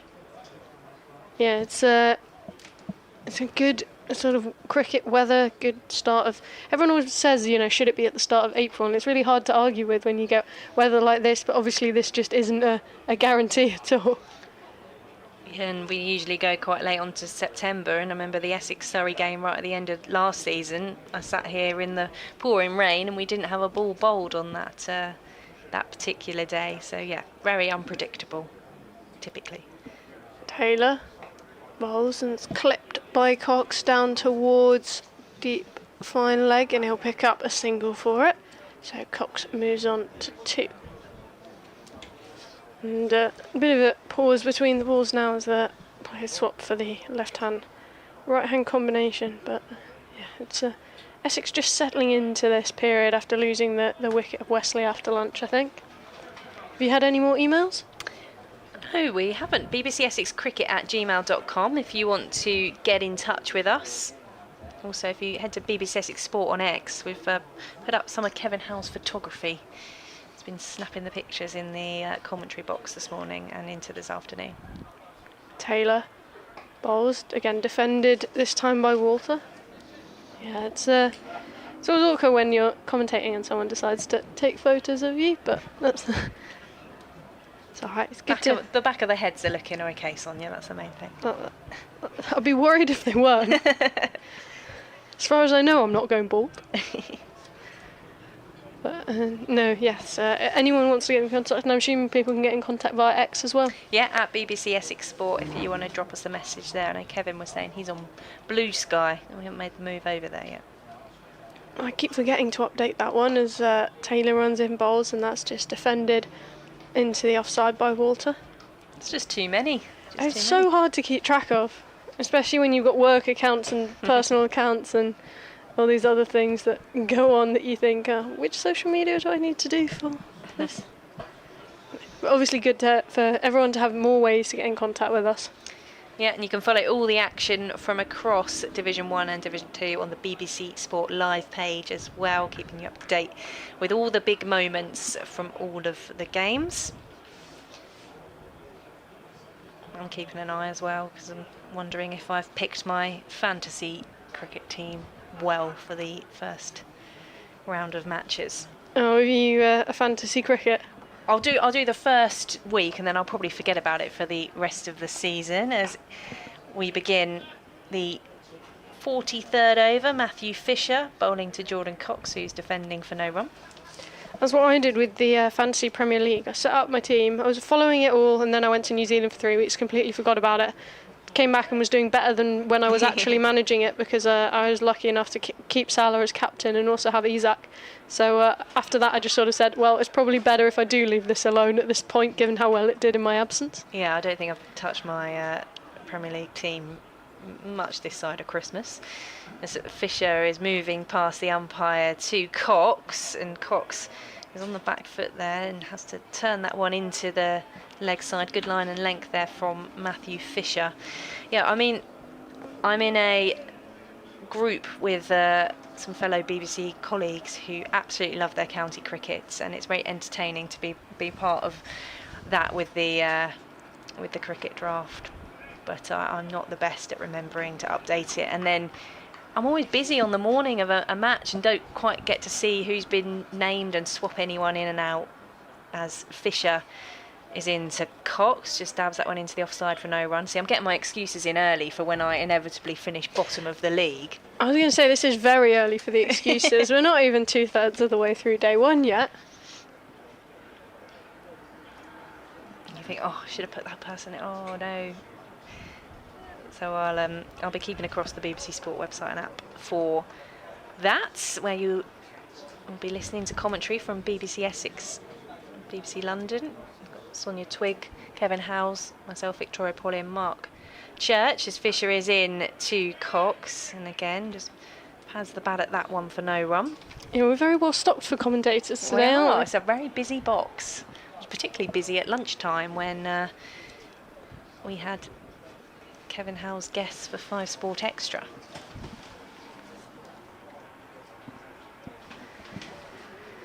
$145 for 2. Paul Walter is on 71. Cox, who is on strike, is on 2. Rory Burns just chatting with Matthew Fisher before he goes and turns on his mark to bowl at the waiting Cox, who takes a swipe at this one. There are 2 sweepers on the deep square leg boundary, so they'll just jog through for a single. And just hitting out of that one, Jordan Cox needs to be careful not to get too frustrated and force anything. I was going to say, I've not often seen him on sort of 3 for 18. He likes to really attack the ball, especially at the start of his innings, and I wonder if that was just a moment of frustration that he's not been able to really find his groove so far. Left-handed Paul Walter is on strikes. They've just swapped the field around as Fisher just overbalances as he delivers this one to Walter. Played into the leg side for no run. And that's the end of the over. Essex 146 for 2. Yes, what is interesting is that Ollie Sykes still seems to be on the field. I wonder if he's just leaving it now as Clark comes back on. But he's been on there for a while doing some substitute fielding for someone. And now he's staying on there, so I wonder who he's on for. But it's very much a play the game of pick out who's not there. Well, it's so hard when some of them are so far away from us as well. You're sort of questioning yourself and how clearly you can squint into the sun and make out these details. But anyway, it will be James Taylor to continue from the Sir Alistair Cook end. runs in, hits the ground hard, and that one's just helped on its way by Jordan Cox, who has his first boundary of the day. The fielder had no idea which way to go on the rope, but that was just sort of a gimme, really. Banged in short, sat up for Cox, who just helped it round the corner to the boundary, and that brings up the 150 for Essex, is what some of those claps are for. And it was so fast as well. I lost sight of it as it was put away there by Jordan Cox. We've said all through this morning how fast his outfield was, and that short delivery just punished there. As Taylor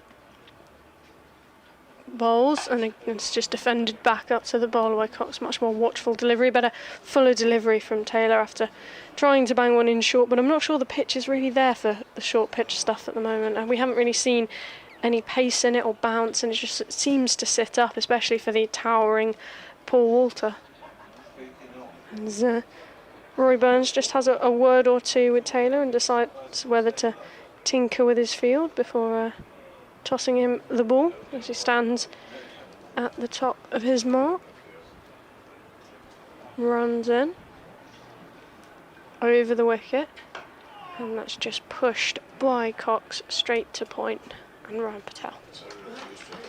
Slightly easier to pick out now, because a few of them had the extra layers on in the first session, where they don't necessarily have their numbers on the back. I think it's only Dom Sibley now that has that on out there. Everyone else is short sleeve. Rory Burns has got a long sleeve top on, but he has got his sleeves rolled up. It's an interest. I'm not sure I'd want to be in a jumper on top of a cricket shirt today, but as Taylor is in bowls, that one's full and driven straight back and clipped the stumps at the other end before skewing off towards the boundary. That was a slightly bizarre one. It hit the stumps, both bails came off, and then still had enough on it to go all the way to the boundary. So a very firm drive, that from Jordan Cox, who had taken a while to get going but now has 2 boundaries in this over. Yeah, it certainly had some power on that from Jordan Cox to take it all the way to the boundary, even after that ricochet. Yeah, it's not. Normally they just crash straight into the stumps and end up with frustrated batters thinking, "Oh, I hit that really well, just a bit too straight." But that one, flew to the boundary. Yeah, a couple of boundaries now for Jordan Cox, just finding his way into this one. And I think we're being asked some questions about this ball, which has only just come on, but it must have taken a pounding off the stumps, and then maybe from the advertising hoardings as well, just and stand down towards our left. The umpire puts it through his gauge, thinks twice about it before having a quick discussion with the other umpire, and then Julie gives it back to Rory Burns, who's going to have to get on with this Still now. not happy, is he, Rory Burns? He's not. He's asking again and again about this ball, and clearly wants it changed. Feels like it's misshapen and not helping Surrey's cause, but eventually, after much discussion, tosses it back to James Taylor.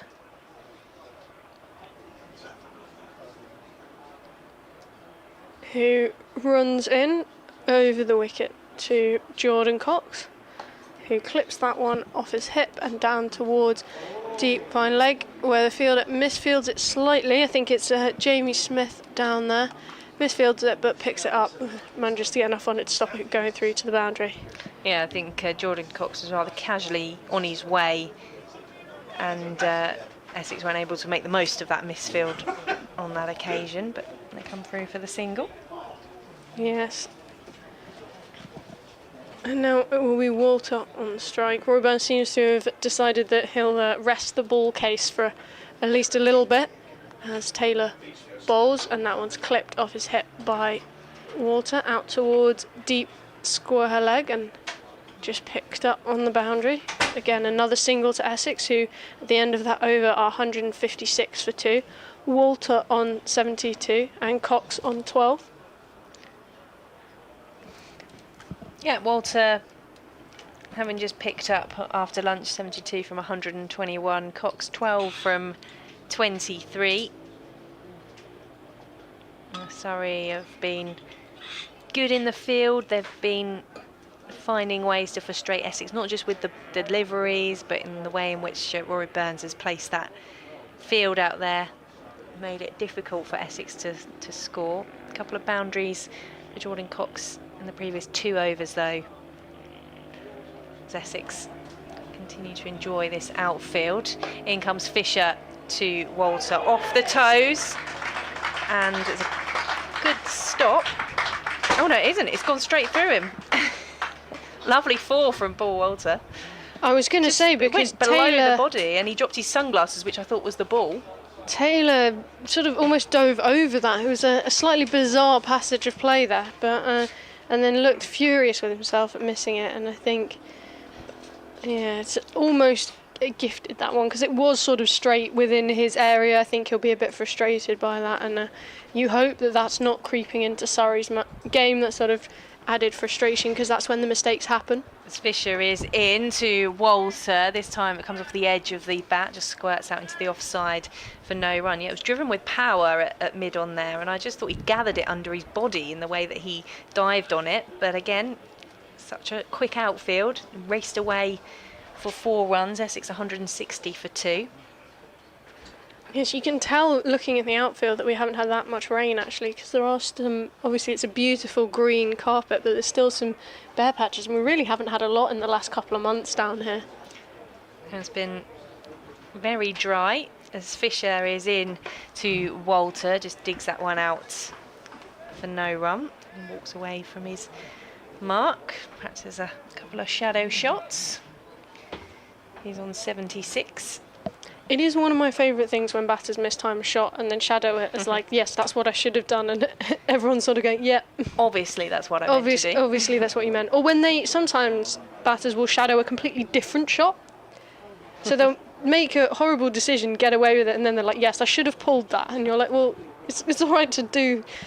Fisher into Walter, who pulls that one. It comes off the top edge and it bounces away for 4 runs. He didn't mean that one. He got lucky with the bounce, but he will take the runs. 164 for 2. Walter moves to 80. He sort of raced away. He was sort of struggling in the 50s for a while, but he's really piled on the runs now. And I wonder if the slightly less experienced bowlers of Fisher and Taylor have just allowed those flow of runs that were stemmed so well by Roach and Clark to sort of creep back in for Essex, and it seems like Essex are firmly on top, having looked slightly not in trouble at all, I think it's fair to say, but were having to work really hard for their runs after the wicket of Wesley, and it all seems a bit more free-flowing now. Rory Burns is furiously waving his hands. Yes, I think he's just moving Jordan Clark, who we couldn't actually see because he's in the stand sort of below us. We can't see that particular corner of the pitch.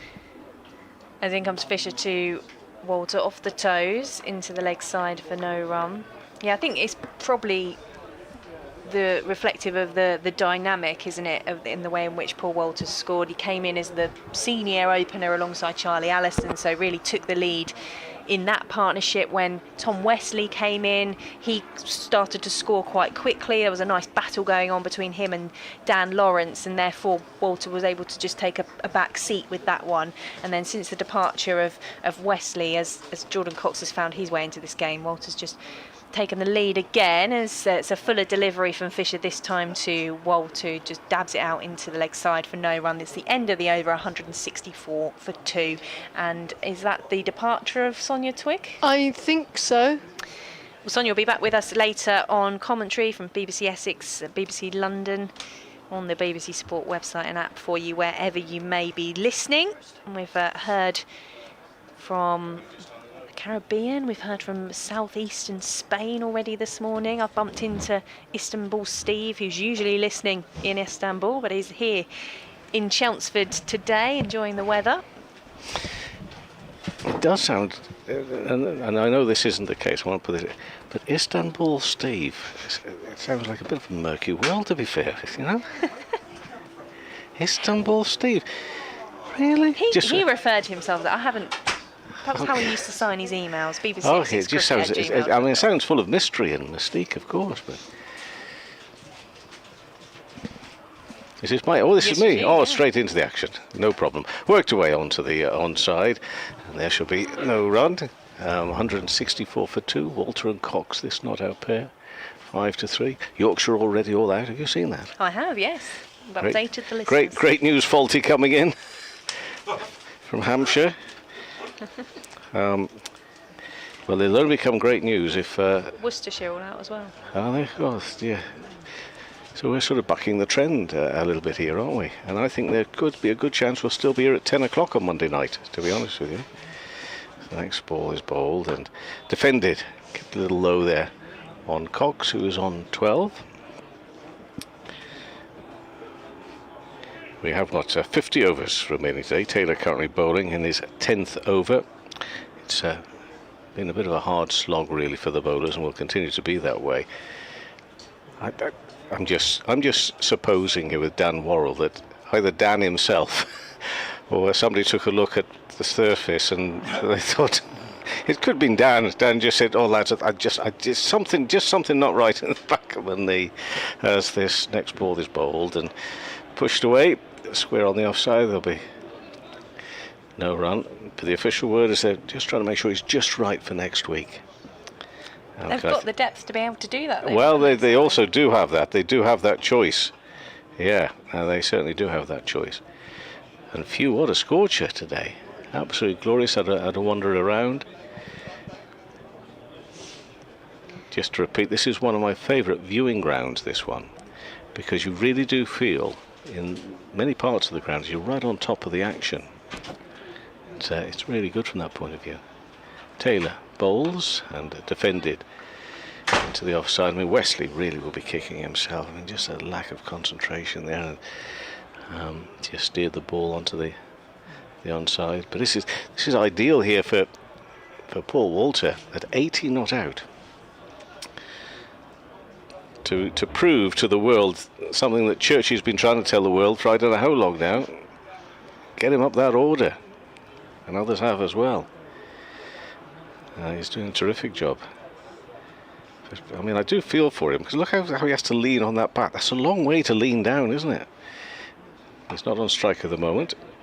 Cox is worked away again on the onside for no run. But it is really phew, what a scorcher. And I reckon that my 19, which I made 20 earlier, well, it's saying here it's going to stick at 19 for the afternoon. It feels a lot hotter than that, doesn't it? Well, I'm glad you said so, because I agree. And it says it feels like 18. No, it doesn't. It feels like it's 20 or 21, doesn't it? Well, look, I know we're in. Thanks, Mark. But the sun's coming in at us, you know, and the glass is we've got the glass windows open. Defended. Back up to the bowler. Church's Tash has gone at the end of that over, and a maiden over from Taylor. So 39 runs from 10 overs so far. Church's moustache, there again, a fair amount of coverage. Are you a bit jealous? Is this why you keep mentioning it? If I wanted a tash like that, it would take me 2 hours. So jealous isn't the word. Come on, Churchy. Impressed is the word with the moustache. Yeah. Change of bowling from the Graham Gooch end. Jordan Clark is returning at figures of 27 runs so far off his, I can't see how many overs. 11. 11 overs. I can't see that in the sunshine.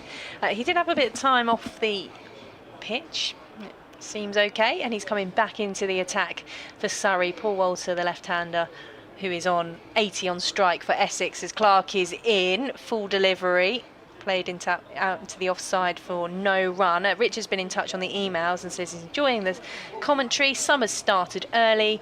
Are Essex planning to sign any more overseas players to supplement the team for the different competitions this season? Well, they're obviously due to have Shadil Thakur come and join them, but his late call up to the IPL derailed that plan.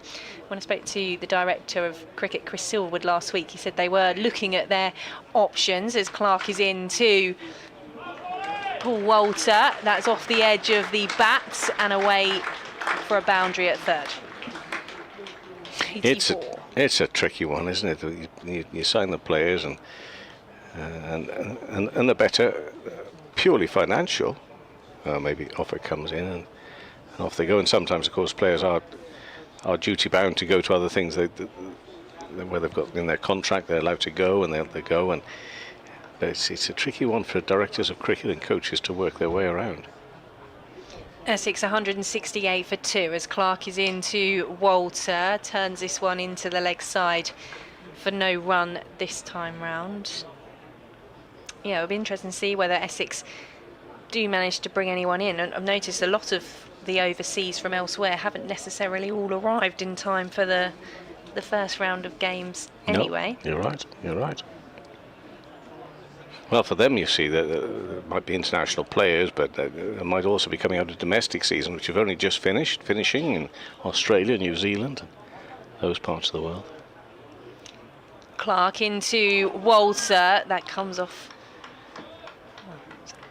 played at the edge of the bat there through to Folkes. There have not been too many of those. I mean, half a dozen might be an exaggeration of that sort of delivery which gets past the bat. It might be an exaggeration, or it might be spot on. But it's been small in number. It really has. But that's why Surrey have got to remain sharp, because those chances will be few and far between. And should they be able to snaffle them up, it could make the big difference. In comes Clark to Walter. He tries to pull that one, doesn't get the timing right, so they'll take a single as it's fielded at deep fine leg by James Taylor. So you mentioned Worcestershire all out for 154. That included a 5 for Casey Aldridge, 5 for 36 from 8 overs. Craig Overton 3 for 24. They were, I think, early on. Those wickets must have fallen quite quickly together. I think early on, Worcestershire were going along okay. Their reply has just started. There's Somerset with Dixon and Archie Vaughan. The not out pair there, but Worcestershire all out for 154 at Taunton.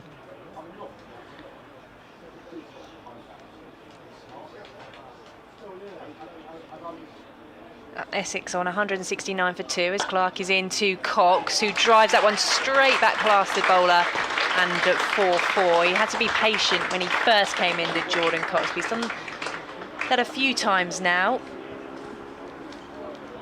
As Essex move on to 173 for 2.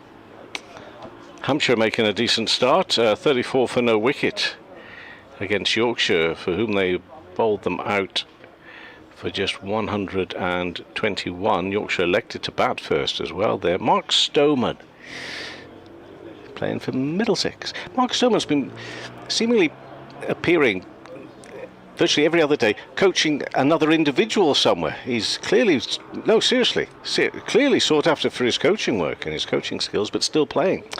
He's on 24 at the moment for Hampshire, and reply 34 for no wicket against 121. And this is Taylor, and another play and a miss.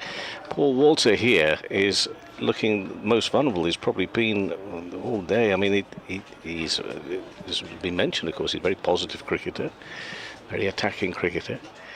But when you've got yourself to this position, he does not want to be throwing this away at 85 now. 85 not out, 173 for 2 is the score. That Yorkshire innings, Johnny Bairstow now as captain, of course. What did Bairstow make today? He made 10.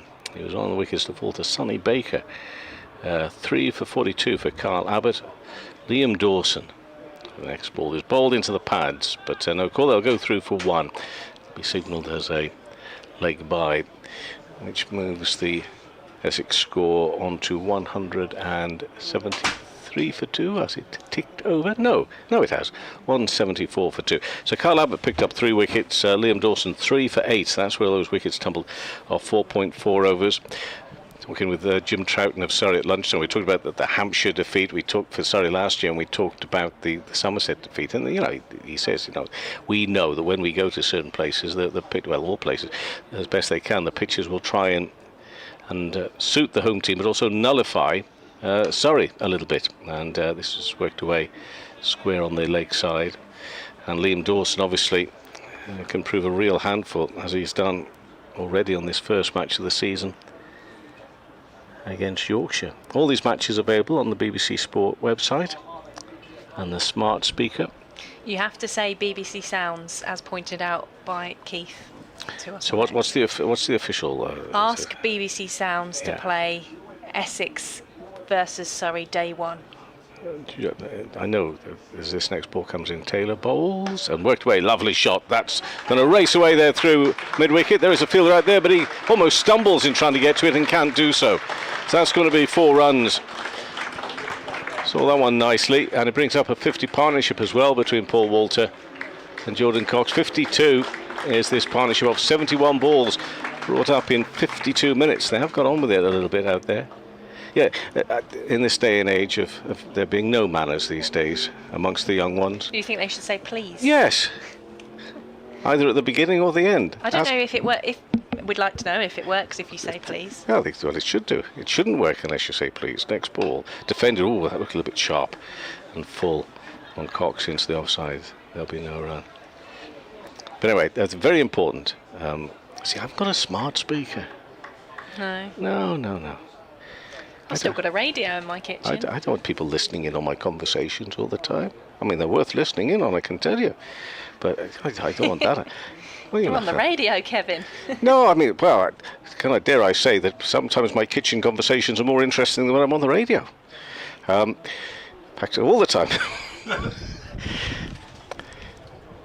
And it's Taylor. Bowls. Oh, no ball. Work there for umpire Blackwell, who himself has been working extremely hard over the winter time and cuts quite the figure. I look to Mark for this. I think he's been working on his fitness and his diet in the same way that Church has been working on his tash. Each have given it their full concentration. And we see Taylor again. Driven nicely, but straight to the fielder. Kemar Roach for no run. End of that over on this glorious first day of this brand new season. And the score has moved to 180 for 2. Walter on 85, Cox on 20. 48 overs left of the day. The 2 wickets to have fallen. Allison, LBW to Lawrence for 25. And now the wicket, which has just gone off the board. And I'm on the wrong page, but no, don't try and help me out here. No, because at my age, I need to keep exercising like this. Okay, to tell you that Tom Wesley was caught by Smith. It was a simple, soft dismissal in the end, and he played so well for his 40 off 67 balls, 7 fours, and gave Roach that wicket. Still to come: Matt Critchley, Michael Pepper, Nolan Thane, Simon Harmer, Shane Snater, Sam Cook, Jamie Porter. I mean, we talked at lunchtime about how, the identity and of Essex and what it's all about. But people like Critchley, for example, I mean, they got him at just the right time, didn't they? Well, 2 or 3 seasons ago now. He's been here for a few years now. But, yeah. Terrific signing. I think there's a good blend in the Essex lineup, not just of experience and youth, but players that they've brought through the academy and those players that they've strengthened with as well. As Clark continues from the Graham Gooch end into Paul Walter, no run off the first ball of the over. Yep, they're getting a lot right here. Getting a lot right. Richard has been in touch on the email. Another Richard who says, listening whilst working. Great to see Walter batting well. This is shamelessly stolen from elsewhere, but he now averages more than 100 as an opener. Very good. He doesn't name the person who he stole it from. He hasn't credited. 180 for 2 as Clark is in to Walter. This one keeps lower, and it's just whipped into the leg side for no run. We've had a message from someone listening in Gran Canaria, and then we've also had Simon get in touch, who says, enjoying the first day from a chilly 3 degrees Celsius Toronto, originally from Surrey, so would welcome another couple of wickets and looking forward to a first glimpse of the Oval next week, says Simon. Okay, we're with you, brother. We're with you. Solid with my friends in Toronto. Solid. In comes Clark to Walter, whips this one away. Deep square leg will come in and do the fielding for a single to Essex. So Walter moves to 100. Well, Essex moved to 181 for 2. Walter moves to 86. And there's a swap in the field for the right-handed Cox to come on to strike. That full quote, by the way, about Worrell, which at lunchtime, this was from Jim Troughton, part of the coaching staff with Surrey, said, we're just trying to get him right for the Oval. The decision's been made. We'll welcome him back as soon as possible. Finish off in a moment. As in comes Clark to Cox. That one's just dug out into the offside for no run. It is a decision in making sure he is absolutely where we want him to be for the Oval. Interesting. And that, of course, is for the visit of Hampshire next week. I was very interested in what Nick Brown and Dan Feast had to say about Essex and the way they compete in the county championship, because it's hard not to describe it as punching above their weight. Well, but don't Nick Brown doesn't like that. Well, term. you can probably get away with it. I couldn't, not now. Now he's told me. But that is what you want them to do. You want them to remain competitive up against sides with, well, let's face it, more resources than Essex have at their disposal. And I think you put the question, is it all about the graft as Clark is into Cox? He just drives this one back up the pitch to the bowler for no run. Well, it's about grafting. It's about having that shared. I mean, I'm sounding like I'm applying for a job with them, but I'm not. It's like having that shared sort of vision and feeling of what it's about. As he said, we all want to play for Essex. This is all about the county club and us, and the. They'll talk about badges and all that sort of stuff. But when I hear it from people at Essex, I really believe it. I really believe it. Clark in over the wicket to Cox, and that he wasn't quite sure where that had ended up. Well, it almost ended up on the stumps, didn't it? Through the gate, and they'll come away for the run at the end of the over, 182 for 2. Oh, just squeeze that past his leg stump. That was mightily close. And added frustration. You're a bowler, you're out there, you're working hard. It probably will get hotter and warmer in the summer, of course, but today it's going to feel pretty warm out there, even for any players that have been overseas and whatever, of course, but they may have been back for 2 or 3 weeks or more now, and therefore when you pick this sort of heat up again for the first time in a few weeks, in a long time, it does ask more questions of you. So it's a bit of a struggle here at the moment for Surrey, defending champions, but clearly Essex are hoping that they can put this big total on the board and then somehow get in the minds and the heads of Surrey, despite the fact it's a very strong lineup, obviously, but not as we've found out in the past. It's not infallible. They take 2 or 3 wickets, but to take all 20, and what we've seen here on the evidence only of the first day, mind you. So let's see how this plays out. It's likely to have a lot of runs for it, but it's not going to stop the likes of former Essex man Dan Lawrence looking to get rid now of Cox in and bowls and push square on the offside. And this is Lawrence bowling to the man who really, I suppose, was brought in as a replacement. I mean, not like for like, but certainly looking for the volume of runs that Dan would have brought, and he certainly did that. Yeah, he did last season. Yeah. Terrific from Cox. So Lawrence bowls, goes back, and being a little bit watchful here at the moment is Cox. Denied the opportunity to play Surrey at the Oval last season when he had appendicitis and ended up having his appendix out. I don't think we've had a change in the rules of that, and I think we should. I don't think there's been. Correct me, anybody, if you know otherwise.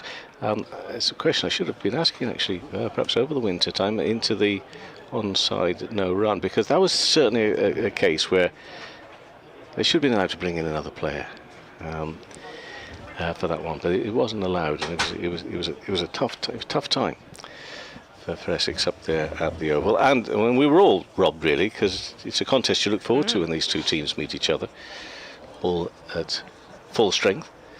Lawrence quickly dives to his right. I think he might have got a bit of a fingertip on that one. Certainly it's not going to race to the boundary. It will go far enough for a single. Lawrence dived to his right hand side, and the score will move to, I haven't got the pace of this yet, but it's moved to 183 for 2. Yeah, 183 for 2. Walter on 86. Cox on 22. on this opening day of this 2025 season. Ollie Pope just down in front of us. He's currently fielding at mid-off. Summer for him to look forward to kick on his career again, as this one is worked away. Square on the offside, tumbling stop. I mean, they've got these players of Surrey that you think, oh, this is so exciting. And Ollie Pope is a very exciting player. But then all of a sudden you've got Smith comes in. I'm not too sure who the next exciting one is, but there will be somebody. There's always somebody to say, wow, they've got that factor. And Pope certainly had that factor. Jamie Smith, of course, has got plenty of people excited at the moment as well. This is worked into the offside for 1 run to finish off that over. 185 for 2. Waltron 87, Cox 23, and Lawrence has conceded 3 runs in that over. Are you moving aside? Okay, many thanks to Victoria Polly, and Victoria will be back a little later on. We've still got quite a lot of cricket to entertain us before tea, let alone before the close of play today. On this sort of day that, if we're not careful, Churchy, because we've been around a little while now, you and I, we need to make sure we've got a jumper or a light sweater on hand, because when the sun drops a little this time of year, it could change, but right now it is beautiful. Well, thank you to you, because this morning I was a little chilly. Yeah, you're not getting that back now. Well, no, but it was very kind of you to allow me to borrow one of your many fleeces that Yes. you have, and that kept me warm this morning. Always come prepared. Jordan Clark it is, from the Graham Gooch end to Jordan Cox, and Cox is playing this one off his hip down into the leg side. Round comes Jamie Smith to do the fielding, and there's no run. But now it's absolutely glorious, and it is warm in this commentary box with the windows open and the sun beating in through the open windows. Throbbing. It is.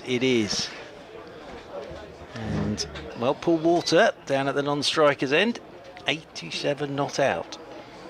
13 runs away from 100 as Jordan Clark is in to his namesake Jordan of the Cox variety, and he's forward playing this one down to backward point. Cox has been impressive here in that when he came out, Surrey had dried up all the runs, hitting good lengths and lines and making run scoring very difficult. They'd just got their wicket of Tom Wesley, but he didn't go after it at the start of his innings.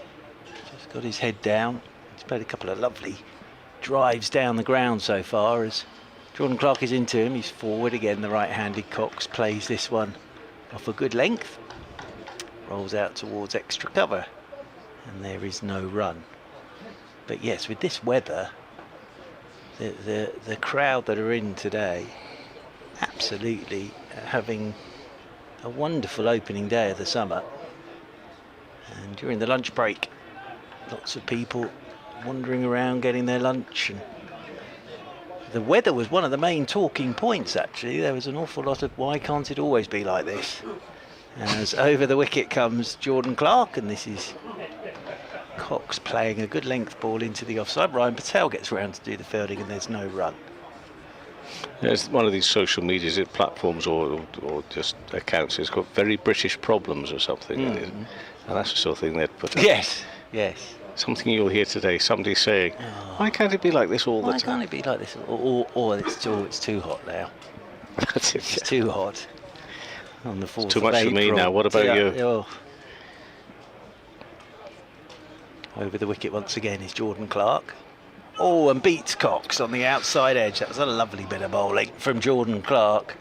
Just skipped up at Jordan Cox as he pushed forward.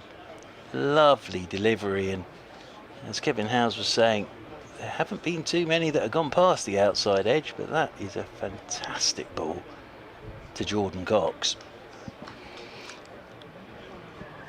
It is a thing that Surrey will have tried to get used to and will continue to do, is the fact that they will come up against pitches and surfaces that are just away from home, obviously, just not designed for them, to nullify them. Absolutely. As in over the wicket again is Jordan Clark. Cox is forward driving into the offside. Ryan Patel does the fielding, moving round to his left. And there is no run. End of the over, 185 for 2 then. Surrey, 87 to Paul Walter, 23 to Jordan Cox. The wickets to go today. Charlie Allison on his debut. Al BW to Dan Lawrence for 25. That was 78 for 1. And then Tom Wesley caught by Jamie Smith at short mid wicket off Kemar Roach for 40. And that was 126 for 2. So these two have now added 59. Ryan Patel, he cut quite the figure. They're darting across the field to take up his position on the onside. And that's flicked straight to him, actually, but along the ground. Have you got a smart speaker? No, I haven't. Do no, you? I haven't. No, but it's great now that... Well, they listen on you, don't they, Church? They hear all you're talking about for your algorithm. I believe so, but that's worth it to listen to the... Just for the cricket, for the cricket. To lose all your sense of privacy, yes. As this one is driven along the ground for Roach doing the fielding up here at Long On. And I stress that I believe this issue is debated and talked about as to whether this actually goes on, all that sort of stuff. So I'm obviously teasing. Yes. Teasing. Yes. I still like the radio. I like to turn on a radio, you know.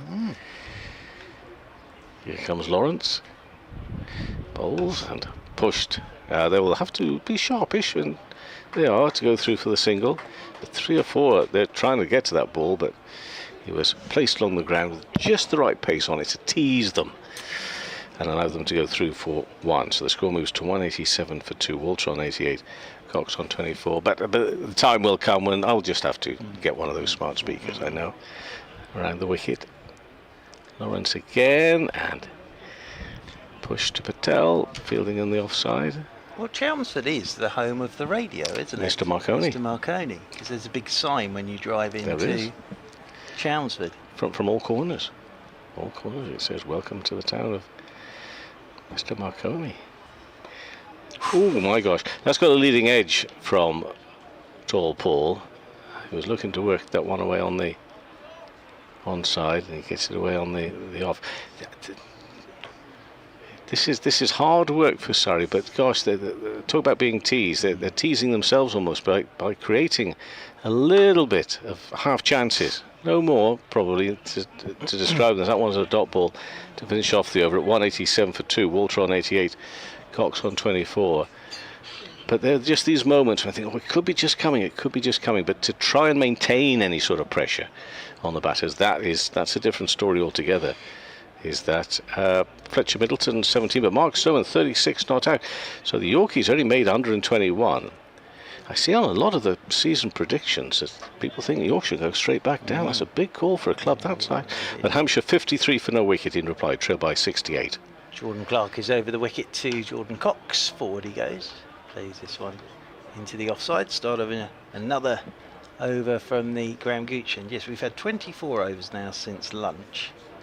And Essex are 61 for 1 in that period. So Surrey bowled pretty well, actually, because at lunch it was 114 for 1. So they bowled tightly. They've made the run scoring harder. As Cox drives, handsome shot, half a hand on it from Ryan Patel, but that's going to race away for 4. That is a lovely shot. Driving through extra cover, Jordan Cox. And that's off to the boundary rope for 4. As a neutral, I feel a bit cheated earlier from Wesley's dismissal, because he was also playing some glorious strokes, wasn't he? Lovely shots. But clearly Cox is in the same ilk. He's on to 28 now from 52 deliveries, 191 for 2. There's a slip and a gully in there for Jordan Cox. Clark is into him, and Cox in behind this pushes it away into the offside to Ryan Patel. I was going to say Trevor Bayliss, but it's not Trevor Bayliss. But there was a very interesting documentary about the wind-up radio and the gentleman who invented the wind-up radio. Trevor, if you wouldn't mind looking. But I've got a funny feeling it was another Bailey. I think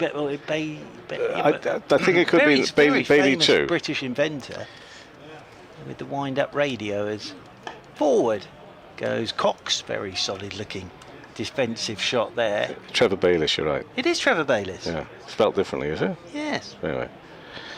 So, In 1991. It's fascinating. Do you watch The Repair Shop at all, Mark? I love that programme. It's full of beautiful people. I often end up in tears. Often, every one for me. And when they don't cry, I get really angry with them. It's over the wicket comes Clark, and this is a lovely shot again from Cox. Straight back down the ground for 4. Good batting that from Jordan Cox. He's on to 32. Essex move on to 195 for 2. There was one on Wednesday night. Lovely story. The film, the family had moved from Uganda, forced by Idi Amin and all those years ago. Waits again, does Cox. Right-handed, of course, he's forward to a good length ball. Playing this one from Clark out towards extra cover. Ryan Patel does the fielding. End of the over. 2 lovely shots in that over from Jordan Cox. 195 for 2 then Essex. Walter 88, Cox on 32.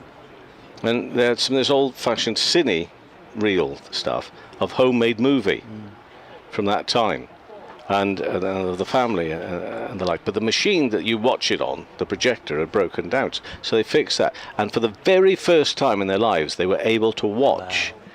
Well, Churchy, the build-up to that, I'm thinking, oh no, Lawrence round the wicket, defended. I'm thinking I'm going to be a right mess in a minute, because they haven't seen this film. All their family themselves, what would be 1950 odd years ago. I mean, they were very appreciative and a lovely family, but they didn't cry. No, they held it all together around the wicket. You. Not like me. I cried for them. This has worked out to Sibley on the onside. They don't have to cry, obviously, and they did clearly very appreciate the work that was done. But isn't it a fantastic programme? Oh, yeah. And then followed by more fantastic people on that Surgeons programme from Edinburgh. We were talking about that earlier. On BBC Two. God, there's Lawrence bowls now, and he will find enough space on the leg side for a single. Will Walter to move his score on to 89. And as I'm sitting there getting all giddy and excited about a new cricket season and us coming along and doing this, and I'm watching those surgeons do their work, I'm thinking, how pitiful, how pitiful the rest of us are. What skill these surgeons have. Amazing. Lawrence. And that's beaten Lawrence. But again, I think he just got something on it. He throws himself at these shots and just gets enough to stop them from racing towards the boundary. Pope was there anyway on that occasion. But they do go through for 1. So Cox moves to 33. 197 for 2. Lawrence back to his mark again, past umpire Blackwell. Bowls again, quickish, darted in, but Walter, who not so much has ridden his luck, because he's on how many balls? 147 for his 90, but he's looked, I think, the most vulnerable in the last half an hour, 45 minutes.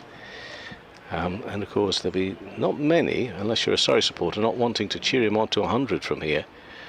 Goes back to Cox to the leg side for a single, and that over, so Cox will keep the strike, having moved on to 34 and taken Essex to just shy of the 200 mark here.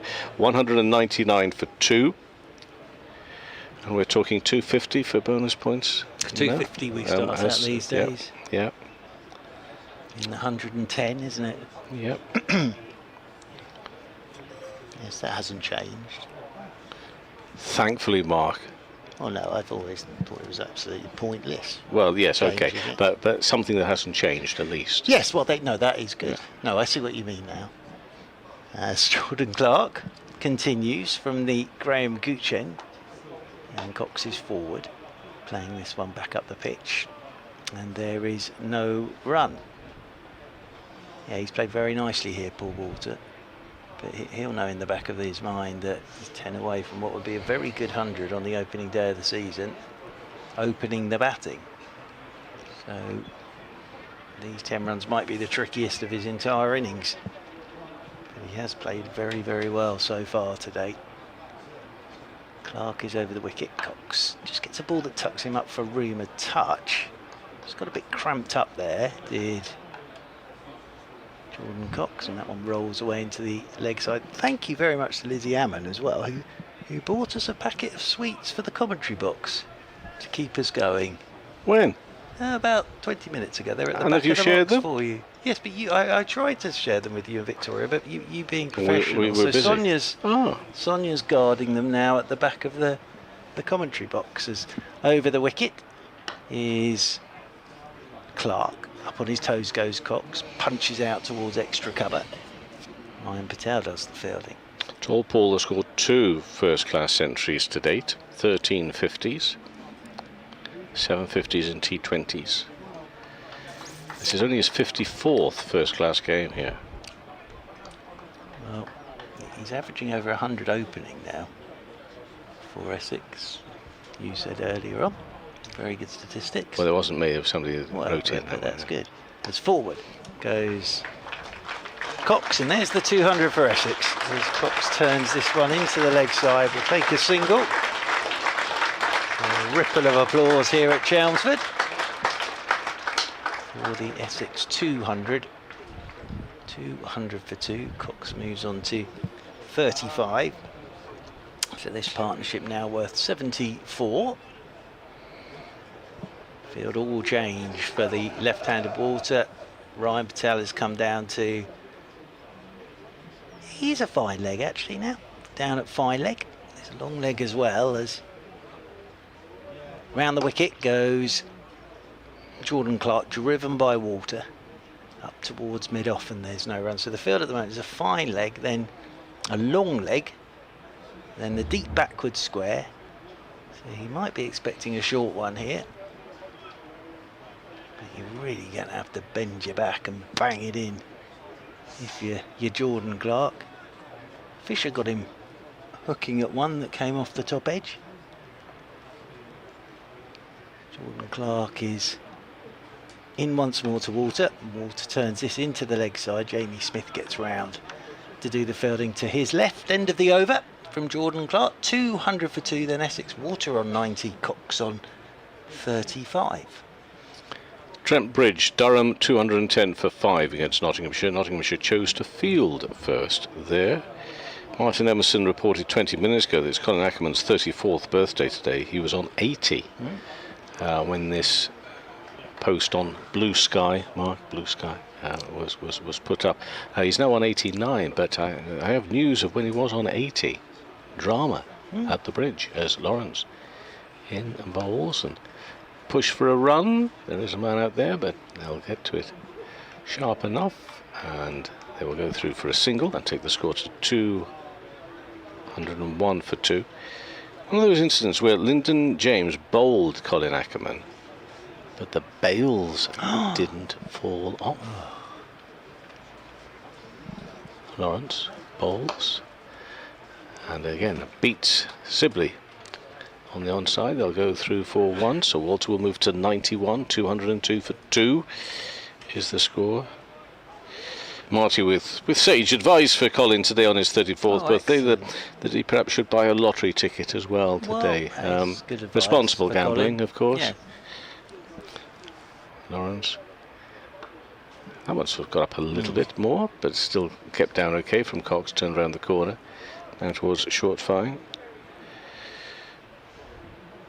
Well, that's the situation. You can follow all these matches, of course, on your smart speaker, BBC Sounds, BBC Sports app, or the live text service as well.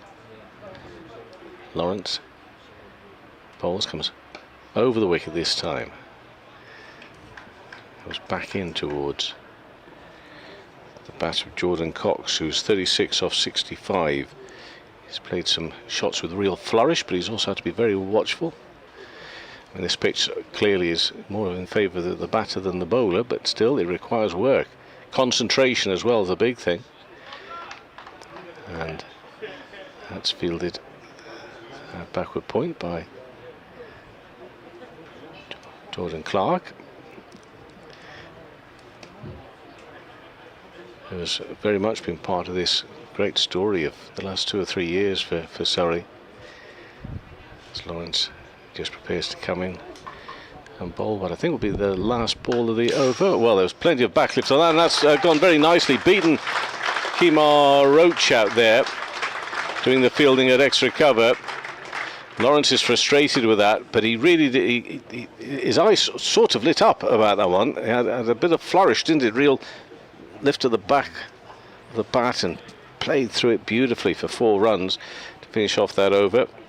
And it takes the score to 206 for 2. Walter on 91, Cox on 40. So this situation, though, that Surrey find themselves in, where you think, yeah, I know this is an amazing achievement. 3, I mean, to win 2 is great, then you win 3, and now you're going for 4. But the questions you're not really asking how will Surrey mess it up? It's how will the others catch them up? You're not ever really expecting Surrey to drop their levels at all, are you? Well, I think their mantra is they look to improve every year to try and keep a bit of that distance. Now Matt Fisher is into the attack from the Graham Gooch end, replacing Jordan Clark as Paul Walter gets up on his toes and whips this one into the leg side for a single. But that's what they always talk about, is improving year on year, and they know that the other sides are all out to get them, so they just concentrate on themselves and improving year on year. 207 for 2.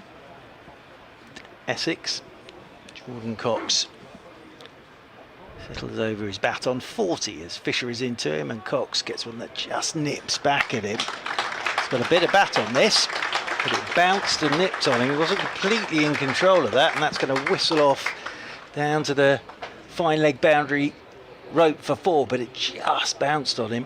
Bottom hand came off the bat to keep it down. That absolutely flew off to that fine leg boundary rope for 4.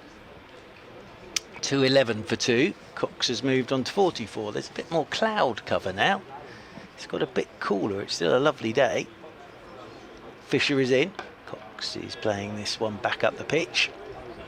And there is no run, so a little bit of cloud above now, but blue sky. Very, very nice opening day of the summer. There have been no chances put down as such, have there? Nope. No. So they're very much just half chances, but Surrey will be thinking we've created a few of these half chances, if you like. And that was one, as you say, actually taking his hand off the bat was very clever and skillful, but Fisher will think he might be onto something here. Fisher's in again. Cox gets forward, plays it out to Patel at extra cover. Yeah, I think Surrey have bowled pretty well since lunch. There's just not a huge amount out there, so they're just having to do the hard work at the moment. And as you say, if a chance is created, you have to take it on this sort of surface. Totally understandable, because we are on April the 4th. As over the wicket again goes Fisher. This is nicely played by Cox, just waited for it, opened the face of the bat, guides it down towards a deepish third man, and they will get back for 2. Cox moves on to 46, 213 for 2. Because that'd be another one for the very British problems people, wouldn't it? Where you, a lovely day today. Oh, make the most of it. We won't have any more like this. Won't be like this tomorrow. But I do believe it's going to be like this for another few days, which is marvellous. Don't be taken in. Don't be taken in. Marvellous.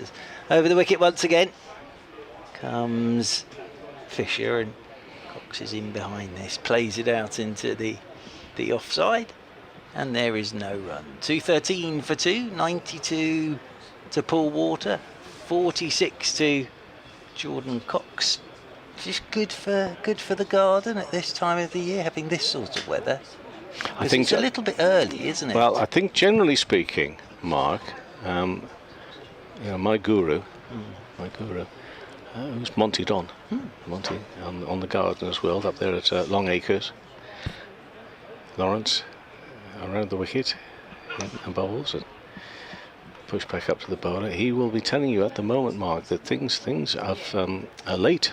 Right. Even some of the daffodils, 2 or 3 weeks running late because we are short of water. I need a bit of rain. Now, we don't want rain. No, we do not. We don't.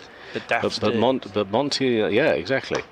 And this one is driven. Oh, Wally Pope.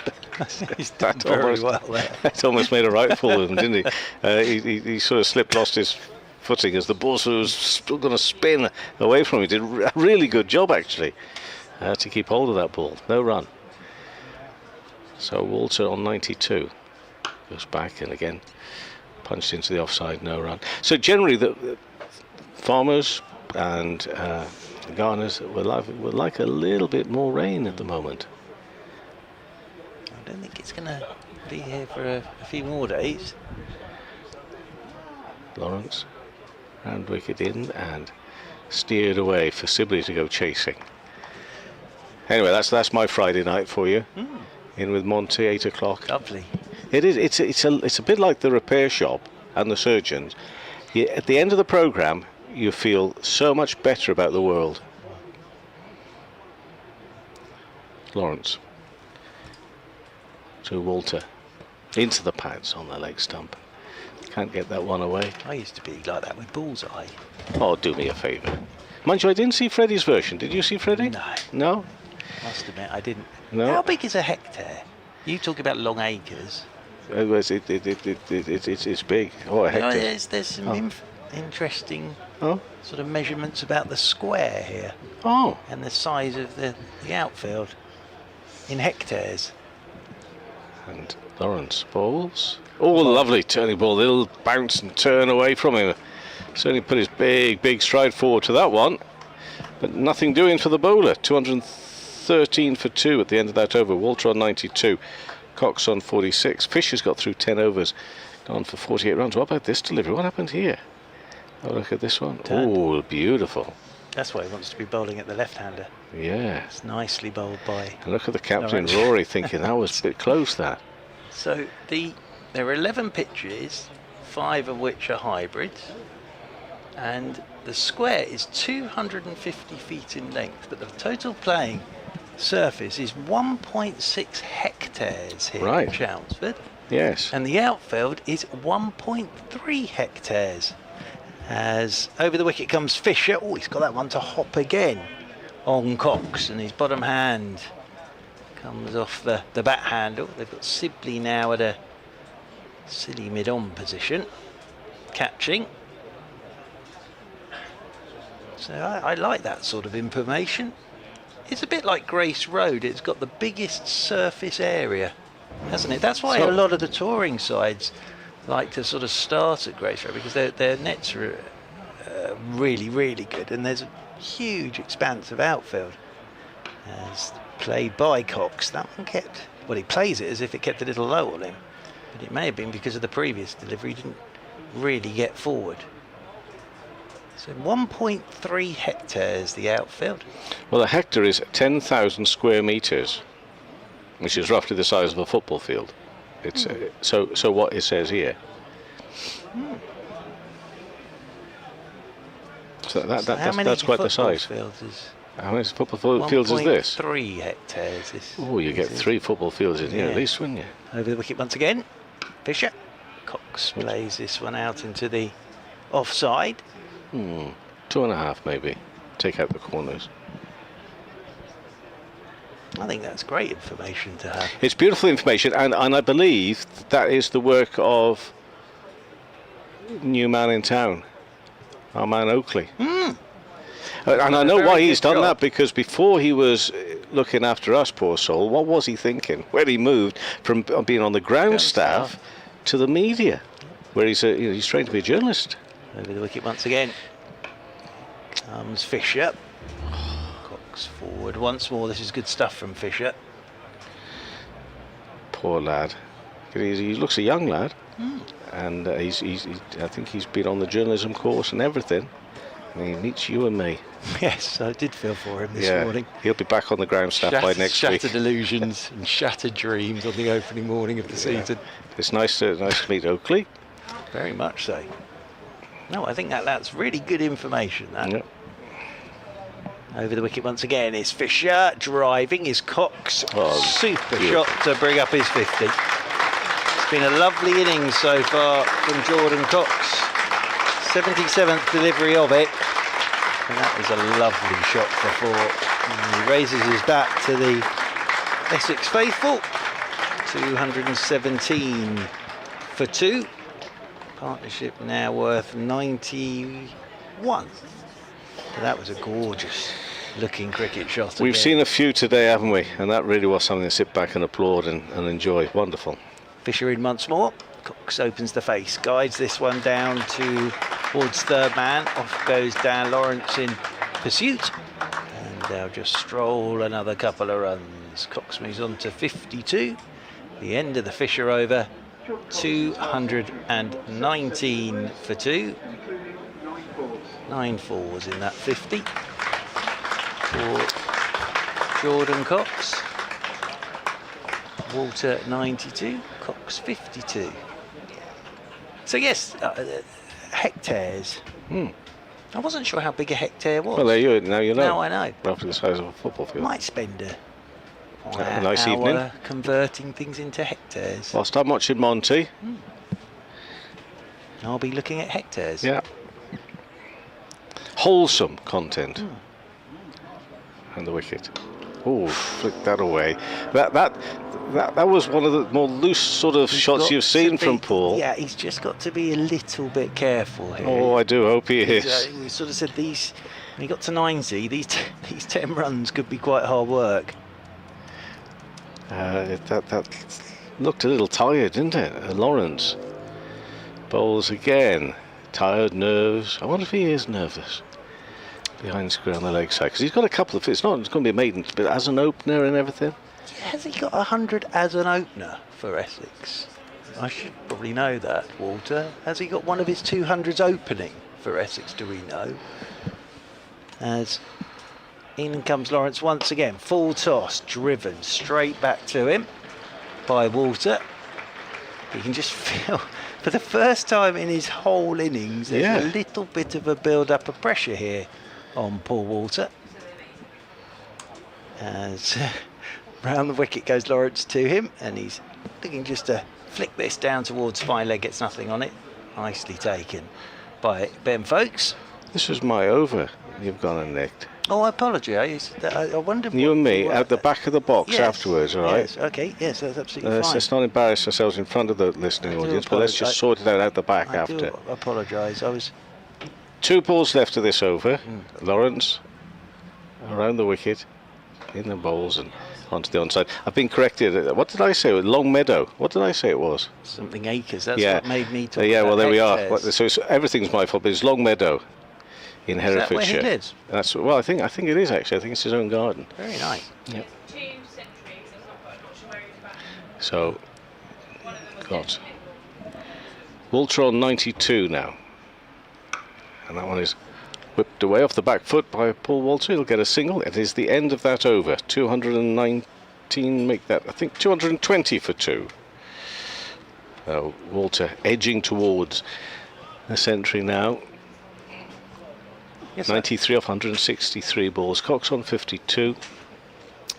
And this 220 for 2 is the score. So I shall leave you here. And who? It's going to be Sonia Twiggy, as apparently she is known to friends and colleagues alike, will be coming in to join you.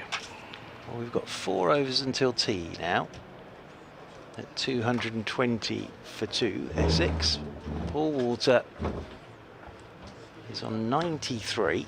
Matt Fisher round the wicket to him. Short ball. Walter's pulling this, but straight back up the ground. Jordan Clark does the fielding. Away to his right-hand side. Good afternoon, Sonia. We were just saying that Paul Walter here, this is the toughest part of his innings so far. It really is. It's the 90s are never fun to be in or to watch or commentate on. You always have that moment. I just wonder if those 200s, I wonder if he ever has got one opening up as he's turning this one up the ground. Round comes Jordan Clark to do the fielding. Well, he's going to give Essex a bit of a problem when Elgar's back and they have to decide who does open the... All he can do is score runs, really. You're right. Mr. Elgar is back. But, well, he's played very, very nicely today, but he's creeping through the 90s. at the moment, tiptoeing his way through the 90s is Paul Walter on 93. Fisher around the wicket to him once more. There's a short ball which he's pulling. Now, has he split the two men on the leg side? No. Lawrence gets round, slips a touch as he does the fielding, but Walter gets a single. Moves him on to 94, 221 for 2. I think Surrey bowled pretty well since lunch. I was saying that, you know, at lunch, 114 for 1, 220 for 2. I've seen a couple go past the outside edge. They've picked up that wicket of Wesley, but it's still hard work for the bowlers out there on this opening day. As Fisher is over the wicket to Cox. Cox just trying to open the face, I think, on that one again to run down towards third, and just bounced on him once. Well, he's got a couple to bounce as Fisher at Cox. Well, at no point have Essex sort of been running away with it. They've not been piling on the runs particularly quickly. Surrey have done well to keep them pegged back. It's just flat. And it's just not offering a lot for the bowlers. So the longer the batters stay, the runs will come. I think, so, not to take anything away from Surrey. Fisher's in, driving his Cox. Oh, what a shot this is. His placement there, that bottom hand has almost come across him as he's driven that to get it through that gap. He's a really stylish batter when he gets going, and I think we could see some quite quick runs now. He's got his eye in, and he obviously wants to make a mark and make a stand at the, a few England batters around the counties haven't done particularly well today, so not that they say they look at county cricket, but if you do well enough, then they can't avoid looking at county cricket. Over the wicket comes Fisher once more, and Cox is in behind this, plays it out into the offside, and there is no run. What impressed me was the way he started this innings. Surrey had sort of shut the door on runs, and he just played very sensibly, didn't go after anything, and then has unveiled some lovely shots so far in this innings of 56. Yes, you're right. I suppose for him it's a case of score heavily at the start of the season, because he got that injury when he was going to make his Test debut, wasn't he, in New Zealand? He was, and then I think in the warm-up game at Queenstown he broke his thumb or fractured his thumb as Lawrence bowls round the wicket to Walter, who just gets down, defends that straight into the pitch. It almost didn't reach the bowler. That's how smothered the ball was. Yeah, he was in, I think they did a couple of warm-up games, or a warm-up game in Queenstown, and I think he fractured his thumb, and then saw him, so I was out there on holiday, sort of walking around the outfield looking a bit glum in Christchurch. As Lawrence round the wicket, and again that's just defended, this time into the offside by Walter.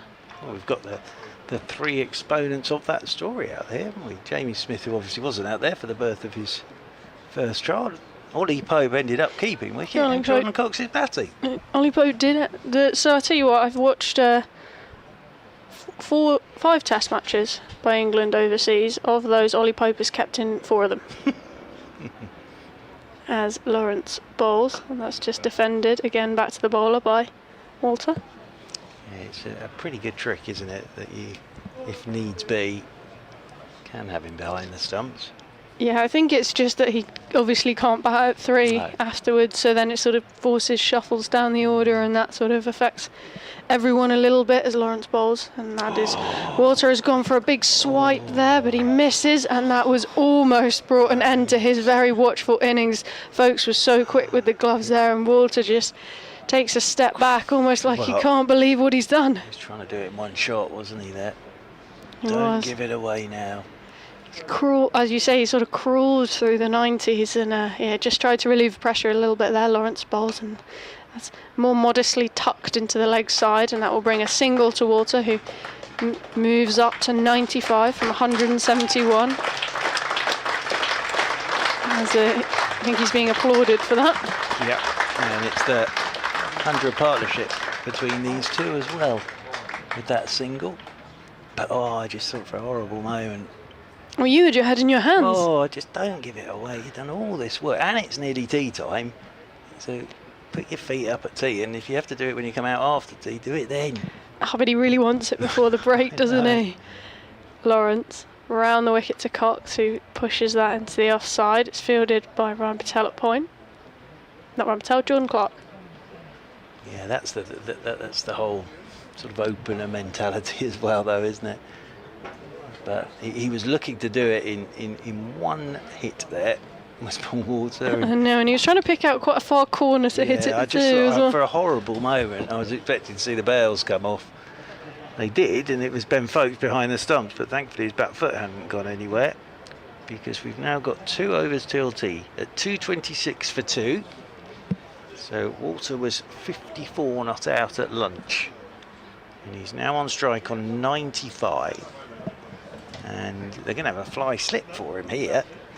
They are. Ollie down to fly slip. Ollie Pope's gone down there, and I wonder if we're going to see some short stuff now that we've seen him sort of open up and try and take on the bowler a little bit. I wonder if we'll just see him really try and get there before tea.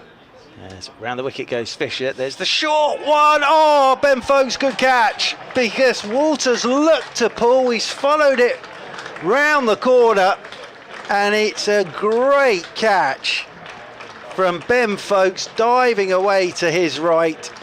And Matt Fisher has his first wicket for Surrey as well, and Walters' very fine innings comes to an end on 95, and he'll get a very warm round of applause. But it was just that build-up of tiptoeing his way through the 90s, but he's gone for 95, and Essex are 2:26 for 3. He just fell into the trap, didn't he? They'd set it up. He knew the short ball was coming, and he couldn't resist sort of chasing it, and ends up just feathering it through to Ben Folkes there. And I think Surrey can congratulate themselves that the plans worked, but I think he'll be really disappointed that he's gone for that, because he really didn't have to, and in the end it might have even been off his glove.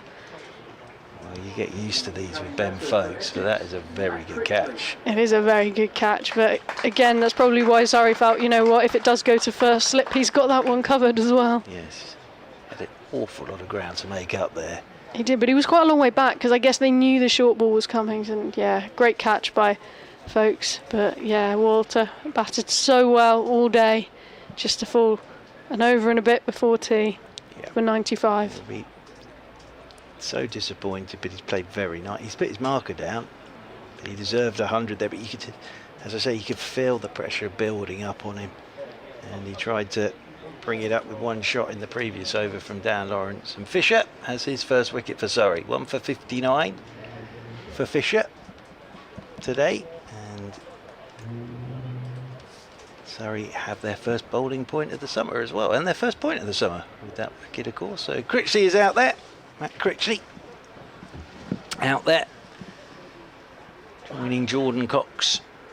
So the right-handed Critchley waits for his first ball from Fisher, and Fisher, that hops at him. He's got this, Fisher, where he can get the ball off a goodish length just to hop at the batter. We've seen Cox a couple of times to Fisher have to take the bottom hand off the handle, because it just hops at you.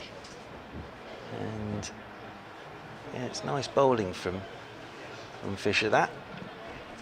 1 for 59 today. Surrey now will sniff a chance of nipping someone out before the tea break as well. Critchley's facing just his second ball as Fisher's into him. Oh, beats the edge. Nicely bowled by Fisher. And Critchley, even though it's a good pitch to bat on and no great pace to it, you've still got to play yourself in, and that's a really nice delivery from Fisher. Yeah, just a bit of seam movement taking it away as well. Not what you want when you're coming in just a couple of overs before tea. There is an opportunity here for Surrey. If they could knock one more over before tea, I think they'd be delighted with their session. As over the wicket comes Fisher again, and Critchley's driving, and Jordan Clark tumbles. Well, he fell over to his right, but he's done a job because he's got a hand to it. Victoria Polly is back alongside, because I think there's probably an update coming. There is, standing by. Standing by. And that'll be a blow to have to tell them about a Paul Walter wicket. Yeah, it was just, as I say, he was tiptoeing through the 90s, wasn't he? But he did play very nicely for those 95 runs as Fisher is in and Critchley is forward. Playing this one out towards cover point. Round goes Dan Lawrence to do the fielding. And there is no run. But I think he's put his marker down there. Certainly hasn't done himself any harm for opening the batting. I suppose it's who partners Dean Algar when Dean gets back. Whether you move Walter back down, keep Allison in, or... Fisher, in over the wicket he comes, and Critchley plays this one into the offside. Lawrence does the fielding, so his first wicket for Surrey. Surrey have a bowling point, and Matt Fisher is off the mark. Very good catch from Ben Folkes, and with 1 over till tea, Essex 226 for 3. Yeah, Paul Walter was just looking desperate to try and make that century before the tea break, and in doing so he has given his wicket away. And I guess you, like you say, he was tiptoeing through the 90s, but I just feel Tom Wesley and Paul Walter, they were unnecessary, those wickets. Yeah, I think from a Walter point of view, he tried to do it one shot the previous over from this man, Dan Lawrence. The shot was right. You know, they'd set it up, but had he gone off the top edge or anything, it probably would have flown straight down to the boundary. But as it is, he followed it round the corner. In comes Dan Lawrence. And that one's pushed at by Jordan Cox for no run. But Surrey sort of slipped into that phase to Walter in Canada very well, and we thought it would be and as I say, made it as hard as possible for him. Would have been a big disappointment. And today, Essex 226 for 3. In comes Lawrence, and Cox is getting low to it. He pushes towards long on, who trots in, and they'll come through for a single. 227 for 3. Cox on 57 brings Critchley on to strike, yet to score from the 5 balls he's faced. About to update BBC Essex listeners. You can continue listening to the commentary on the BBC Sport website and app. As Lawrence is in to Critchley, defending. And there's been a big blow for Essex just before the tea break here on day 1 at Chelmsford. Paul Walter, who was on course for his century, was just looking desperate to get to his 3rd first-class 100 before the break, and he's given his wicket away. He's had to depart in the 90s. He's gone for 95, caught by Ben Folkes behind the stumps off the bowling of Matt Fisher. Tom Wesley also departing in the afternoon session for 40. Before Walter's dismissal, him and Jordan Cox were building a good partnership for Essex. They've just reached their 100 partnership. So although Essex have now lost 3 wickets, they are continuing to frustrate the Surrey bowlers. It's 229 for 3 as we approach tea. That's Victoria Polly, and commentary continues on the BBC Sport website and on the app as well. We've had 3 singles off this Dan Lawrence over. Matt Critchley is now off the mark, and he is back on strike for Essex. Right-hander. Dan Lawrence is going to come round the wicket, and forward comes Critchley, pushing at that one, and takes a single. What are you chuckling away at? An air ball that from Dan Lawrence, wasn't it? Tempter for Critchley. Critchley had to wait for it to come down, but pushed it away for a single. 230 for 3. Final ball of the 64th over. In comes Lawrence with his unorthodox run up, and that's another single with Cox getting bat on ball this time, and that will be tea. 231 for 3. Cox on 59 and Critchley on 2 for Essex, and just before the break, Walter departing for 95. Yeah, interesting session of cricket again, I think. Surrey have stuck at it and picked up a couple of wickets. Cox is looking very, very good, and Walter with his 95. So, yeah, again, I think Essex will be fairly pleased with where they find themselves. I think Surrey will be delighted to get the 3 wickets. Essex would be devastated if they weren't still batting at stumps this evening. Really, from an ideal point of view for Essex, they only want to lose 1 or 2 more today. Perfect for them is that Cox and Critchley are still there at stumps, but I think Surrey stuck in there well after lunch, and they know they're going to have to do exactly the same again after tea. For Cox and Critchley, just keep batting. Interesting final session of day 1 to come then for you on the BBC Sport website and app. We'll be back with you after the tea break to see out this first day of Essex against Surrey.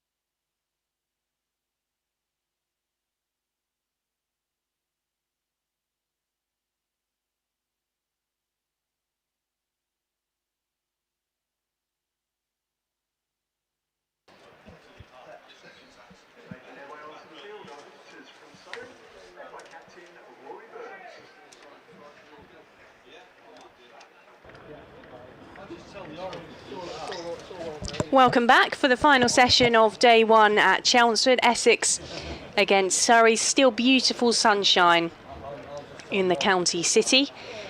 And I would say the crowd has thinned out a bit, but I imagine quite a few of them are behind the stands enjoying refreshments still at the end of tea. And on my way round a little bit earlier on, there were a few people making their way in, having finished work a bit early on a Friday to get down and catch the start of the season. The Essex batters are making their way back out to the middle. Jordan Cox on 59, Matt Critchley on 2. Essex 231 for 3. They've had the better of the days, but blow just before tea to lose Paul Walter for 95. He was a third wicket to fall with. Tom Wesley caught by Jamie Smith off the bowling of Kemar Roach for 40. And in the first session of the day, Charlie Allison LBW to Dan Lawrence when he was on 25. A good partnership was building between Walter and Cox. They've just hit their 100 partnership before Walter was dismissed. And Jordan Cox will be the man to get things going. It's Victoria Polly and Sonia Twigg with you. Commentary from BBC Essex and BBC London. We've got Mark Church and Kevin Howes as well. First one of the day first one of the session, I should say, from James Taylor. Really jumps up and takes Jordan Cox by surprise. Comes off a glove, I think it was, and he was desperate to scramble across and try and make sure it was safe. He ended up sort of blocking it with his body. I think he didn't quite know where his stumps were when the ball sort of ballooned up into the air and ended up sort of parrying it off his stomach away from the danger area. He didn't look entirely comfortable with that at all, and that's not where you want the first ball after tea when you're resuming, having got your half century in the session before. But yeah, a bit of an odd one and a jump start to the session. Taylor in from the Graham Gooch end. This is a more orthodox shot from Cox, who just pushes it into the offside for no run. Slightly cooler. Well, you're sitting out the sun. I thought putting the fan on in here would help, but I think it's helped if you're not sitting directly in line with the sun. But no, I mean, to be honest, we can't really complain about the weather, can we? A little bit hot, you'd always take that. I think all too soon it'll be raining, I'm sure. Exactly. When I get my winter coat back out again, it's all gone wrong. In comes Taylor to Cox, just pushes that one back up the pitch to the bowler for no run. Were you talking about hectares, or was this a Mark Church and Kevin Howes? I was not talking about well, maybe we'll leave the emails. Acres or acres or whatever groundsman info is pasted on the side window of our commentary box. It wasn't me. I think that was Churchy. Yeah. Well, thank you for your emails, Colin. James, we've been in touch on that. I'll try and flag them to Churchy and Kevin Howes as Taylor is into Cox, turns the wrists on that one.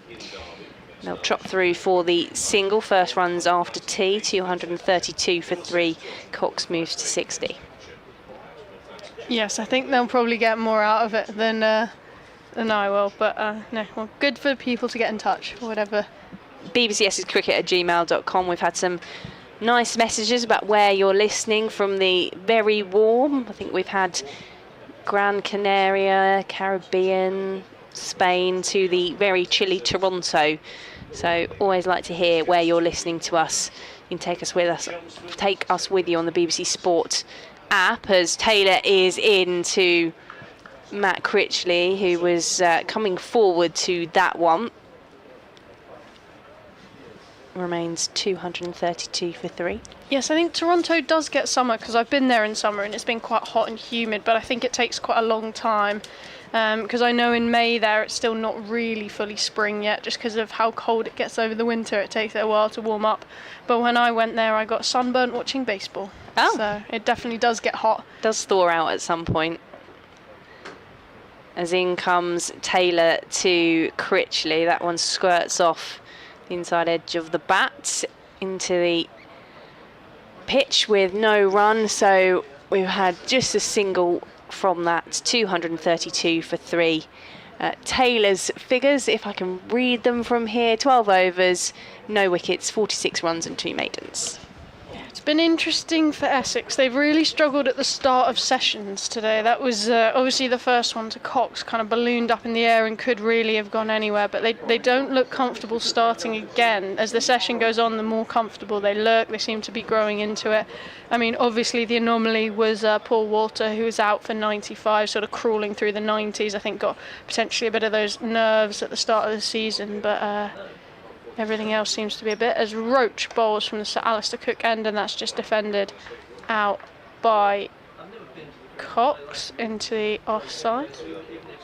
But in general, Essex have struggled to start, they've struggled to get going whenever there's been a sort of lengthy break in play, but this will be the longest session of the day, so the home fans will be hoping that they can just bed in and score as many runs as possible on what is going to be a lovely Friday afternoon and evening. Yeah, I think it's key that they don't... I'm not even going to say it. Roach over the wicket bowls, and that's driven really nicely by Cox up through mid-off and races away to the boundary. So a good way for him to move into the 60s.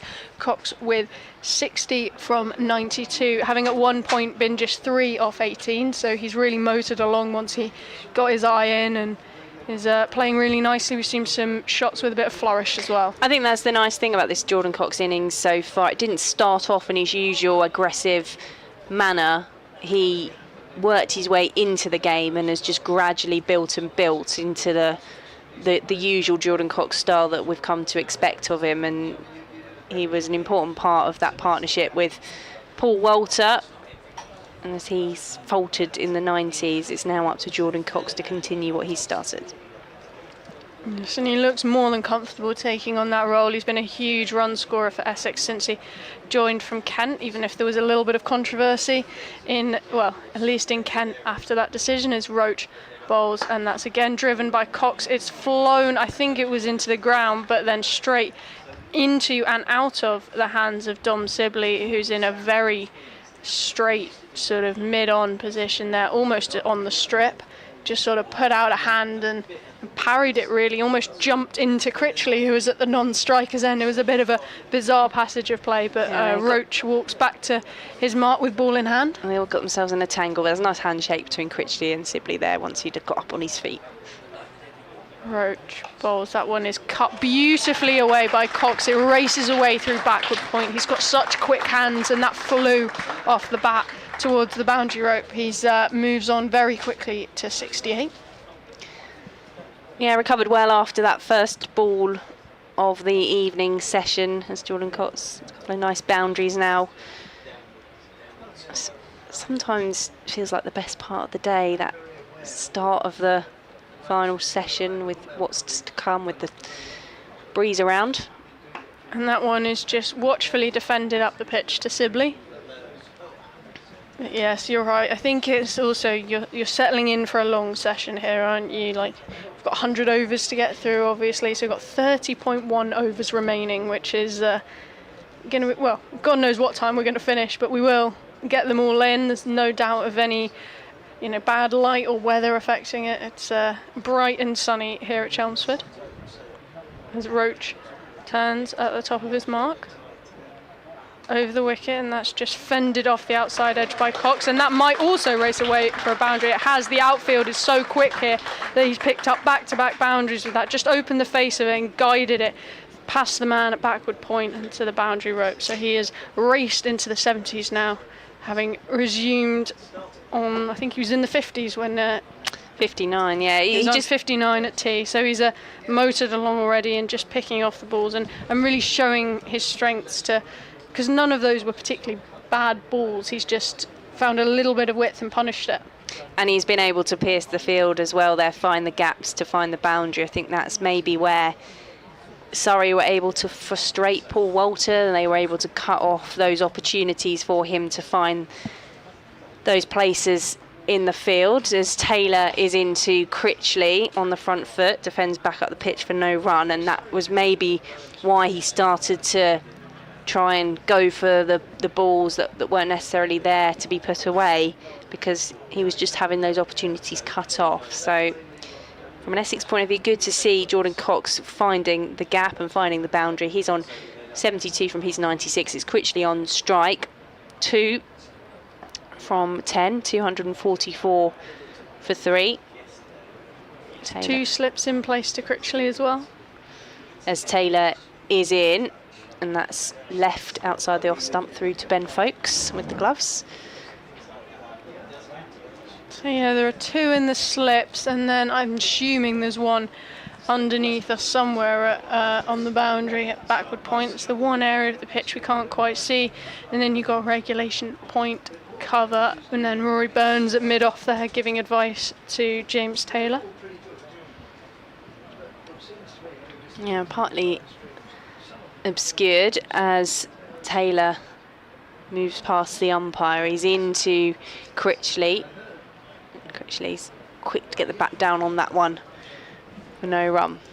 And then on the leg side you got mid-on, sort of straightish mid-wicket, and then someone at fine leg as well. So they're not really protecting the boundary. We saw them do it a lot in the afternoon session. They had a few sweepers out there for the bad balls. Maybe this is just to Critchley. They're really looking to strangle him at the start of his innings and hope they can lure him into a mistake, which seems to be the only way that they're taking wickets. There's not a huge amount of movement on offer. In comes Taylor to Critchley, who does have a swipe at that one, misses it, and Folkes goes tumbling over to collect. Yeah, we've not seen a huge amount of movement on offer. I think it's fair to say it is a batter's pitch at the moment, but we've obviously seen, well, Walter was the biggest example of that, of a wicket just falling to frustration and a desire to get to those 3 figures, went chasing a short delivery and ended up just sort of gloving or nicking it behind to Ben Folkes, who made a strong catch, diving all the way to his right.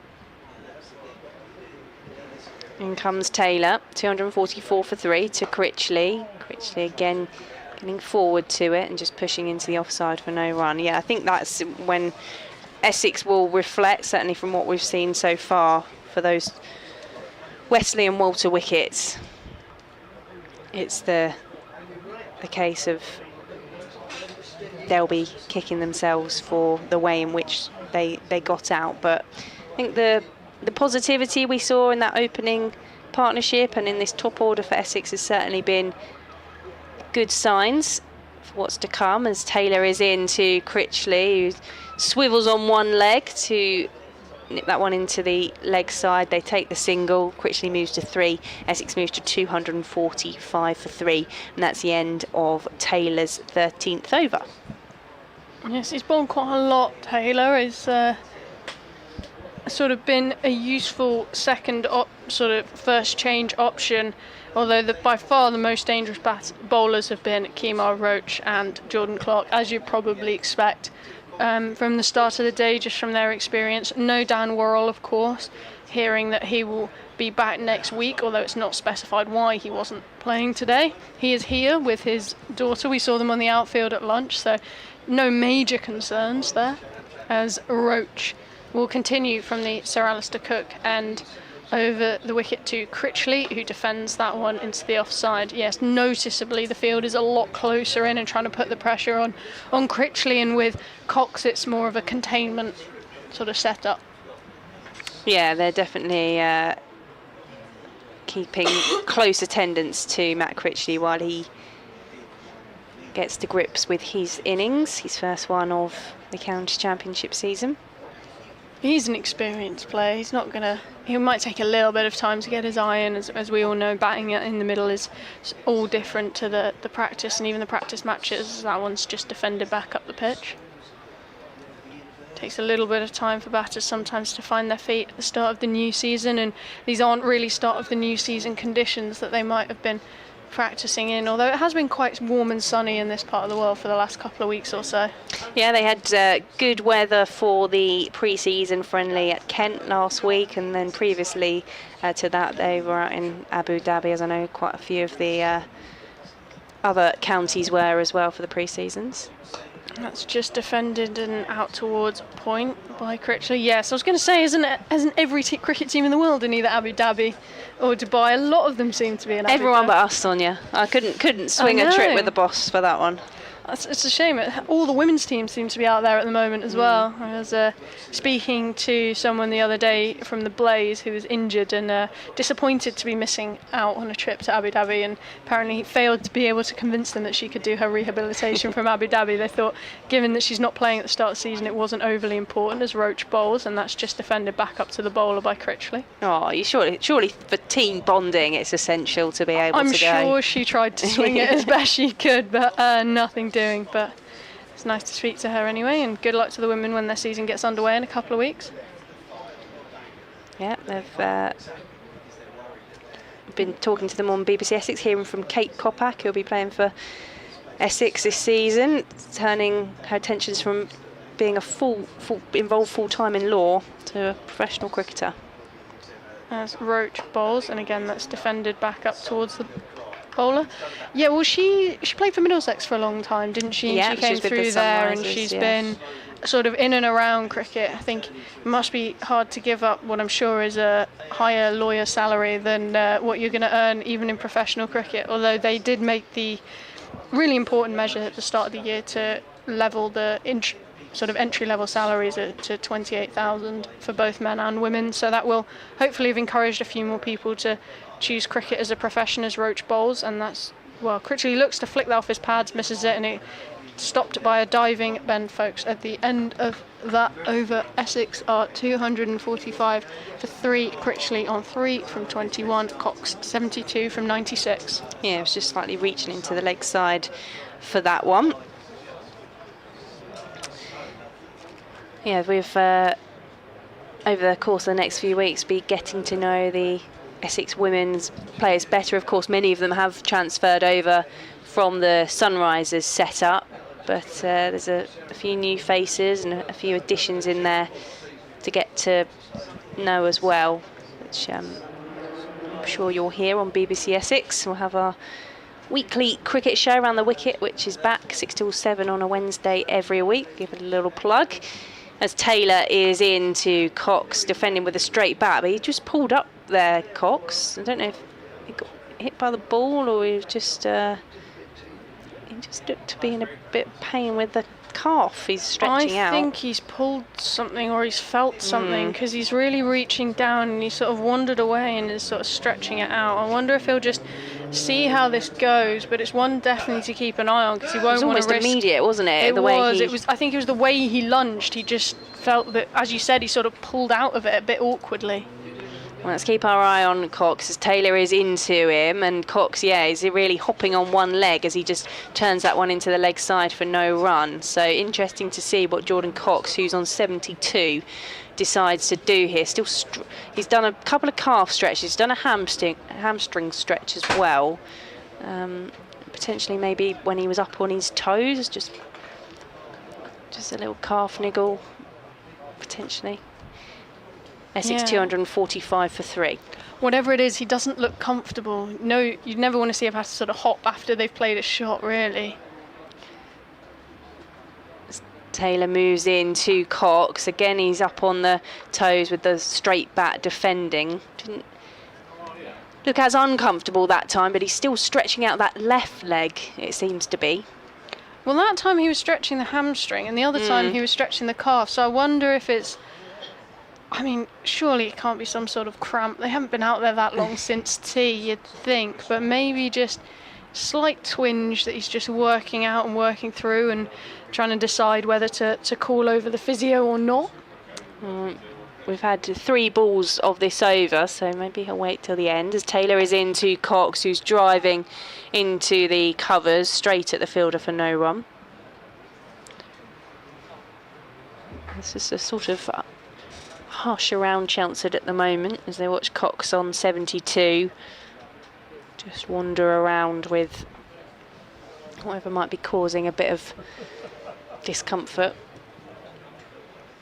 Right, I think it's definitely the left leg. It's just whether it's hamstring or calf. You stretch both.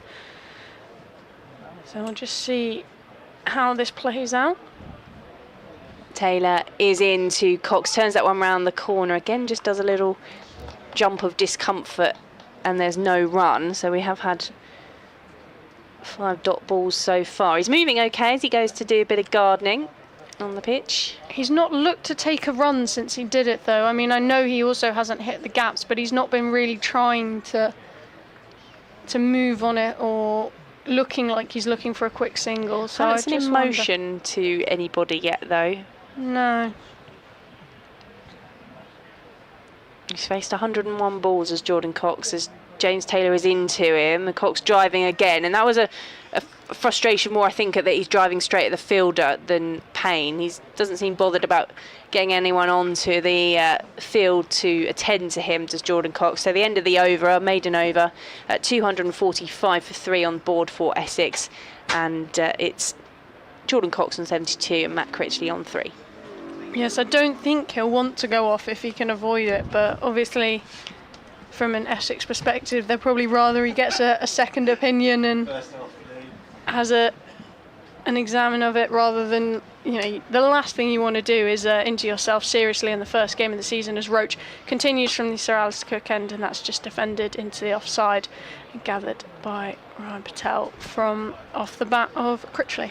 I think this will be interesting now he's at the non-strikers end, because it will be whether or not they'll go for the runs here. I mean, he looks, after that initial discomfort, he looks okay now, so hopefully it's something he's just been able to stretch off.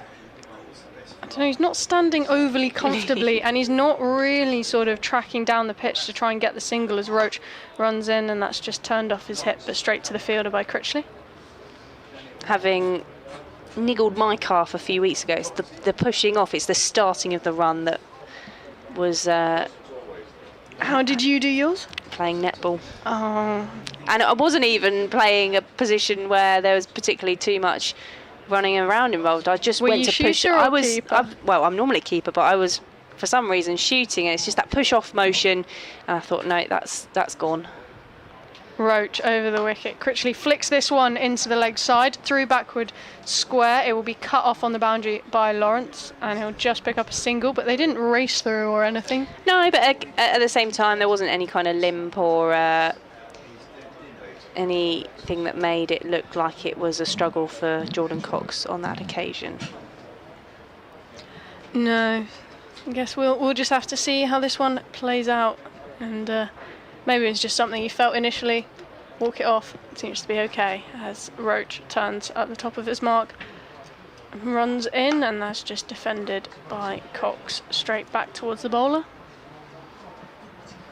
So Essex 246 for 3, Critchley a well watched 4, and Cox on 72. Are you just looking at the other scores? I was going to take you through them, yeah. In the other Division 1 fixtures, Hampshire 88 for 2. That was after they'd bowled Yorkshire out for 121. I'll go through the rest of them after this ball. Roach bowls, and that's again just defended up the pitch by Cox. At Trent Bridge, Durham are 267 for 6. At Nottinghamshire, Somerset 84 for 3 in reply to Worcestershire's 154 all out. Sussex 276 for 4, going well at Warwickshire, and I'll take you through Division 2 in a moment. Yes, Roach just walking back, turns, runs in, and Cox opens the face of the bat on the back foot, but plays it straight to point at the end of that over. Essex 246 for 3. Gloucestershire 209 for 9 at Derbyshire. In Division 2, Glamorgan 212 for 8 at home to Leicestershire, while Middlesex are 260 all out, so Lancashire just about to start their innings of that one. Earlier, Kent were 231 all out at Northamptonshire. They are 26 for 1 at the start of their innings. You can listen to all of those matches across the BBC Sport website and app, and you can keep up with them as well on the live page. After this ball, I'll tell you the error that I've just made. Okay, as Taylor is in to Critchley, that's driven uppishly into the offside. It's being chased as it races towards the boundary. I think it will just slow up though as they come back for 3 runs. So being eco-conscious, I brought a reusable water bottle. It's metal, and I've left the black metal water bottle in the sun, and now it's really hot. So I've just moved it underneath my chair to try and cool it down a little bit. And it will keep it hot, won't it? Oh, the water's cold, but the bottle's hot. Too hot to touch. A little bit. 249 for 3 as Taylor is into Cox on the back foot. That just balloons up into the offside and drops safely for no run. Yes, I think there's a few more people just drifting in. Some who were here at the start of the day might have already headed off for their Friday evening plans as well. Yeah, 10 to 5 on a Friday. Still not a lot of movement on the balconies. No. As Taylor is into Cox, turns that one round the corner. Be fielded in the deep by Roach as Essex bring up the 250, which is the applause that you all hear. And Cox moves to 73. That was a no ball as well from James Taylor. Yeah, quite unusual for the balconies to be still empty, but like you say, still early potentially on a Friday evening. As Taylor is into Critchley, who just hits that one into the leg side for no run. They're always particularly busy on a T20 Friday night. I'm sure they are. I imagine people pay good money or the equivalent of in snacks or drinks or whatever it is to let their friends go around their apartment for the evening. Well, I knew someone who had one of the flats in that building right next to the Oval, which had a roof terrace, and used to invite all his friends round, and they go sit up there and watch as much cricket as you like, Sound like a good including person test to know, matches. as Taylor is into Critchley, who again get proper connection on that one into the leg side for no run. 252 for 3. Yeah, it sounds like a good friend to have, that one. Well, unfortunately, they don't live there anymore, but it was useful at one point. So Chelmsford is good. I think they're building even more around there, aren't they, at the I think moment? so. There seems to be a lot popping up here and there. But, I mean, the danger is that Surrey will build higher stands, and then, of course, you can't see over them anymore. In comes Taylor to Critchley, who drives that one to mid-off for no run. I don't think you can build any more really around Essex, because we've got the river behind us on this side. You've got the flats at the end towards the city, and then you've got the car park and the Essex facilities away to our right.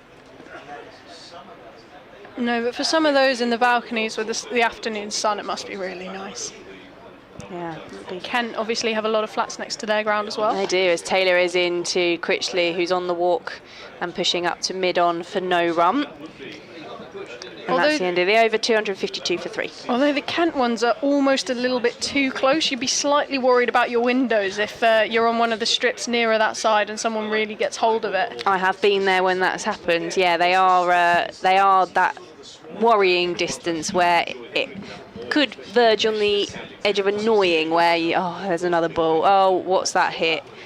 Whereas I think you've probably got a bit more distance here at Chelmsford to the balconies, as we've just got to pause for Ben Folkes having a drink, I think, and a change of bowling. Yes, he's having a drink and picking up his helmet at the same time, I think. So it will be Dan Lawrence to bowl. He's had a good few overs already today. He's I can't quite see the screen, but I think he's had 13 overs. So this will be his 14th, taking over from Kemar Roach at the Sir Alistair Cook end. And 1 for 46. I'm not sure he would have envisaged himself being used quite so much at the start of the season, but it is quite dry. And as we've said all day, really, not a huge amount on offer for the spinners, as that one is just pushed into the gap by Cox for a single, fielded by Kemar Roach. Nick the Greek's been in touch on the email, says you're getting messages from everywhere. Here's one from beautiful, sunny, warm Crete. Have a good day and come on Essex. Sounds nice. Do you know what? It's whenever you do this and you think, oh look, we've got a lovely sunny day, people always have to top you, don't they? Going, oh, I'm in Crete, or I'm in, what was it, the Dutch Caribbean was one of the ones we got this morning. And you're like, Spain as well, yeah, Gran Canaria I think we've had. Just as you think your life's going all right, and then as that one is defended straight into the pitch by Critchley for no run. No, obviously it's great that everyone is tuning in and listening from wherever they are, and I think Crete would be a lovely setting. I've actually seen a cricket pitch in one of the Greek islands, although not Crete. There's one in Corfu by the old fort. Oh. I think it's an AstroTurf pitch, but I know that touring sides sort of have gone there, as that one is reverse swept. Well, attempted to be reverse swept by Critchley. He doesn't get hold of it at all, and it sort of bobbles before it even reaches Rory Burns, and in the end it's Ben Folkes who dives across to field that. He went for an interesting decision there and didn't get hold of it at all, really. No, it wasn't the most attractive efforts there of Matt Critchley trying to get down to sweep it and just get it all wrong. As Lawrence over the wicket, and that one is more comfortably defended straight into the offside by Critchley. Yeah, so there's I think it's AstroTurf, and I know some club sides have sort of made it a mission to play there, and I think it's just an excuse to go to Corfu on a pre-season tour, but with the notion of cricket. As Lawrence bowls, and that one is pushed up and well parried by Lawrence. It looked like he was going to go straight past the bowler, but he did well to get down and keep that to just a single for Critchley, who moves on to 8. Yes. So would there be local teams using it then? I'd imagine there would probably be at least one, because I can't imagine there's enough. But it might be an expat team or something. There's an expat team not an expat team, there's a team in Berlin who play in right next to the old Olympic Stadium as well, as Lawrence bowls. And that one is, again, Jordan Cox this time goes for a big shot, doesn't get hold of it at all, sort of thuds off the thigh pad down towards fine leg for just, well, it's been given as leg byes. Essex at the end of that over 255 for 3. I think it's been given as a bye. A bye? Yeah. Of course, with Dan Lawrence bowling spin, that felt like it went awfully quickly. But yeah, he could be play quite a key role and a big part in this one for Surrey. Really interesting battle earlier on with him and his former captain Tom Wesley when he was in for Essex before he was dismissed by Roach for 40. Yes, it was. Ryan Patel's going to come on and bowl from the Graham Gooch end. And that's the... Well, that change has got Mark Church excited somewhere at the back of the commentary box. I know, I just heard his voice. I couldn't quite hear what he was saying. It's the first time we've seen Patel. He's in, and that one was wide of off stump, and he's given it as a no ball. Yes, I can't remember the last time he would have bowled, and he certainly wouldn't have expected to bowl today, but... Grab my paperwork, I'll be able to tell you. Thank you. As Patel turns on his mark. And he's into Jordan Cox, and that one is driven into the offside. It's past the diving Ollie Pope as they come through for a single. 75 now on the board for Jordan Cox as Essex moved to 258 for 3. Yes, he's just... Well, I guess Surrey are just going through their changes in a bid to try and make something happen and manufacture something. We saw Rory Burns trying to change the balls earlier to... Well, they got one ball change, but the second one was to no avail, and I wonder if they're just sort of pulling out every opportunity they can to try and manufacture up a wicket from somewhere. As Patel is into Critchley, driving to mid-on for no run. Let's look at Ryan Patel for last season. 12 overs. In all of last year? Did he get any wickets? 3 wickets. Oh, so he was quite effective for his 12 overs then. And here he is now into Matt Critchley, driving uppishly into the leg side for no run. I wonder, I know it's really early in the year and it's not often the point where you say, I wonder if a team will regret not going spin, but I wonder if Surrey are looking at this pitch and thinking how long they might be out here for, and they're just regretting not having a specialist spinner to have a go. As Patel is in, that's just dabbed nicely by Matt Critchley to third. Taylor is there though to do the fielding as they come back for this just the single. Critchley moves to 9, 259 for 3. I think it's always a really difficult one with Chelmsford, and particularly like we've talked a lot about today with how the weather has been. It's not hot enough that the pitch will dry out and crack as Patel is into Cox, driving on the up. It's a sliding stop from mid-off to prevent it racing away to the boundary. So in the end, Essex have to settle for the single, 260 for 3. So I think that it was hard to know whether it would be a pitch that spins, and Essex previously have played to their strengths in that way, but not too much movement around either that we've seen on this first day as Patel is in to Critchley, who tries an almost carbon copy of the same shot again, which James Taylor collects. Essex put another single on the board at the end of the over, 261 for 3, Critchley 10, Cox 76. No, but just as to give your seamers a bit of a break and allow them to come back fresher, it's not necessarily looking for that wicket-taking option. It's just looking to sort of rotate and have someone sort of really stifle the runs at one end. You see Jack Leach do that so effectively for Somerset. If the spinner's not giving anything on offer and allows you to keep your seamers a bit fresher, just then use up some overs. It just becomes so much more problematic for the batters. And you know, as we've seen today already, the way to get wickets is to really stifle the batters and force them into making a mistake, as Lawrence continues, and that one is pushed up the ground by Critchley, but straight to Kemar Roach at mid-off. Tom Clark has scored a century for Sussex on their return to Division 1. And Ackerman was the first to make a century in the County Championship today.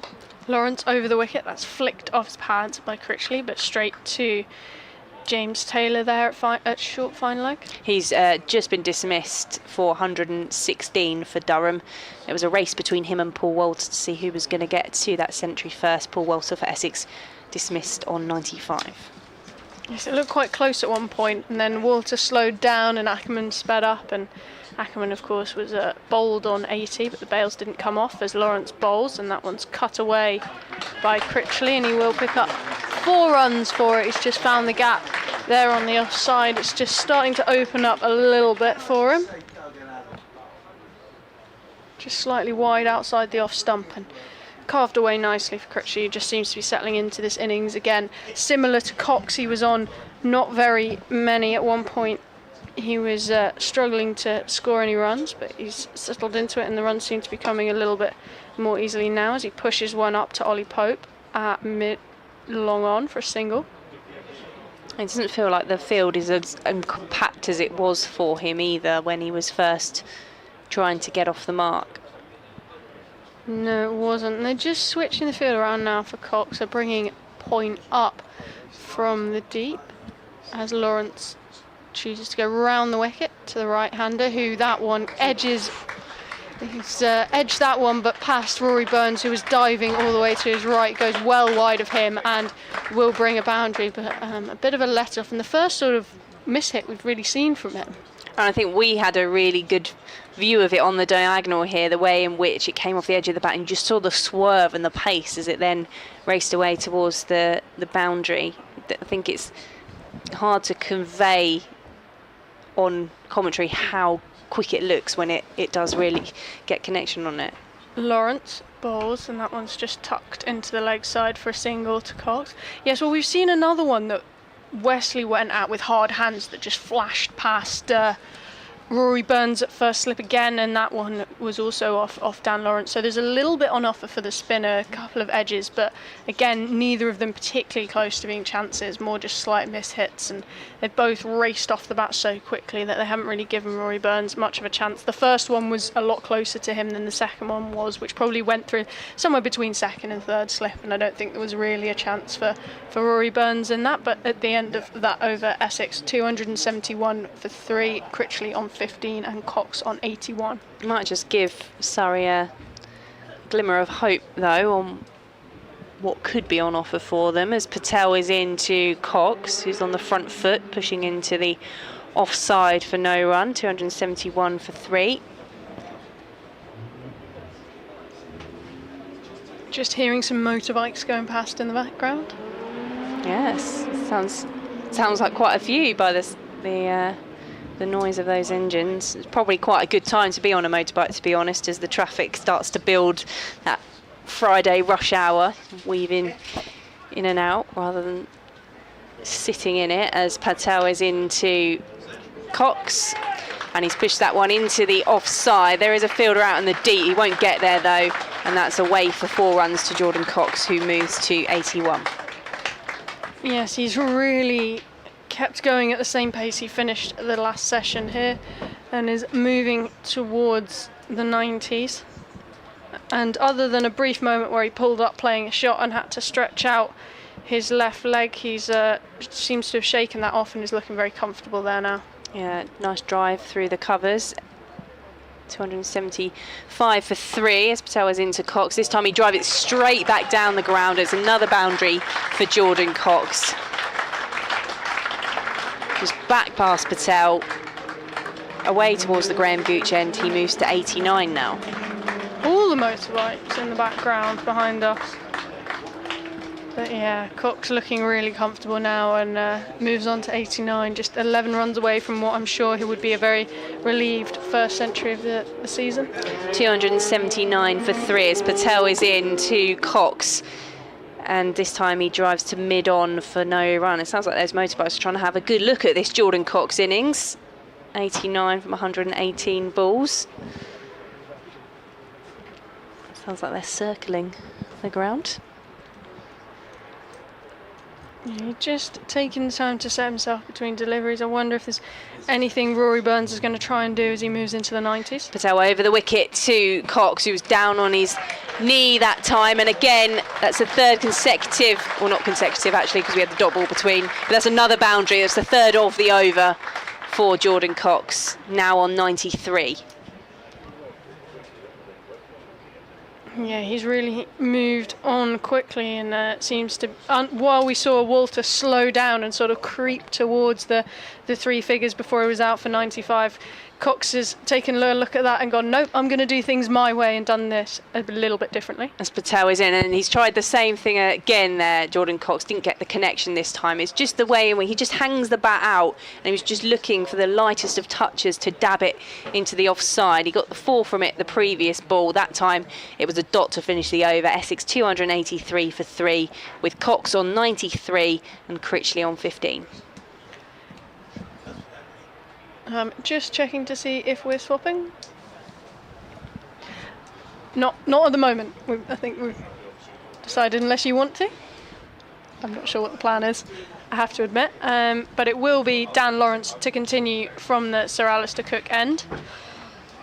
And Critchley will be on strike. He's just sort of wandering down and prodding the pitch as Lawrence tinkers with his field and makes sure he's happy with what he's got. As Lawrence will come around the wicket to Jordan Cox, bowls that into the pitch, and Cox has hit that up. He hasn't quite got hold of that. He sort of sat up in the pitch, Critchley, and just paddled it almost along the ground to Dom Sibley, who's quite close in there, about 3 strips away from the pitch at mid-on. As Lawrence bowls, and that one's just tucked into the leg side by Critchley. He'll pick up a single, and I wonder what they'll do for Jordan Cox here, because they haven't protected the boundary particularly well. I wonder if they'll think about, no, they are moving Matt Fisher, who had been in the ring, for Critchley has just gone out to the boundary there on the offside at cover, as Lawrence bowls that again into the pitch, and that's just tucked away around the corner for an easy single, as Cox moves on to 94.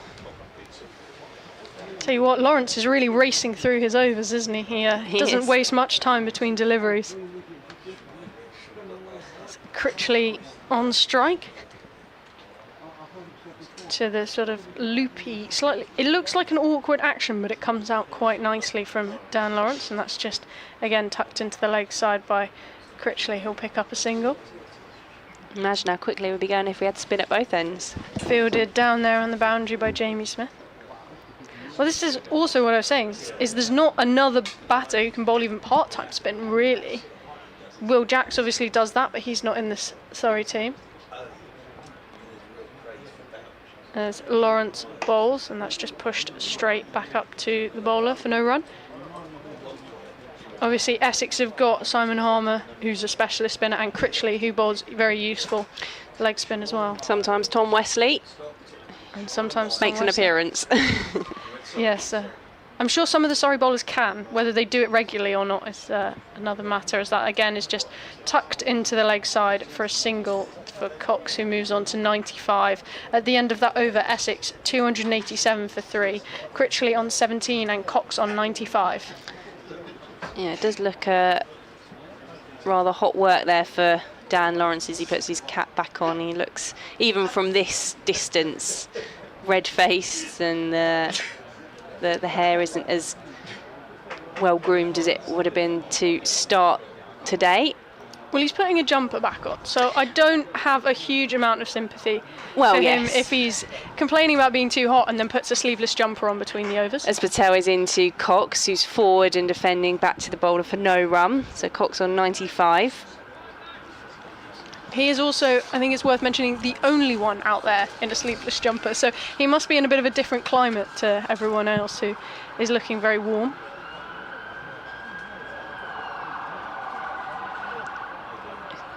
In comes Patel. We've got sirens around the city to Cox, who just almost places that one into the leg side, deep mid-wicket. Does the fielding single for Jordan Cox, who moves to 96, 288 for 3. He did top the Essex batting averages last season, despite having played fewer games than the likes of Dean Elgar. 65.57 was his average with the bat in 2024, as Patel is into Critchley, who's forward and pushing into the offside for no run. Yes, I was here for Elgar. Elgar joined last season, didn't he? And I was yeah. here for his first century at the start of that, which was quite nice. And he'll be back with Essex in the next few weeks, I'm sure, just having that extended period of leave, as Patel is into Matt Critchley on the back foot, just hits it into the offside for no run, 288 for 3. Just the single from this over so far. Yes, he's just his wife's just given birth to twins, hasn't Yes. she? So I'm sure they'll have their hands full, literally, for the next few weeks, and of course the extended time off warranted. As Patel turns on his mark, he's into Matt Critchley. One's played out into the offside through the covers, and it will be fielded by Dan Lawrence coming in off the boundary. Essex take the single, 289 for 3. Yeah, it just seems to have sort of become a bit of a lull and slowed down a little bit this over.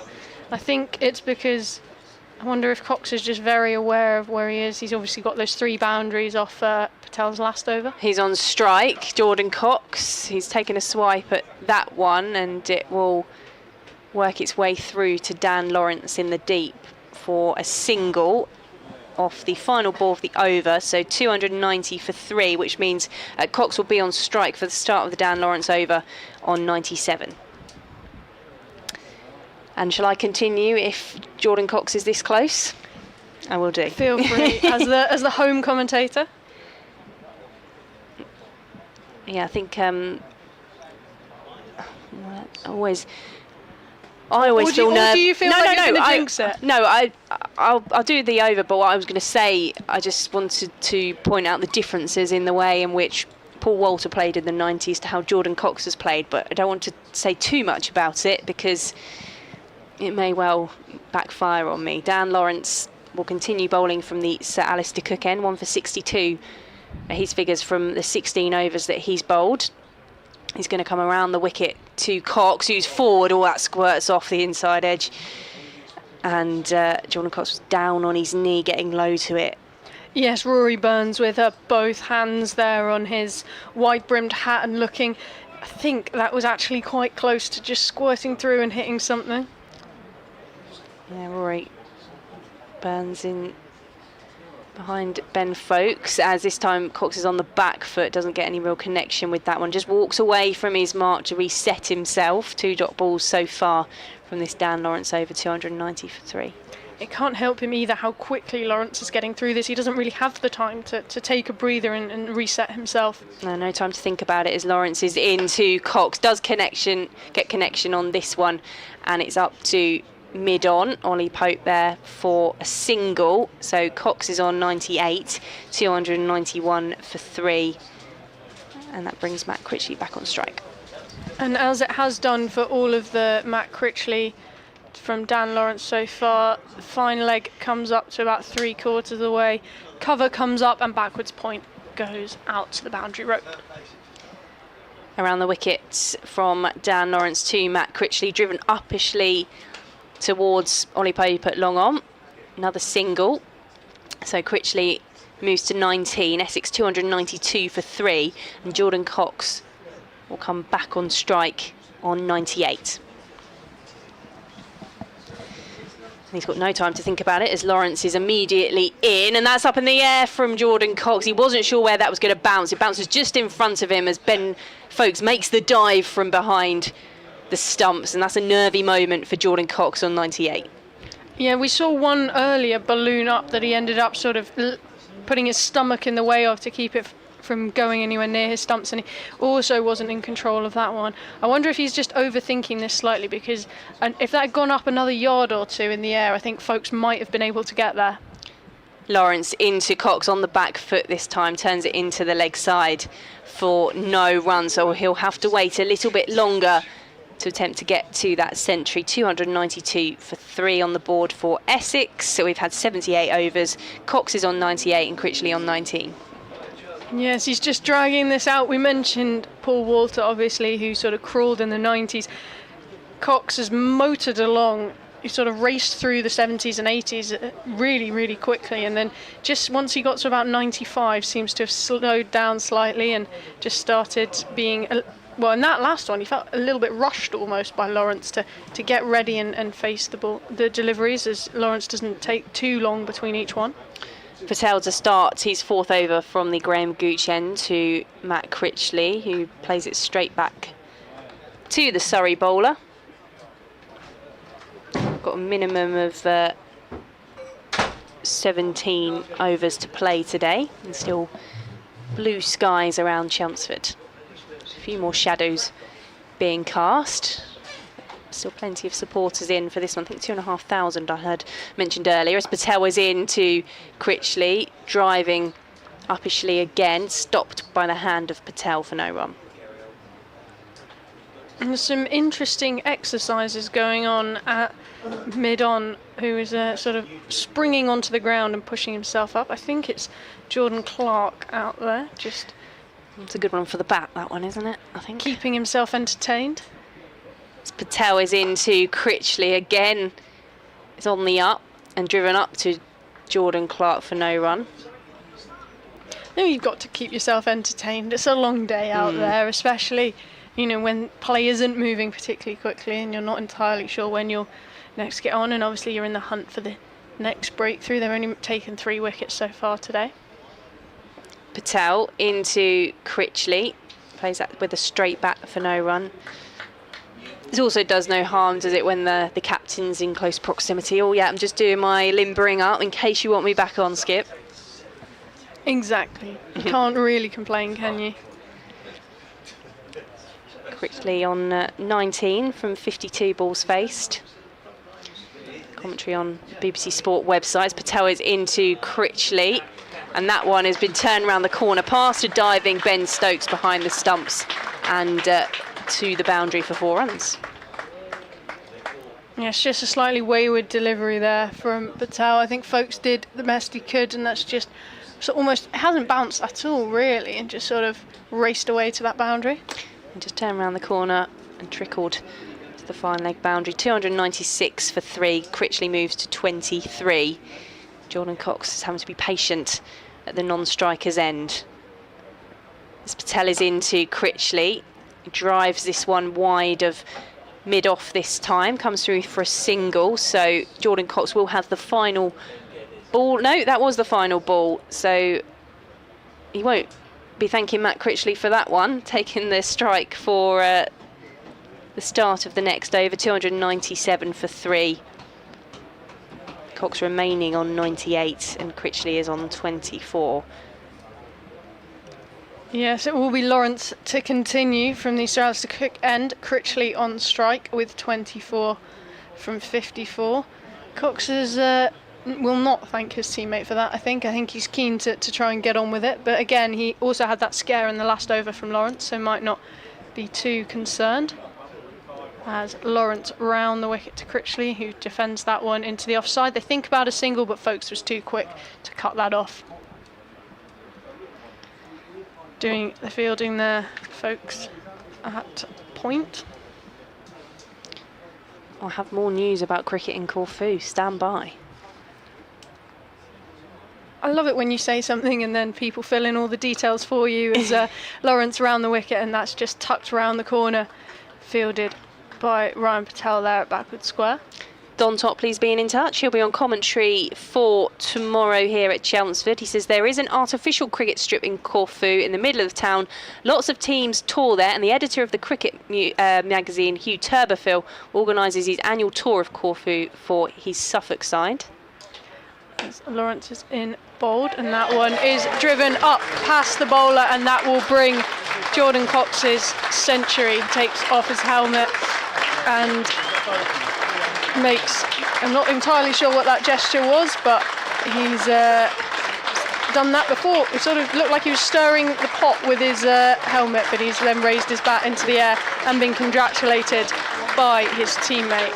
The best possible start for Jordan Cox to the summer after a horrible winter in which he admitted it was the toughest moment of his cricket career, being denied his Test debut after breaking his thumb. He's come in for Essex today and scored his century after a rather quiet start, but that's his 5th first-class century for Essex.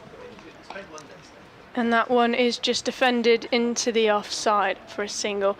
Sahan once said that's the hardest ball to face in cricket, is the one immediately after bringing up your century, but he's seen that one off without any concern, and he'll be really delighted to get off the mark with that after all the disappointments that we've already spoken about so far over the winter. I think it must have been really gutting to travel all the way around the world and not be able to play, having sort of assumed that you would and obviously been told that you would, as Lawrence is in bowls, and that one's just defended back up to the bowler. It'll be interesting to see how he approaches things now. Well, who knows what the squad's... Obviously, we see injuries happen all the time. Players get out of form and in form. And I assume that England will be looking to the summer to try and bolster their squad options a little bit rather than just a settled team, as that one goes straight through past the batter into the hands of Ben Folks. At the end of that over, Essex 303 for 3. Critchley on 25, and Cox, having brought up his century, 103 off 133. He's raced through this and looked entirely comfortable, other than 2 slightly misjudged sweep shots that have ballooned up and caused a little bit of problems. And the new ball has been taken by Surrey captain Rory Burns in the 80th over, so they've taken this at the first opportunity, and I'm joined in this session by Mark Church. Well batted, Jordan Cox. That's been a very fine 100, and just underlying the talent he's got, and very impressive at the start of his innings. Straight after lunch, Surrey bowled very nicely to him, but he didn't go after anything, and we've seen a full array of shots from him. Now this new ball, even on day one, this second new ball becomes very, very important, because we haven't seen a huge amount happen today. Essex have played very nicely. Surrey have bowled pretty well on this surface. But if they can get through this new ball, Messrs Critchley and Cox, then Essex will find themselves in a mighty fine position come stumps this evening.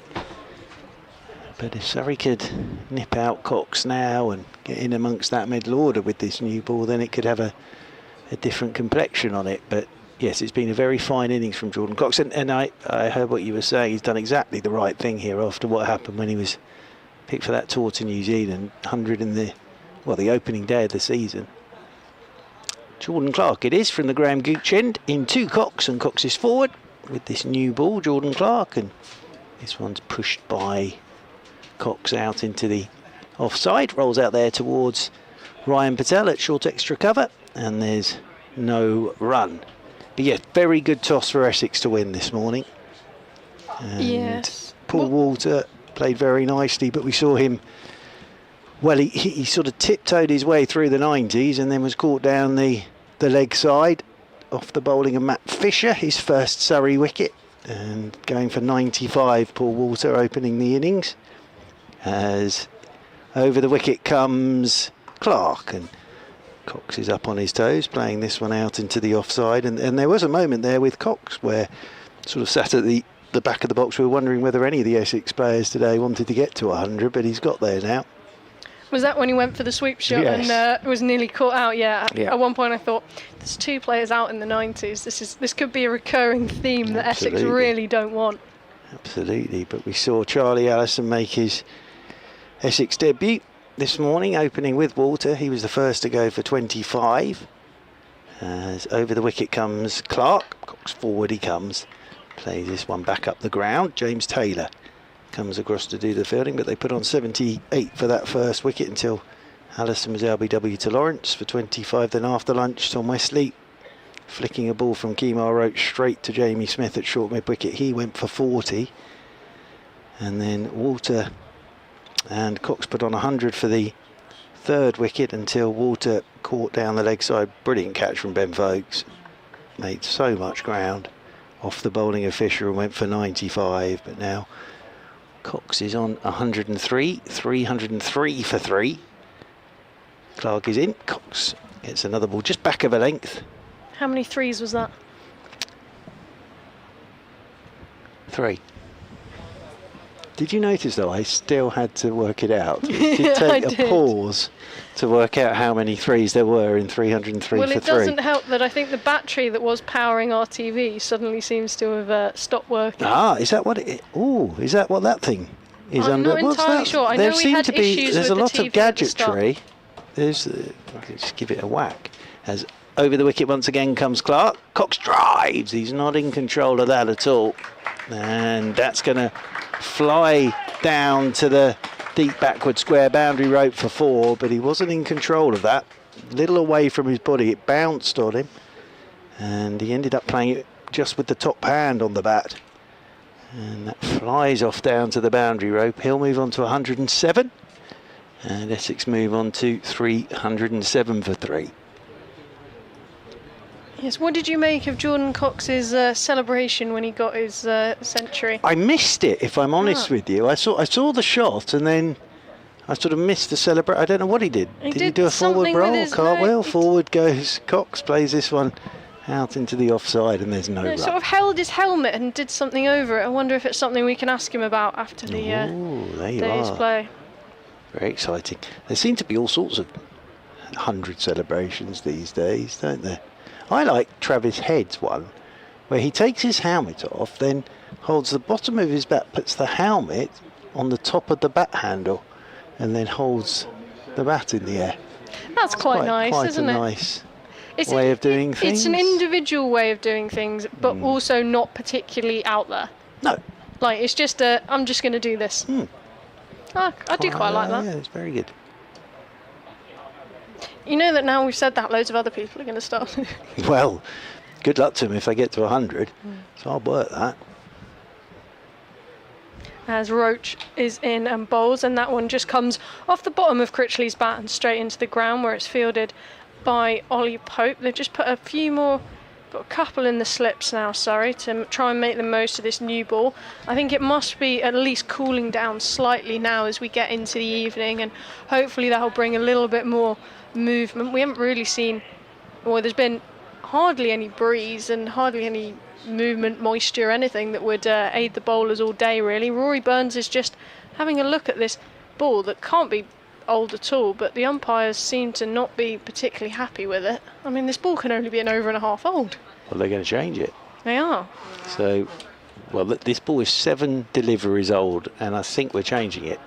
Rory Burns has got his way, and our 2 umpires, Messrs Warren and Blackwell, get together for a look at this at the moment. But yes, just 7 deliveries with the second new ball, and now, are we getting a change? I think we are. We are, but there's not anything that I can think of that would have caused it to be misshapen. No, I think it could be that the seam split, something along those lines, perhaps.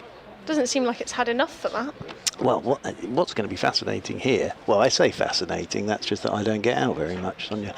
But they're going to have to find a ball that looks 7 deliveries old. I think you'll just get a new one, won't you? Well- Because they probably won't. Their closest to 7 deliveries old will probably be new. I think what they might do is take a new one and do the old throw it into the ground a couple of times. Something Maybe. along those lines. But yeah, I just wonder whether the seams split or something along those lines.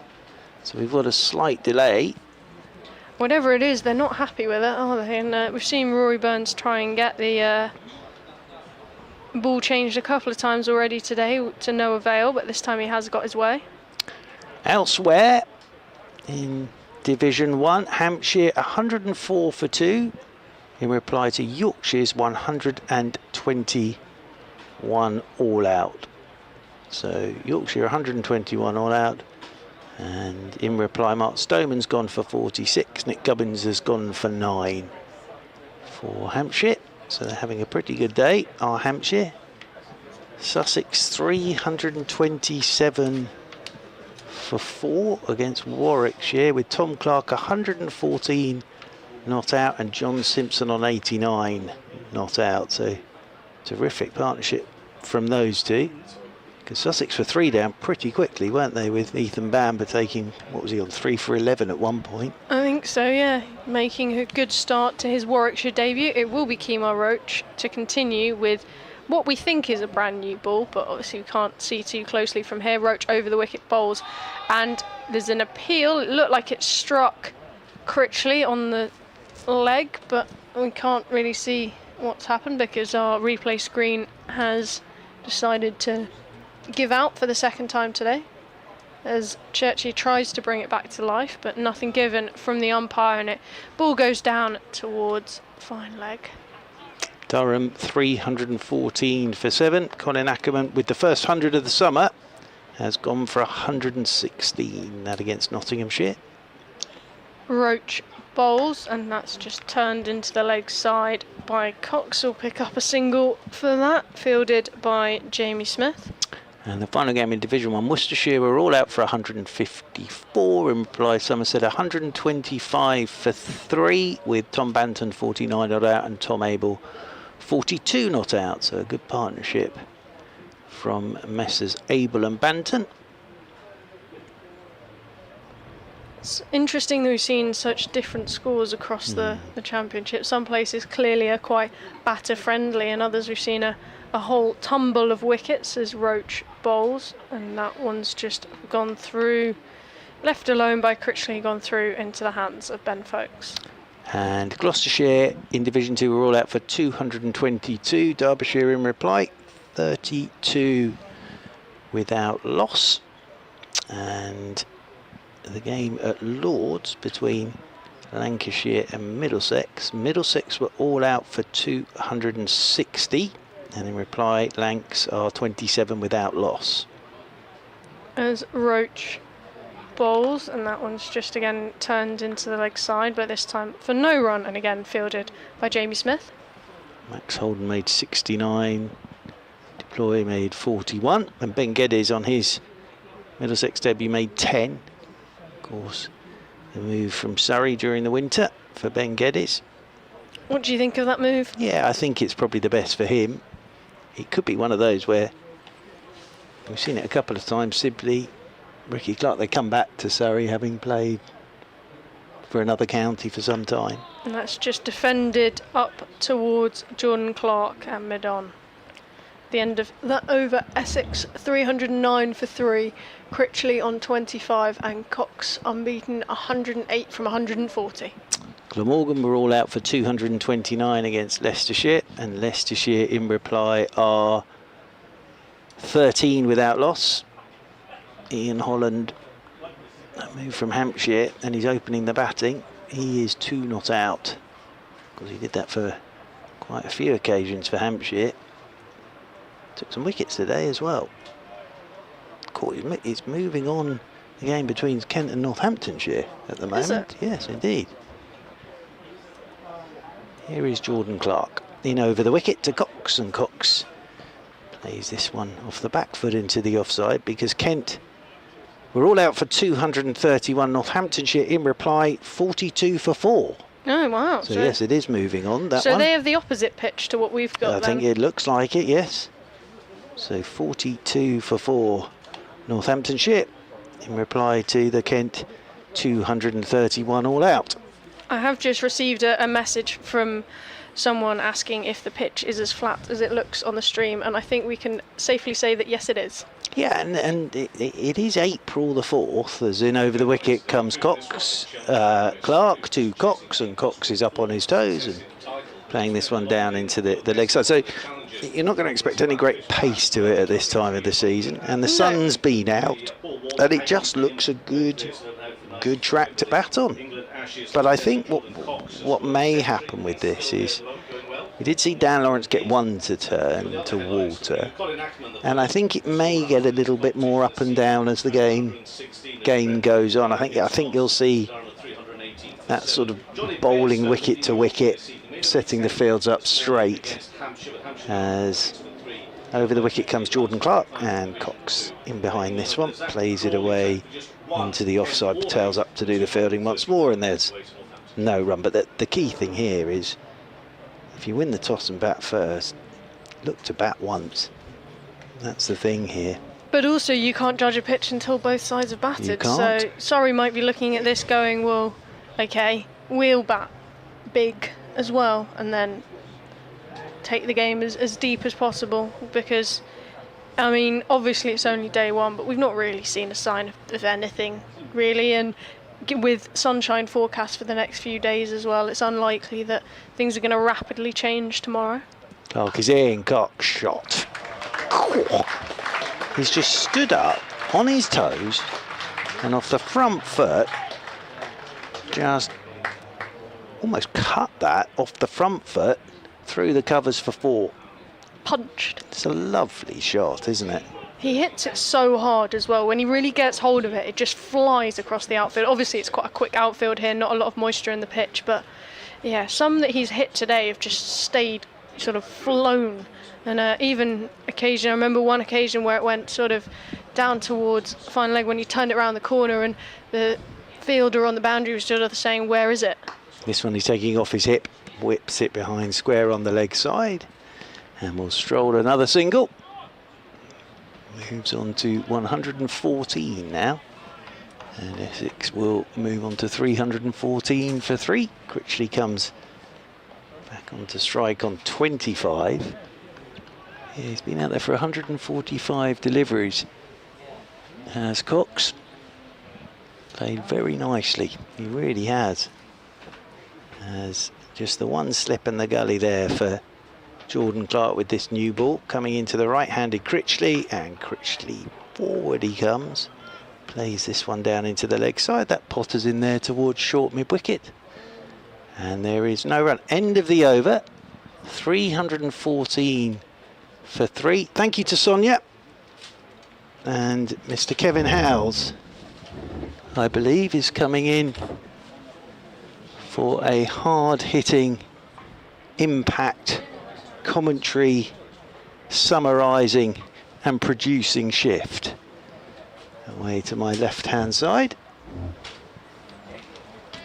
Kemar Roach it will be from this Sir Alistair Cook end, coming over the wicket to Cox. Cox is forward, plays this one out into the offside.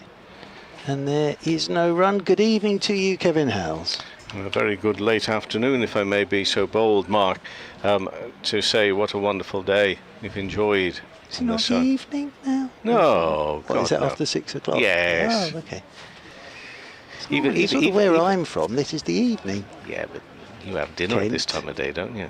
Oh, it's probably a bit early for your dinner, 8 o'clock, 9 o'clock at night. Over the wicket once again comes Roach. Oh, he's got that one right up on the toes of Cox, who has just punched this again, straight back down the ground for 4. Looking for the Yorker, and Cox full face of the bat, and it's come straight back past Kemar Roach and over the boundary rope for 4. Cox moves on to 117, 318 for 3. It's going to plan for Essex at the moment. Very much so. It's obviously been a full day of sunshine. 20 degrees, they tell me. Call it 21. Call it 21. Over the wicket is Roach once more. Oh, bowls him. So Cox has gone. Kemar Roach over the moon with that, and Cox's very fine innings comes to an end on 117. He just pushed forward. I wonder if he may have got a little inside edge on it back onto the stumps. But what a fine innings from Jordan Cox. Gone for 117, and Essex are 318 for 4. Standing ovation, Mark, and the little giggle. I didn't mean to giggle at the dismissal, Jordan Cox, but what a celebration from Kemar. As if Kemar was saying, this has been hard work today, lads, and we're going to enjoy this. Yes. But maybe also, because he may have had a little bit of fortune with that inside edge. We don't have, as you say, the replays to look at here. But a standing ovation, and also it's the reason for some to leave the ground today, thinking, well, it's 20 to 6, about time we got home. But they've got to try and make this new ball count for something. So it's gone Essex way. What we don't know, of course, is just how this pitch will respond, maybe to all this sunshine. As the game goes on, we've seen 1 or 2 interesting deliveries from Dan Lawrence. We talk about the big names that keep coming out for Surrey. You get rid of one and there's another big star name comes along. Well, Michael Pepper may not, to some, be considered a big star name, but there's huge talent in this team. I know they're relying on, a few youngsters and young players and all that sort of stuff. But again, they're the players that are getting recognition from England at representative level. And Pepper is a very tidy player out there. It is not just for the sake of it that we are saying that Essex are serious challengers to Surrey. Without a doubt. This season. Without a doubt. Just looking at Roach's figures today. 15.3 overs, 4 maidens, 2 for 48. And Jordan Clark, 18 overs, 3 maidens, none for 56. So both going at about 3 and over, which actually on here is pretty good going. So Michael Pepper joining Matt Critchley, but well played Jordan Cox. 117. Surrey will again just sniff an opportunity here with this new ball, with a fresh batter at the crease. Bit of scaffolding's gone flying. I think so. They got a leg slip in for Pepper straight away as Kemar Roach is in. That swung. That did swing. Now, did Pepper get bat on that? That's leg byes. I think no, he did get a little bit of bat on that, and it wasn't too far away from going straight to the leg slip either. But I think Kemar Roach is getting this just a tail back a touch at the right-hander at the moment. And that was almost perfect to the new batter. He's enjoying this now, Kemar. I tell you, one thing Kemar will be enjoying is the weather. As over the wicket once more is Roach, and this one's played off the back foot by Critchley, because ever since he's come to the club at the beginning of the season, I've always seen Kemar at the first game. April, it's been agony. And he's got every bit of training kit on. Every bit. But this is much better, isn't it? Well, I think we all would agree with that. Wrapped up. Kemar Roach at this time of the year normally for Surrey. Now he's got the the sun on the opening day of the summer. As in over the wicket he goes, and this is turned by Critchley into the leg side, and Jamie Smith gets round to do the fielding. End of the Keymale Roach over with the wicket of Jordan Cox, and it's 319 for 4. Gloucestershire all out for 222. Graham Van Buren 67, past 7,000 career first-class runs there for Gloucestershire versus Derbyshire in Derby. That's one of the latest scores to come through. Obviously all the scores you can follow on the BBC Sport website. A few quotes, a bit of a roundup of the day as well at the end of this first day. You couldn't have wished for a better opening day, you really couldn't, in terms of the weather, and there's been plenty of action, plenty of stories going on as well. Well done to Colin Ackerman, the first to a century in the competition. We've seen other hundreds being scored as well. Jordan Cox with 100 here. Paul Walter, the man in little disappointment, a bit of agony for him, out for 95, and here we go. Start the next over, driven very nicely. Away there, tumbling stop at wide mid-on, but it's still one more to the total, and the score moves to 320 for 4. So it's Pepper and Critchley, this not-out pair, with Clark doing the bowling from that far end. I'm pleased they put a big sign up there, says the Graham Gooch end, so I'm aware of the name, and then right underneath us it says Alistair Cook. Well, we can't see that bit, but at least we know. That's Gooch's end down there, and this one is driven towards extra cover. There've been no run here at the Ambassador Cruise Line ground. There's a change. Hey? You ever been on a cruise? No, I've been up the River Severn on the Sabrina from Shrewsbury. Oh, lovely. Beautiful, actually. How if ever you're long in was that part of the world. Oh, half an hour. Bet they had some great facilities. Great facility. The band was great. Oh. The cabaret, just terrific. And that one is past the offside, off stump and through to the keeper. I need to say, because Sabrina is a real thing, I don't think they put cabaret on there. No. But it's still worth a lovely job. Up. Are you going up the Severn? No, you're going down the Severn. I suppose you've got to come back and back up, but you go down past the beautiful quarry. If you're there in Shropshire, beautiful Shropshire. Yes. And that is that's a boat I've been on. I've been on canals. Narrow boating. Yeah, narrow boating. That's a lovely, That's cruising. That's a lovely way to spend your time. It is. Clark in, bowls wide of the off stump, and you don't be wasting those balls too much. Is the second new ball here, which is not going to tempt Critchley forward. He's on 25, and Essex at 320 for 4. Sorry, Mark. Have you been on a cruise, Mark? No, I've never. I find it fascinating though, because some of these ships, they're like, well, small countries, aren't they? They've got everything on them. Palaces on the water. Yeah. They certainly are. I'm not too sure. I'm not too sure if I might find it claustrophobic. They get some good acts as well on those, don't they? Well, they do. They do indeed. Next delivery, and that's worked away, leg side. I've a friend who I believe is no longer a Boothie. He used to get out and talk about the old cricket. Former Surrey scorer Keith Booth, who wrote lots of very, very fine books about cricketers of yesteryear. He used to give talks on cruises to the Caribbean. We could do that, you and me. What are we going to talk about, though?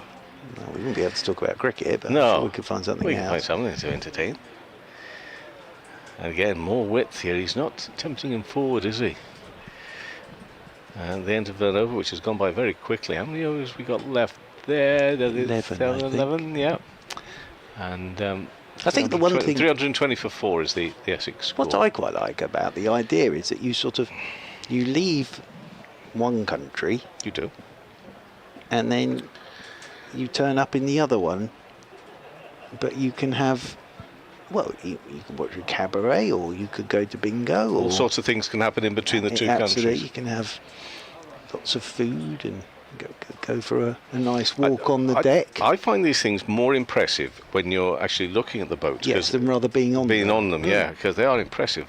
As in over the wicket comes. Oh, Keymore actually, he's got that one to tail back. Was that bat or pad first to Pepper? I think umpire Blackwell says bat first, but he is definitely getting this ball just to come back at the right-hander at pace at the moment. Definitely the sound of a bat, wasn't it? Yeah, but it's a nice bit of bowling again from Kemar Roach. Interesting this, because they changed the new ball after 7 deliveries with it. This one's definitely swinging a touch for Kemar Roach. I mentioned that spell against Hampshire a few years ago now, where he got the ball suddenly to start swinging.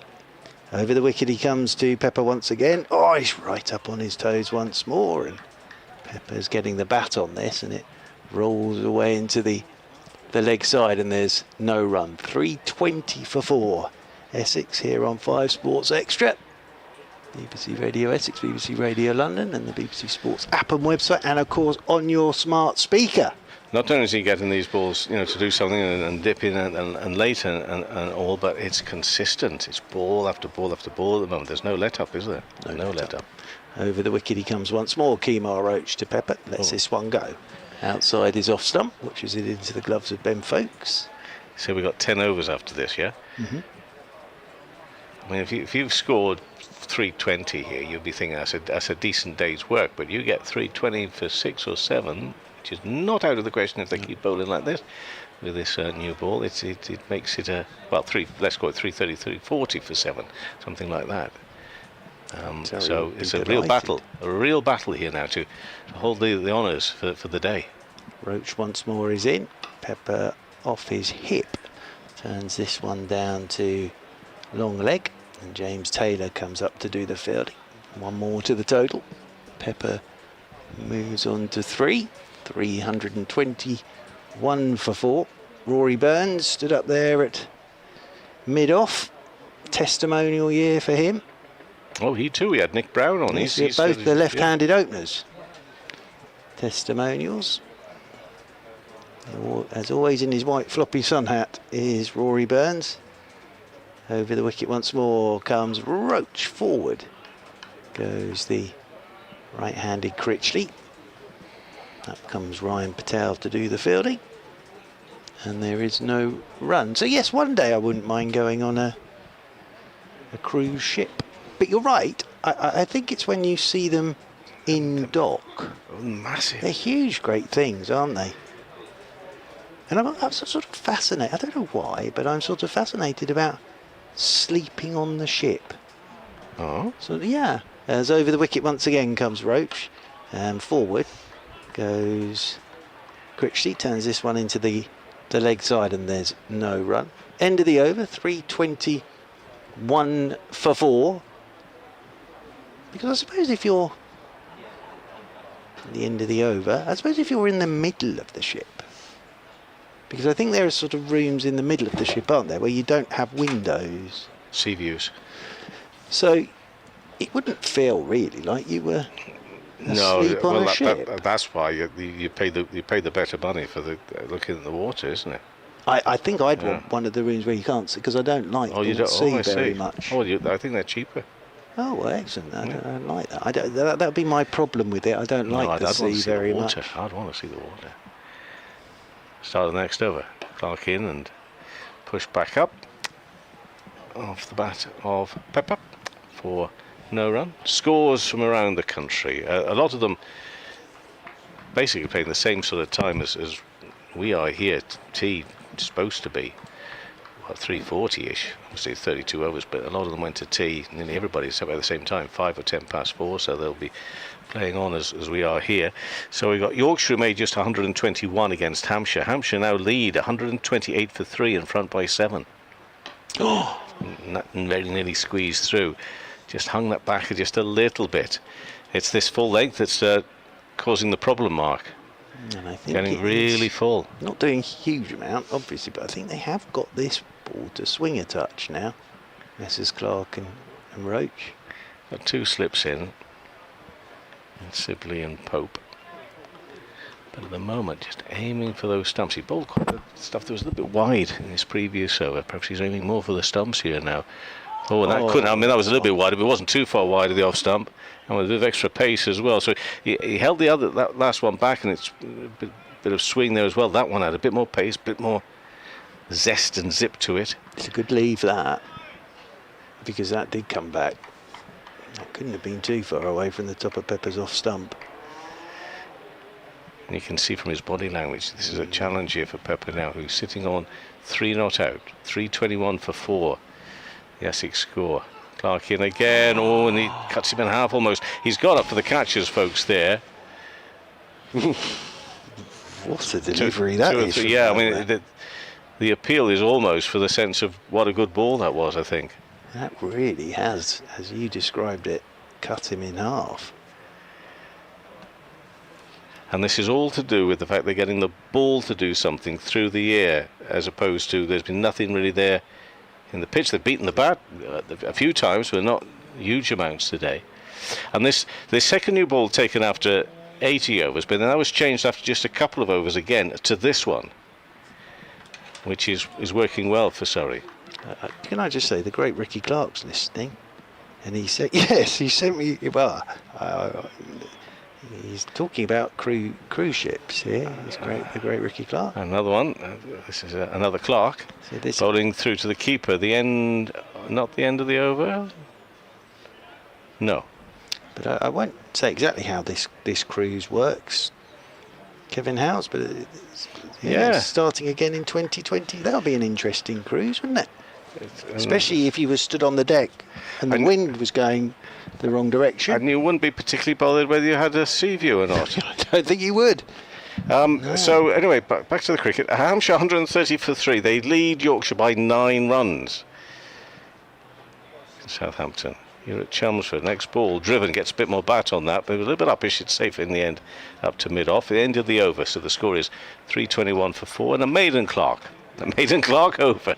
Maiden Clark with an over. Maiden over for Clark, who has conceded 57 runs from a scoreboard that I can't quite then see. Is it 12 overs? What's he got through today? 20. 20, I was going to say, that seems a few number. So it's 20 overs, 3 maidens, no wicket, 57 so far. Kemar Roach is about to bowl his 18th over, 4 maidens for his bowling so far. Well, here is Kemar Roach over the wicket to Critchley. Critchley comes forward, plays it back up the pitch, and there's no run. 2 for 50, Kemar, yeah. So in between your descriptions, I'll just update some scores because it's sort of coming up 6 o'clock-ish. People maybe on their way home. I haven't been able to follow throughout the day. Worcestershire made 154, Somerset edging closer at 151, but for only 4 wickets down, so they trail by 3 with 6 more first innings wickets standing there at Taunton. Roach is in, full of length, driven by Critchley, straight back up the pitch. Roach gets a hand to it. Sussex 361 for 5 against Warwickshire. John Simpson is on 96. Tom Clark, who wasn't the first to a century, but I think would have been, he'd been between himself and Cox here, but I think Clark would have got there second. Tom Clark out for 140. And that's not so long ago, actually, but Simpson's on 96 not out. 361 for 5 in Birmingham. Once more is Roach, and Critchley playing this one off the back foot into the offside. It's almost an involuntary shot, that from Critchley. Colin Ackerman, the first to a century on his birthday as well, but he was out for 80, but he wasn't out for 80 because he was bowled for 80, but the bails just lifted back in the groove. Lyndon James, the unfortunate bowler, but Ackerman went on to score a century, and Durham now 349 for 8 against Nottinghamshire. Over the wicket once again is Roach, and this one's turned leg side. And there is no run. You mentioned that earlier with our friend and colleague Martin Emerson, saying it's his 34th birthday, and he hit the stumps and the bells came out, and he should go and get a lottery ticket. But I thought Martin was talking about he should get a lottery ticket because it was his 34th birthday. But obviously he's saying your luck's in. You do know. I've only just worked that one out, and you told me that probably about 5.5 hours ago. Well done. It's taken me that length of time to get there. As Roach is in, out forward goes Critchley. That's off the thickish outside edge, but it's all along the carpet, and it's down to the third man boundary rope for 4. So that will move Critchley on to 29, and Essex move on to 325 for 4. Kent 231, Northants in reply 68 for 4 at Northampton. Gloucestershire 222, Derbyshire 66 for 1 in reply. Lancashire batting now at Lords after having bowled Middlesex out for 260, Lancashire 44 for no wicket. Roach is in once more. Critchley forward, full face of the bat, up towards Jordan Clark. End of the over. 325 for 4. Pepper on 3. Critchley on 29. Leicestershire 25 for 1 after Glamorgan made 229 in Cardiff. So your smart speaker, your BBC Sports app, you've got your DAB, you've got BBC Sounds. Could be more exciting developments later in the summer as well, Mark. I'll keep you posted on that. Oh, I can't tell you too much. You and your motor mouth. I mean, you'll be telling everybody, and I can't allow that to happen. I don't actually. Do you know what? I don't want to know. I want to wait. Yes, with everybody else. Yeah. So everybody else finds out. When it happens, you are gonna love it. Can't wait. Clark. Now then, he had a really good last over. What can he conjure up with this one? Well, that one has been hammered straight back to him. I wonder where that had gone for a moment. And thrown by Yaban. Is that Ryan there out there at extra cover, as if makes it, oh, that's gone straight past me. But actually went straight back to Clark. So this is Clark versus Pepper again, who's still there on 3. Critchley on 29. And this is a battle which is worth keeping an eye on here, because Clark was bowling absolute gems in that previous over against this man. Pepper in again. He leaves it. They're not too far away, these deliveries from the off stump. Obviously getting the ball to come back at Pepper. What he would dearly love is just one that holds its line outside the off stump, and that would bring Messrs Sibley and Pope into play. But it's been very good this with the new ball from, well, the new ball from Messrs Roach and Clark. Yeah. I think it's got a bit more breeze. I think a bit of a breeze has built up here. And now that's squeezed away somehow on the onside behind square there. Clark looks all the more frustrated for the fact that he hasn't got a wicket, and he'll be feeling he really deserves one here, but it's a single to the total instead. And Essex are 326 for 4 now, and Pepper has moved on to 4. I'd like to take this opportunity to say, if you're listening on Sports Extra, or even if you're not but you want to later on, we've got Rugby Union. It's Northampton Saints versus ASM Claremont Auvergne. This one is punched for no run into the offside by Critchley. That's in the European Champions Cup, and that's on air at 7:45 tonight. We will be with you for another 7 overs after this, and then we'll round up the day's scores one final time before we bid farewell at the end of what has been an absolutely glorious opening day. It has been, hasn't it? It's exciting on the first morning. I was pacing in the bedroom for half an hour. Yes, this one is driven to Patel. No run. There at extra cover. You need one of those clever watches if that's happening. Yes, I should have got my. I wasn't carrying my phone with me for my steps. Because I just got all the timings wrong. I was ready to come to the ground far too early. I did get here far too early. Well, I know, but you often do. I was the second person into the car park. Yeah.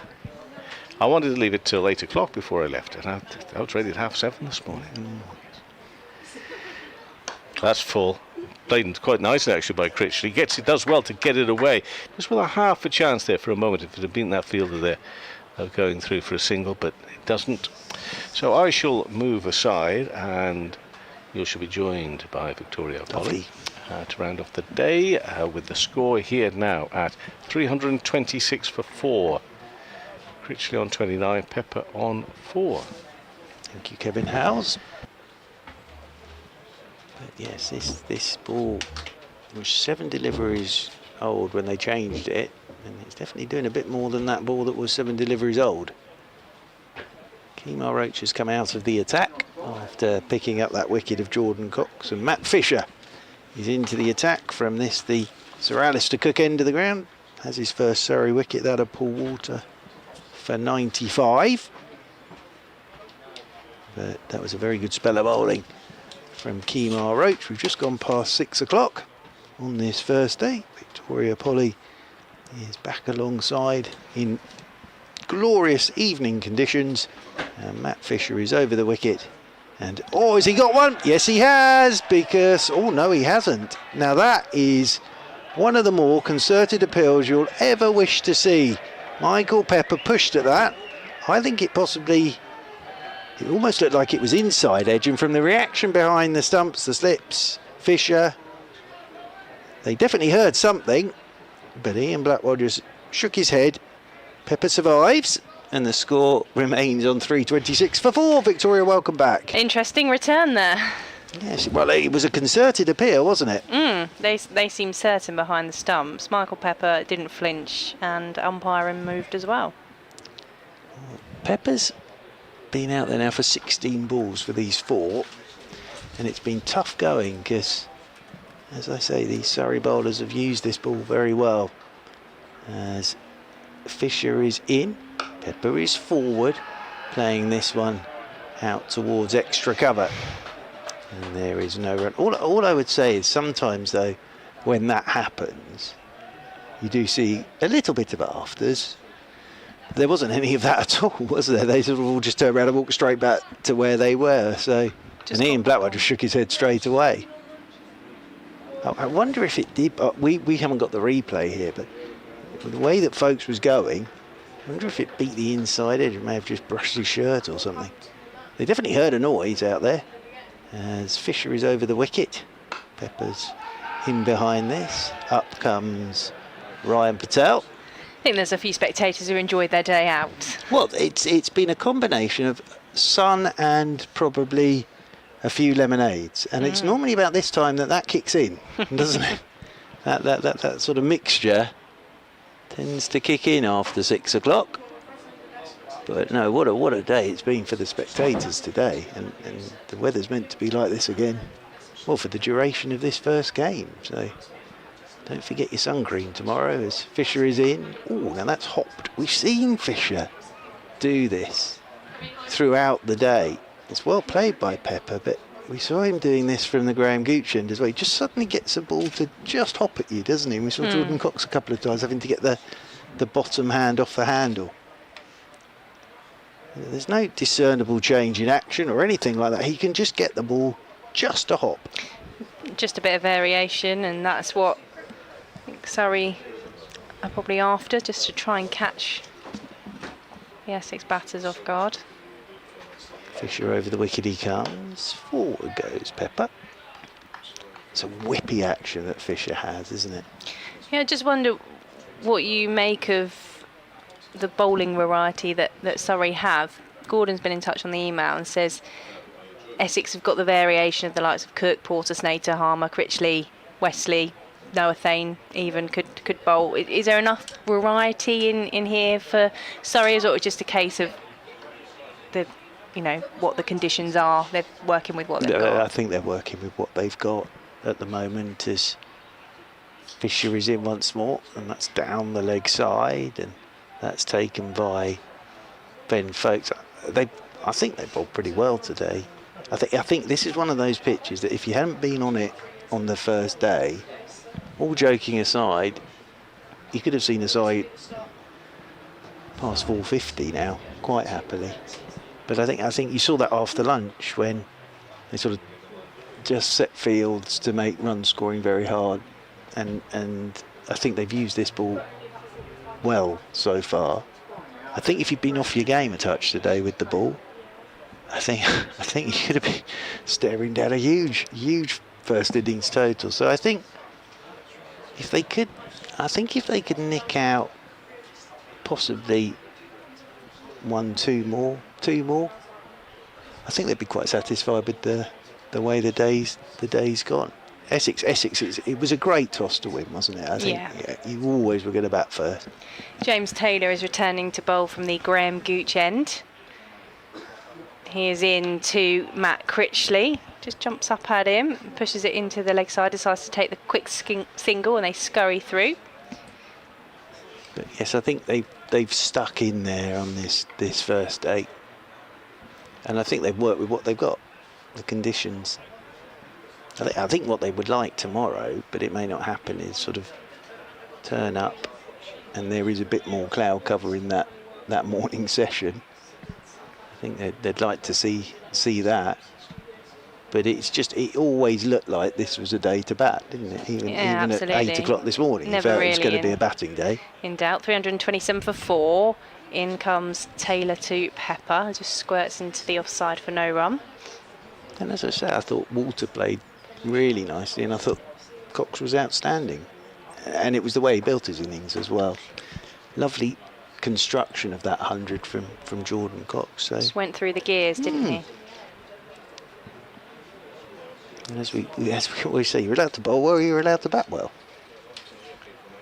And often it's not until both sides are battered that we really get a feel for what it's like, as Taylor is into Pepper, tries to turn that one round the corner, doesn't time it properly, and there's no run. Again, practices a violent pull shot off the front foot out towards the leg side. It's almost as well with Critchley and Pepper. How many overs have we got after this left? 6, I think, in the day. You want to be there tomorrow morning as well. You don't want to miss out tomorrow morning. In comes Taylor to Pepper, who tries that shot, who wasn't necessarily playing like he wanted to be there tomorrow morning, but he gets it away for 4 runs, goes off the bottom edge of the bat and trickles away to the boundary. It didn't quite go as he intended, but he got enough bat on it and it's whistled away to the boundary rope for 4 runs. But yet if you're these two, you want to be there tomorrow, because the conditions won't change much tomorrow if the weather's the same. Michael Pepper on 8, Essex 331 for 4. Taylor is into Pepper, who pulls that one, does a little swivel on his toes as he tries to follow the direction of the ball. They come through for the single. It went out on my eye line. It was almost like he'd lost where he'd hit that, Pepper, but it absolutely whistled down to Ollie Sykes, who's doing a bit of 12th manning down there at long leg, but it was almost as if he played the shot and got it wrong and it had actually flown off through cover point. 332 for 4. Matt Critchley on strike for Essex as Taylor is in. And that one is swung into the leg side. It's past a diving mid-wicket and it will be stopped on the boundary. Just 1 run to add to the Essex total. And that was the end of the over. 333 for 2? Or am I 1 ahead? Or was the scoreboard not changed? It's got stuck on the bowling figures at the moment. Away to our right hand side.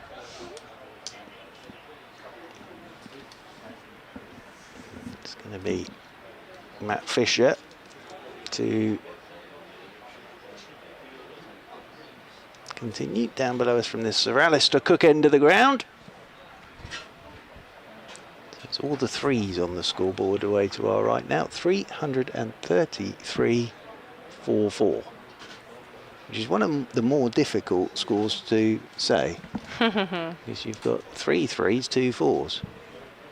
333 for 4 as over the wicket comes Fisher then. Nice looking shot from Critchley. He's looked in good touch.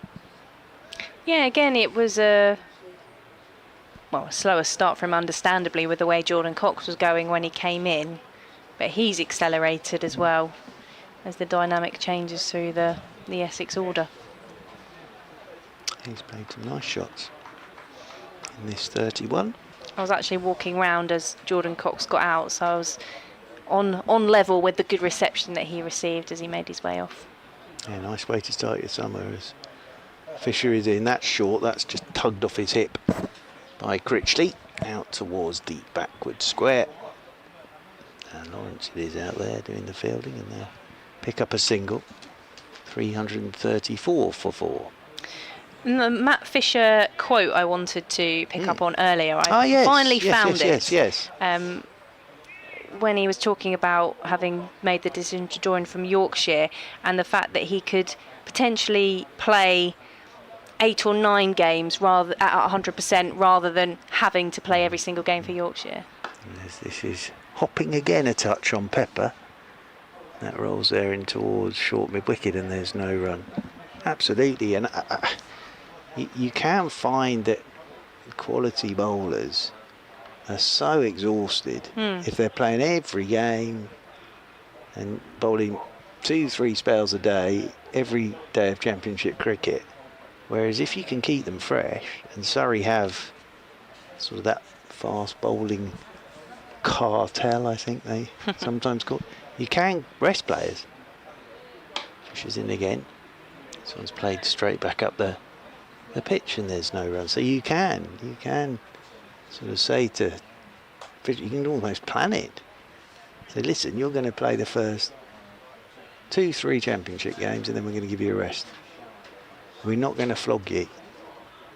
Yeah, and it's interesting that was from him having that mindset as well, not just from a coach trying to protect and look after their bowlers. And he's had injury problems as well. He's in again, driving, outside edge. Pepper flies away down to the third man boundary rope and away for 4. And it's hard work, fast bowling. In fact, it's more than that. It is damn hard work. Brutal on the body, isn't it? And that's, I think, why you do see a lot of fast bowlers breaking down, because, you know, you're putting an awful lot of force and weight through your body when you're bowling fast. So if you can sort of plan it that you do get a bit of a rest and you're fresh, it's ideal. He's in again, Fisher. And this one's squirting away into the offside. And there's no run. 338 for 4. It's it was a little like that with Dan Worrell when he came to Surrey. Now I always knew he was a good bowler because I'd seen him bowl for Gloucestershire. Yeah. I didn't realise he was that good. But the thing is, he was virtually playing every day for Gloucestershire and leading the attack in everything. Whereas with Surrey, he hasn't had to do that because they do have sort of bowlers, as I said, that can come in, take the place. It's the same. Got that rotation. Yeah, absolutely. And that's why they've been so successful the last 3 years. Taylor from the Graham Gooch end to Matt Critchley. Takes a swipe at that one. He manages to find the gap and away for 4 runs. That's a lovely shot, just on the up from Critchley. Whistles away through the covers for 4.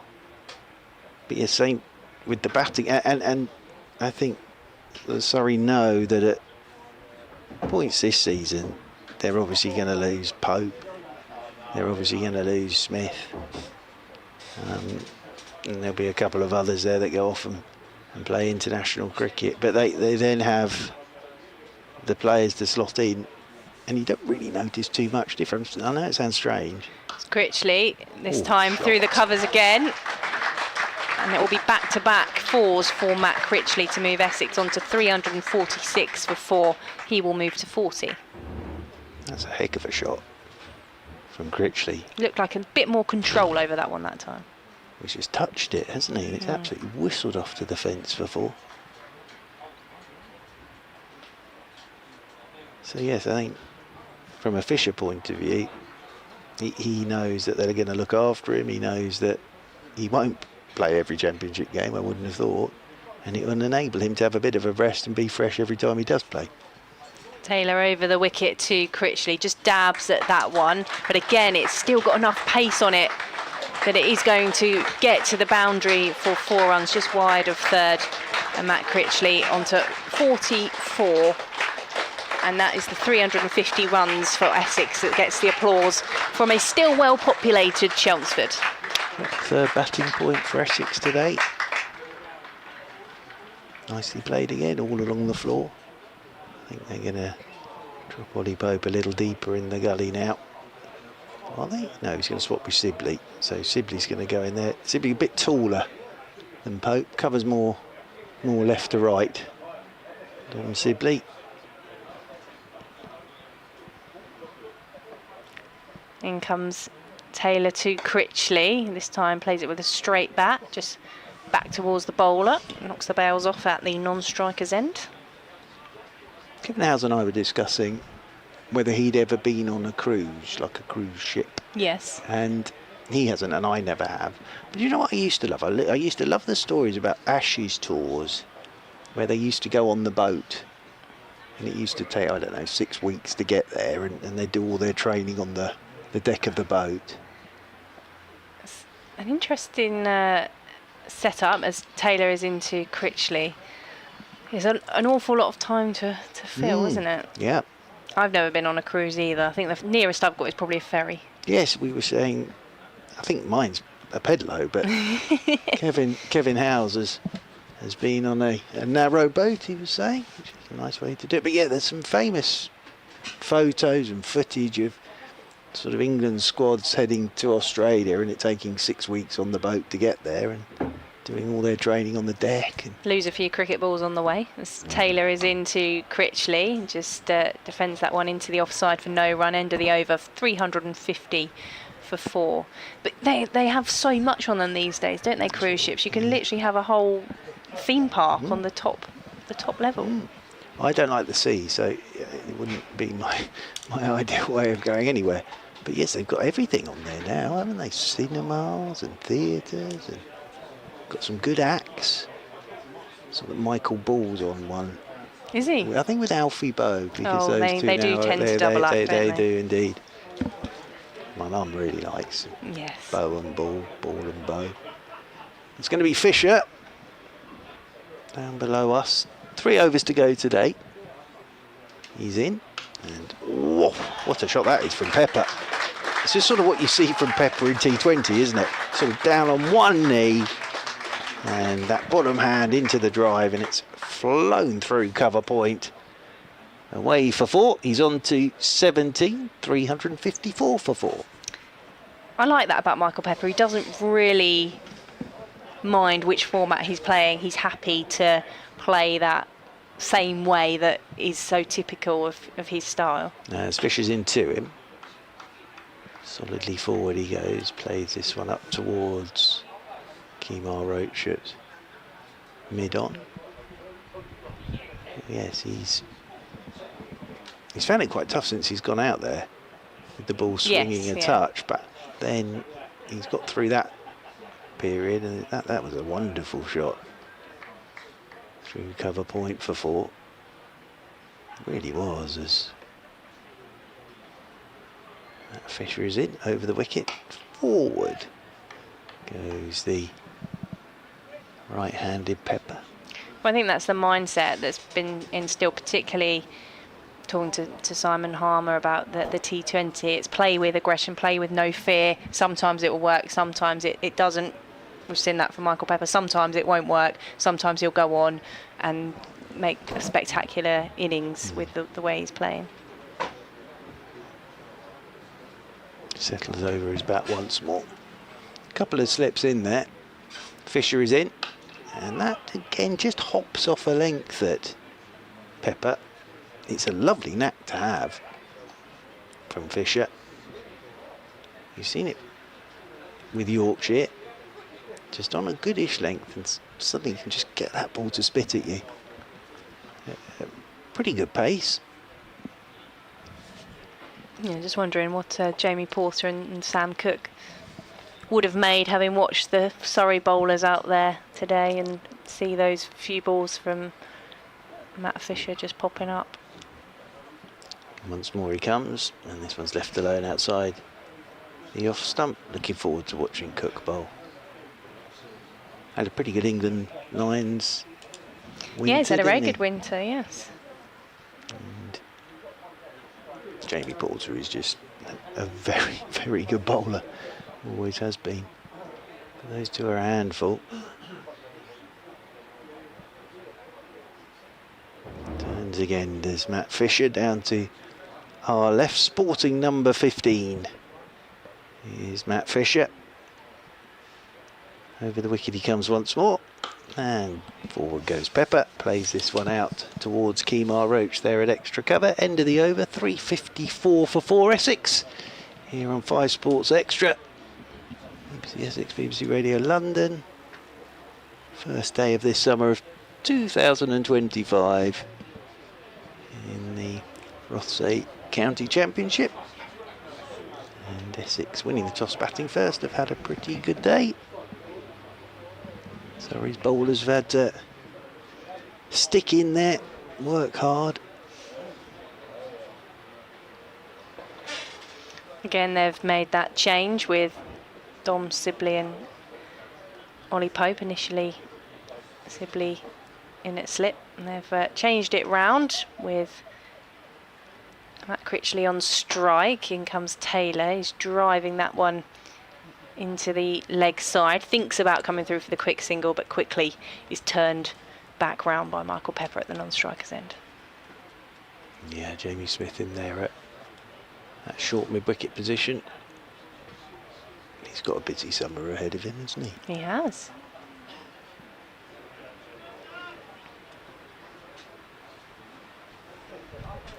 Taylor with a bit of a breeze around Chelmsford, a few jumpers going on. He's into Critchley, who again just drives into the leg side. Smith the man to collect for no run. Do you know, I've been here quite a lot, Victoria, over the years, and do you know what I've always been tempted to do? Over in the distance, at the Grand Gitch end, is that wooden house. Yes. With a basketball hoop. Yes. And I've always been tempted to see whether you could, over the fence, from behind the floodlight, see if you could get one in. And I'm sure the people who owned it would with be a delighted. Basketball or with a basketball. Taylor is into Critchley. That's come off the outside edge of the bat. They falter for a second about the run and then come through for the single as Sibley collects. 355 for 4. I remember Graham Napier in that T20, and he was just plonking balls over the houses. In the various gardens. Oh dear. Yeah, I've always sort of sat here and thought, I wonder if you could do that. But as I said, I think the people in the house who own it wouldn't be delighted.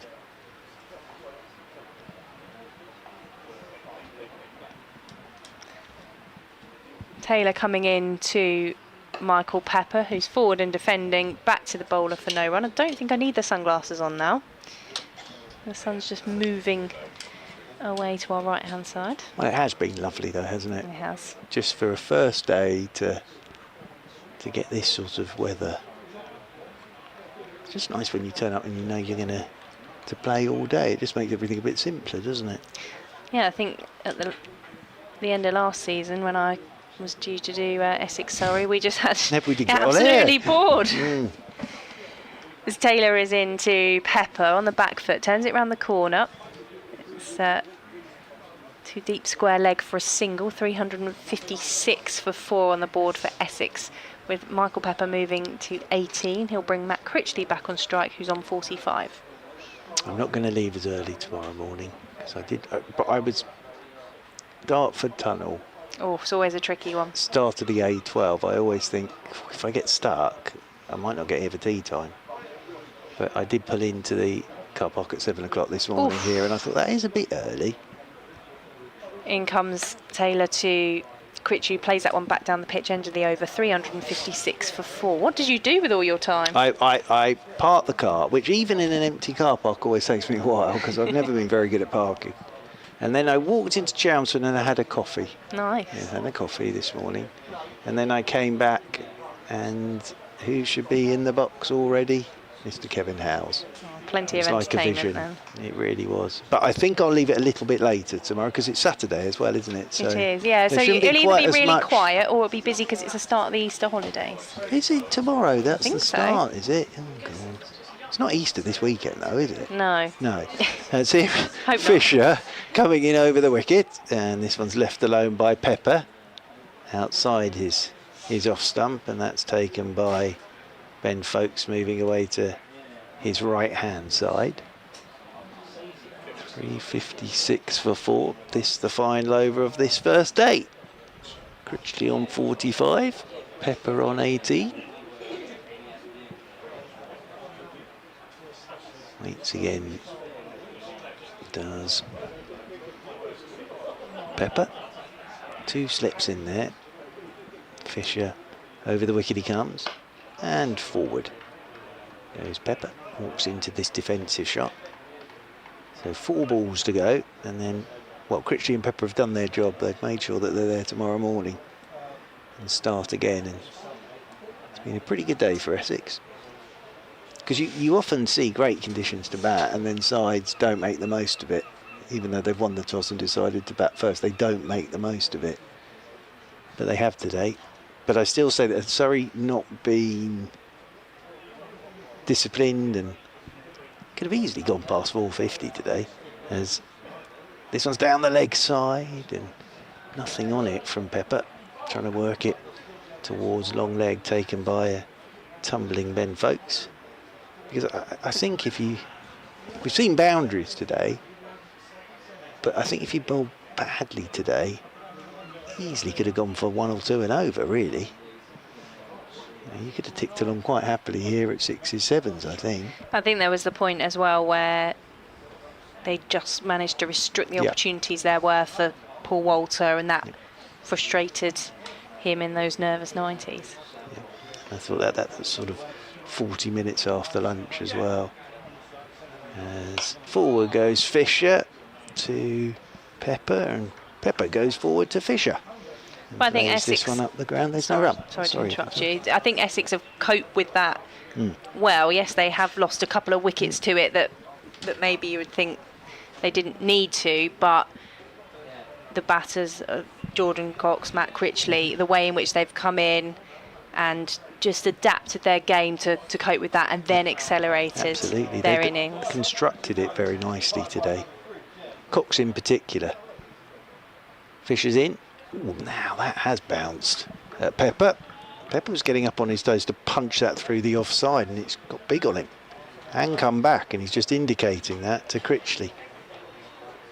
Oh yeah, Cox in that first 20-25 deliveries could have got a ball outside his off stump and tried to lace it through extra cover and got an outside edge and caught in the slips, but he just let it go. He just played very, very sensibly, and then got into his stride. Very impressive innings again from Jordan Cox. As Fisher's in and forward goes Pepper, plays this one back up the pitch. That will be stumps on this first day, on this glorious first day here at Chelmsford. Essex go to stumps on 356 for 4. Critchley is 45 not out. Pepper is 18 not out. 100 today for Jordan Cox. 95 for Paul Walter. A couple of wickets for Kemar Roach. 1 for Lawrence, 1 for Fisher.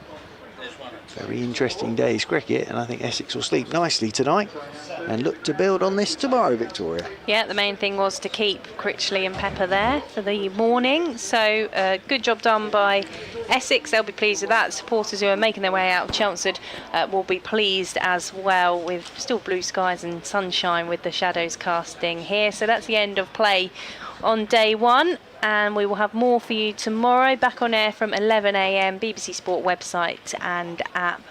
Don Topley joining Mark Church, Kevin Howes and Sonia Twigg for tomorrow. So hope you can join us again then. BBC Essex Sport on X as well to get involved with all the conversations, and have a good rest of your Friday evening. She also proposed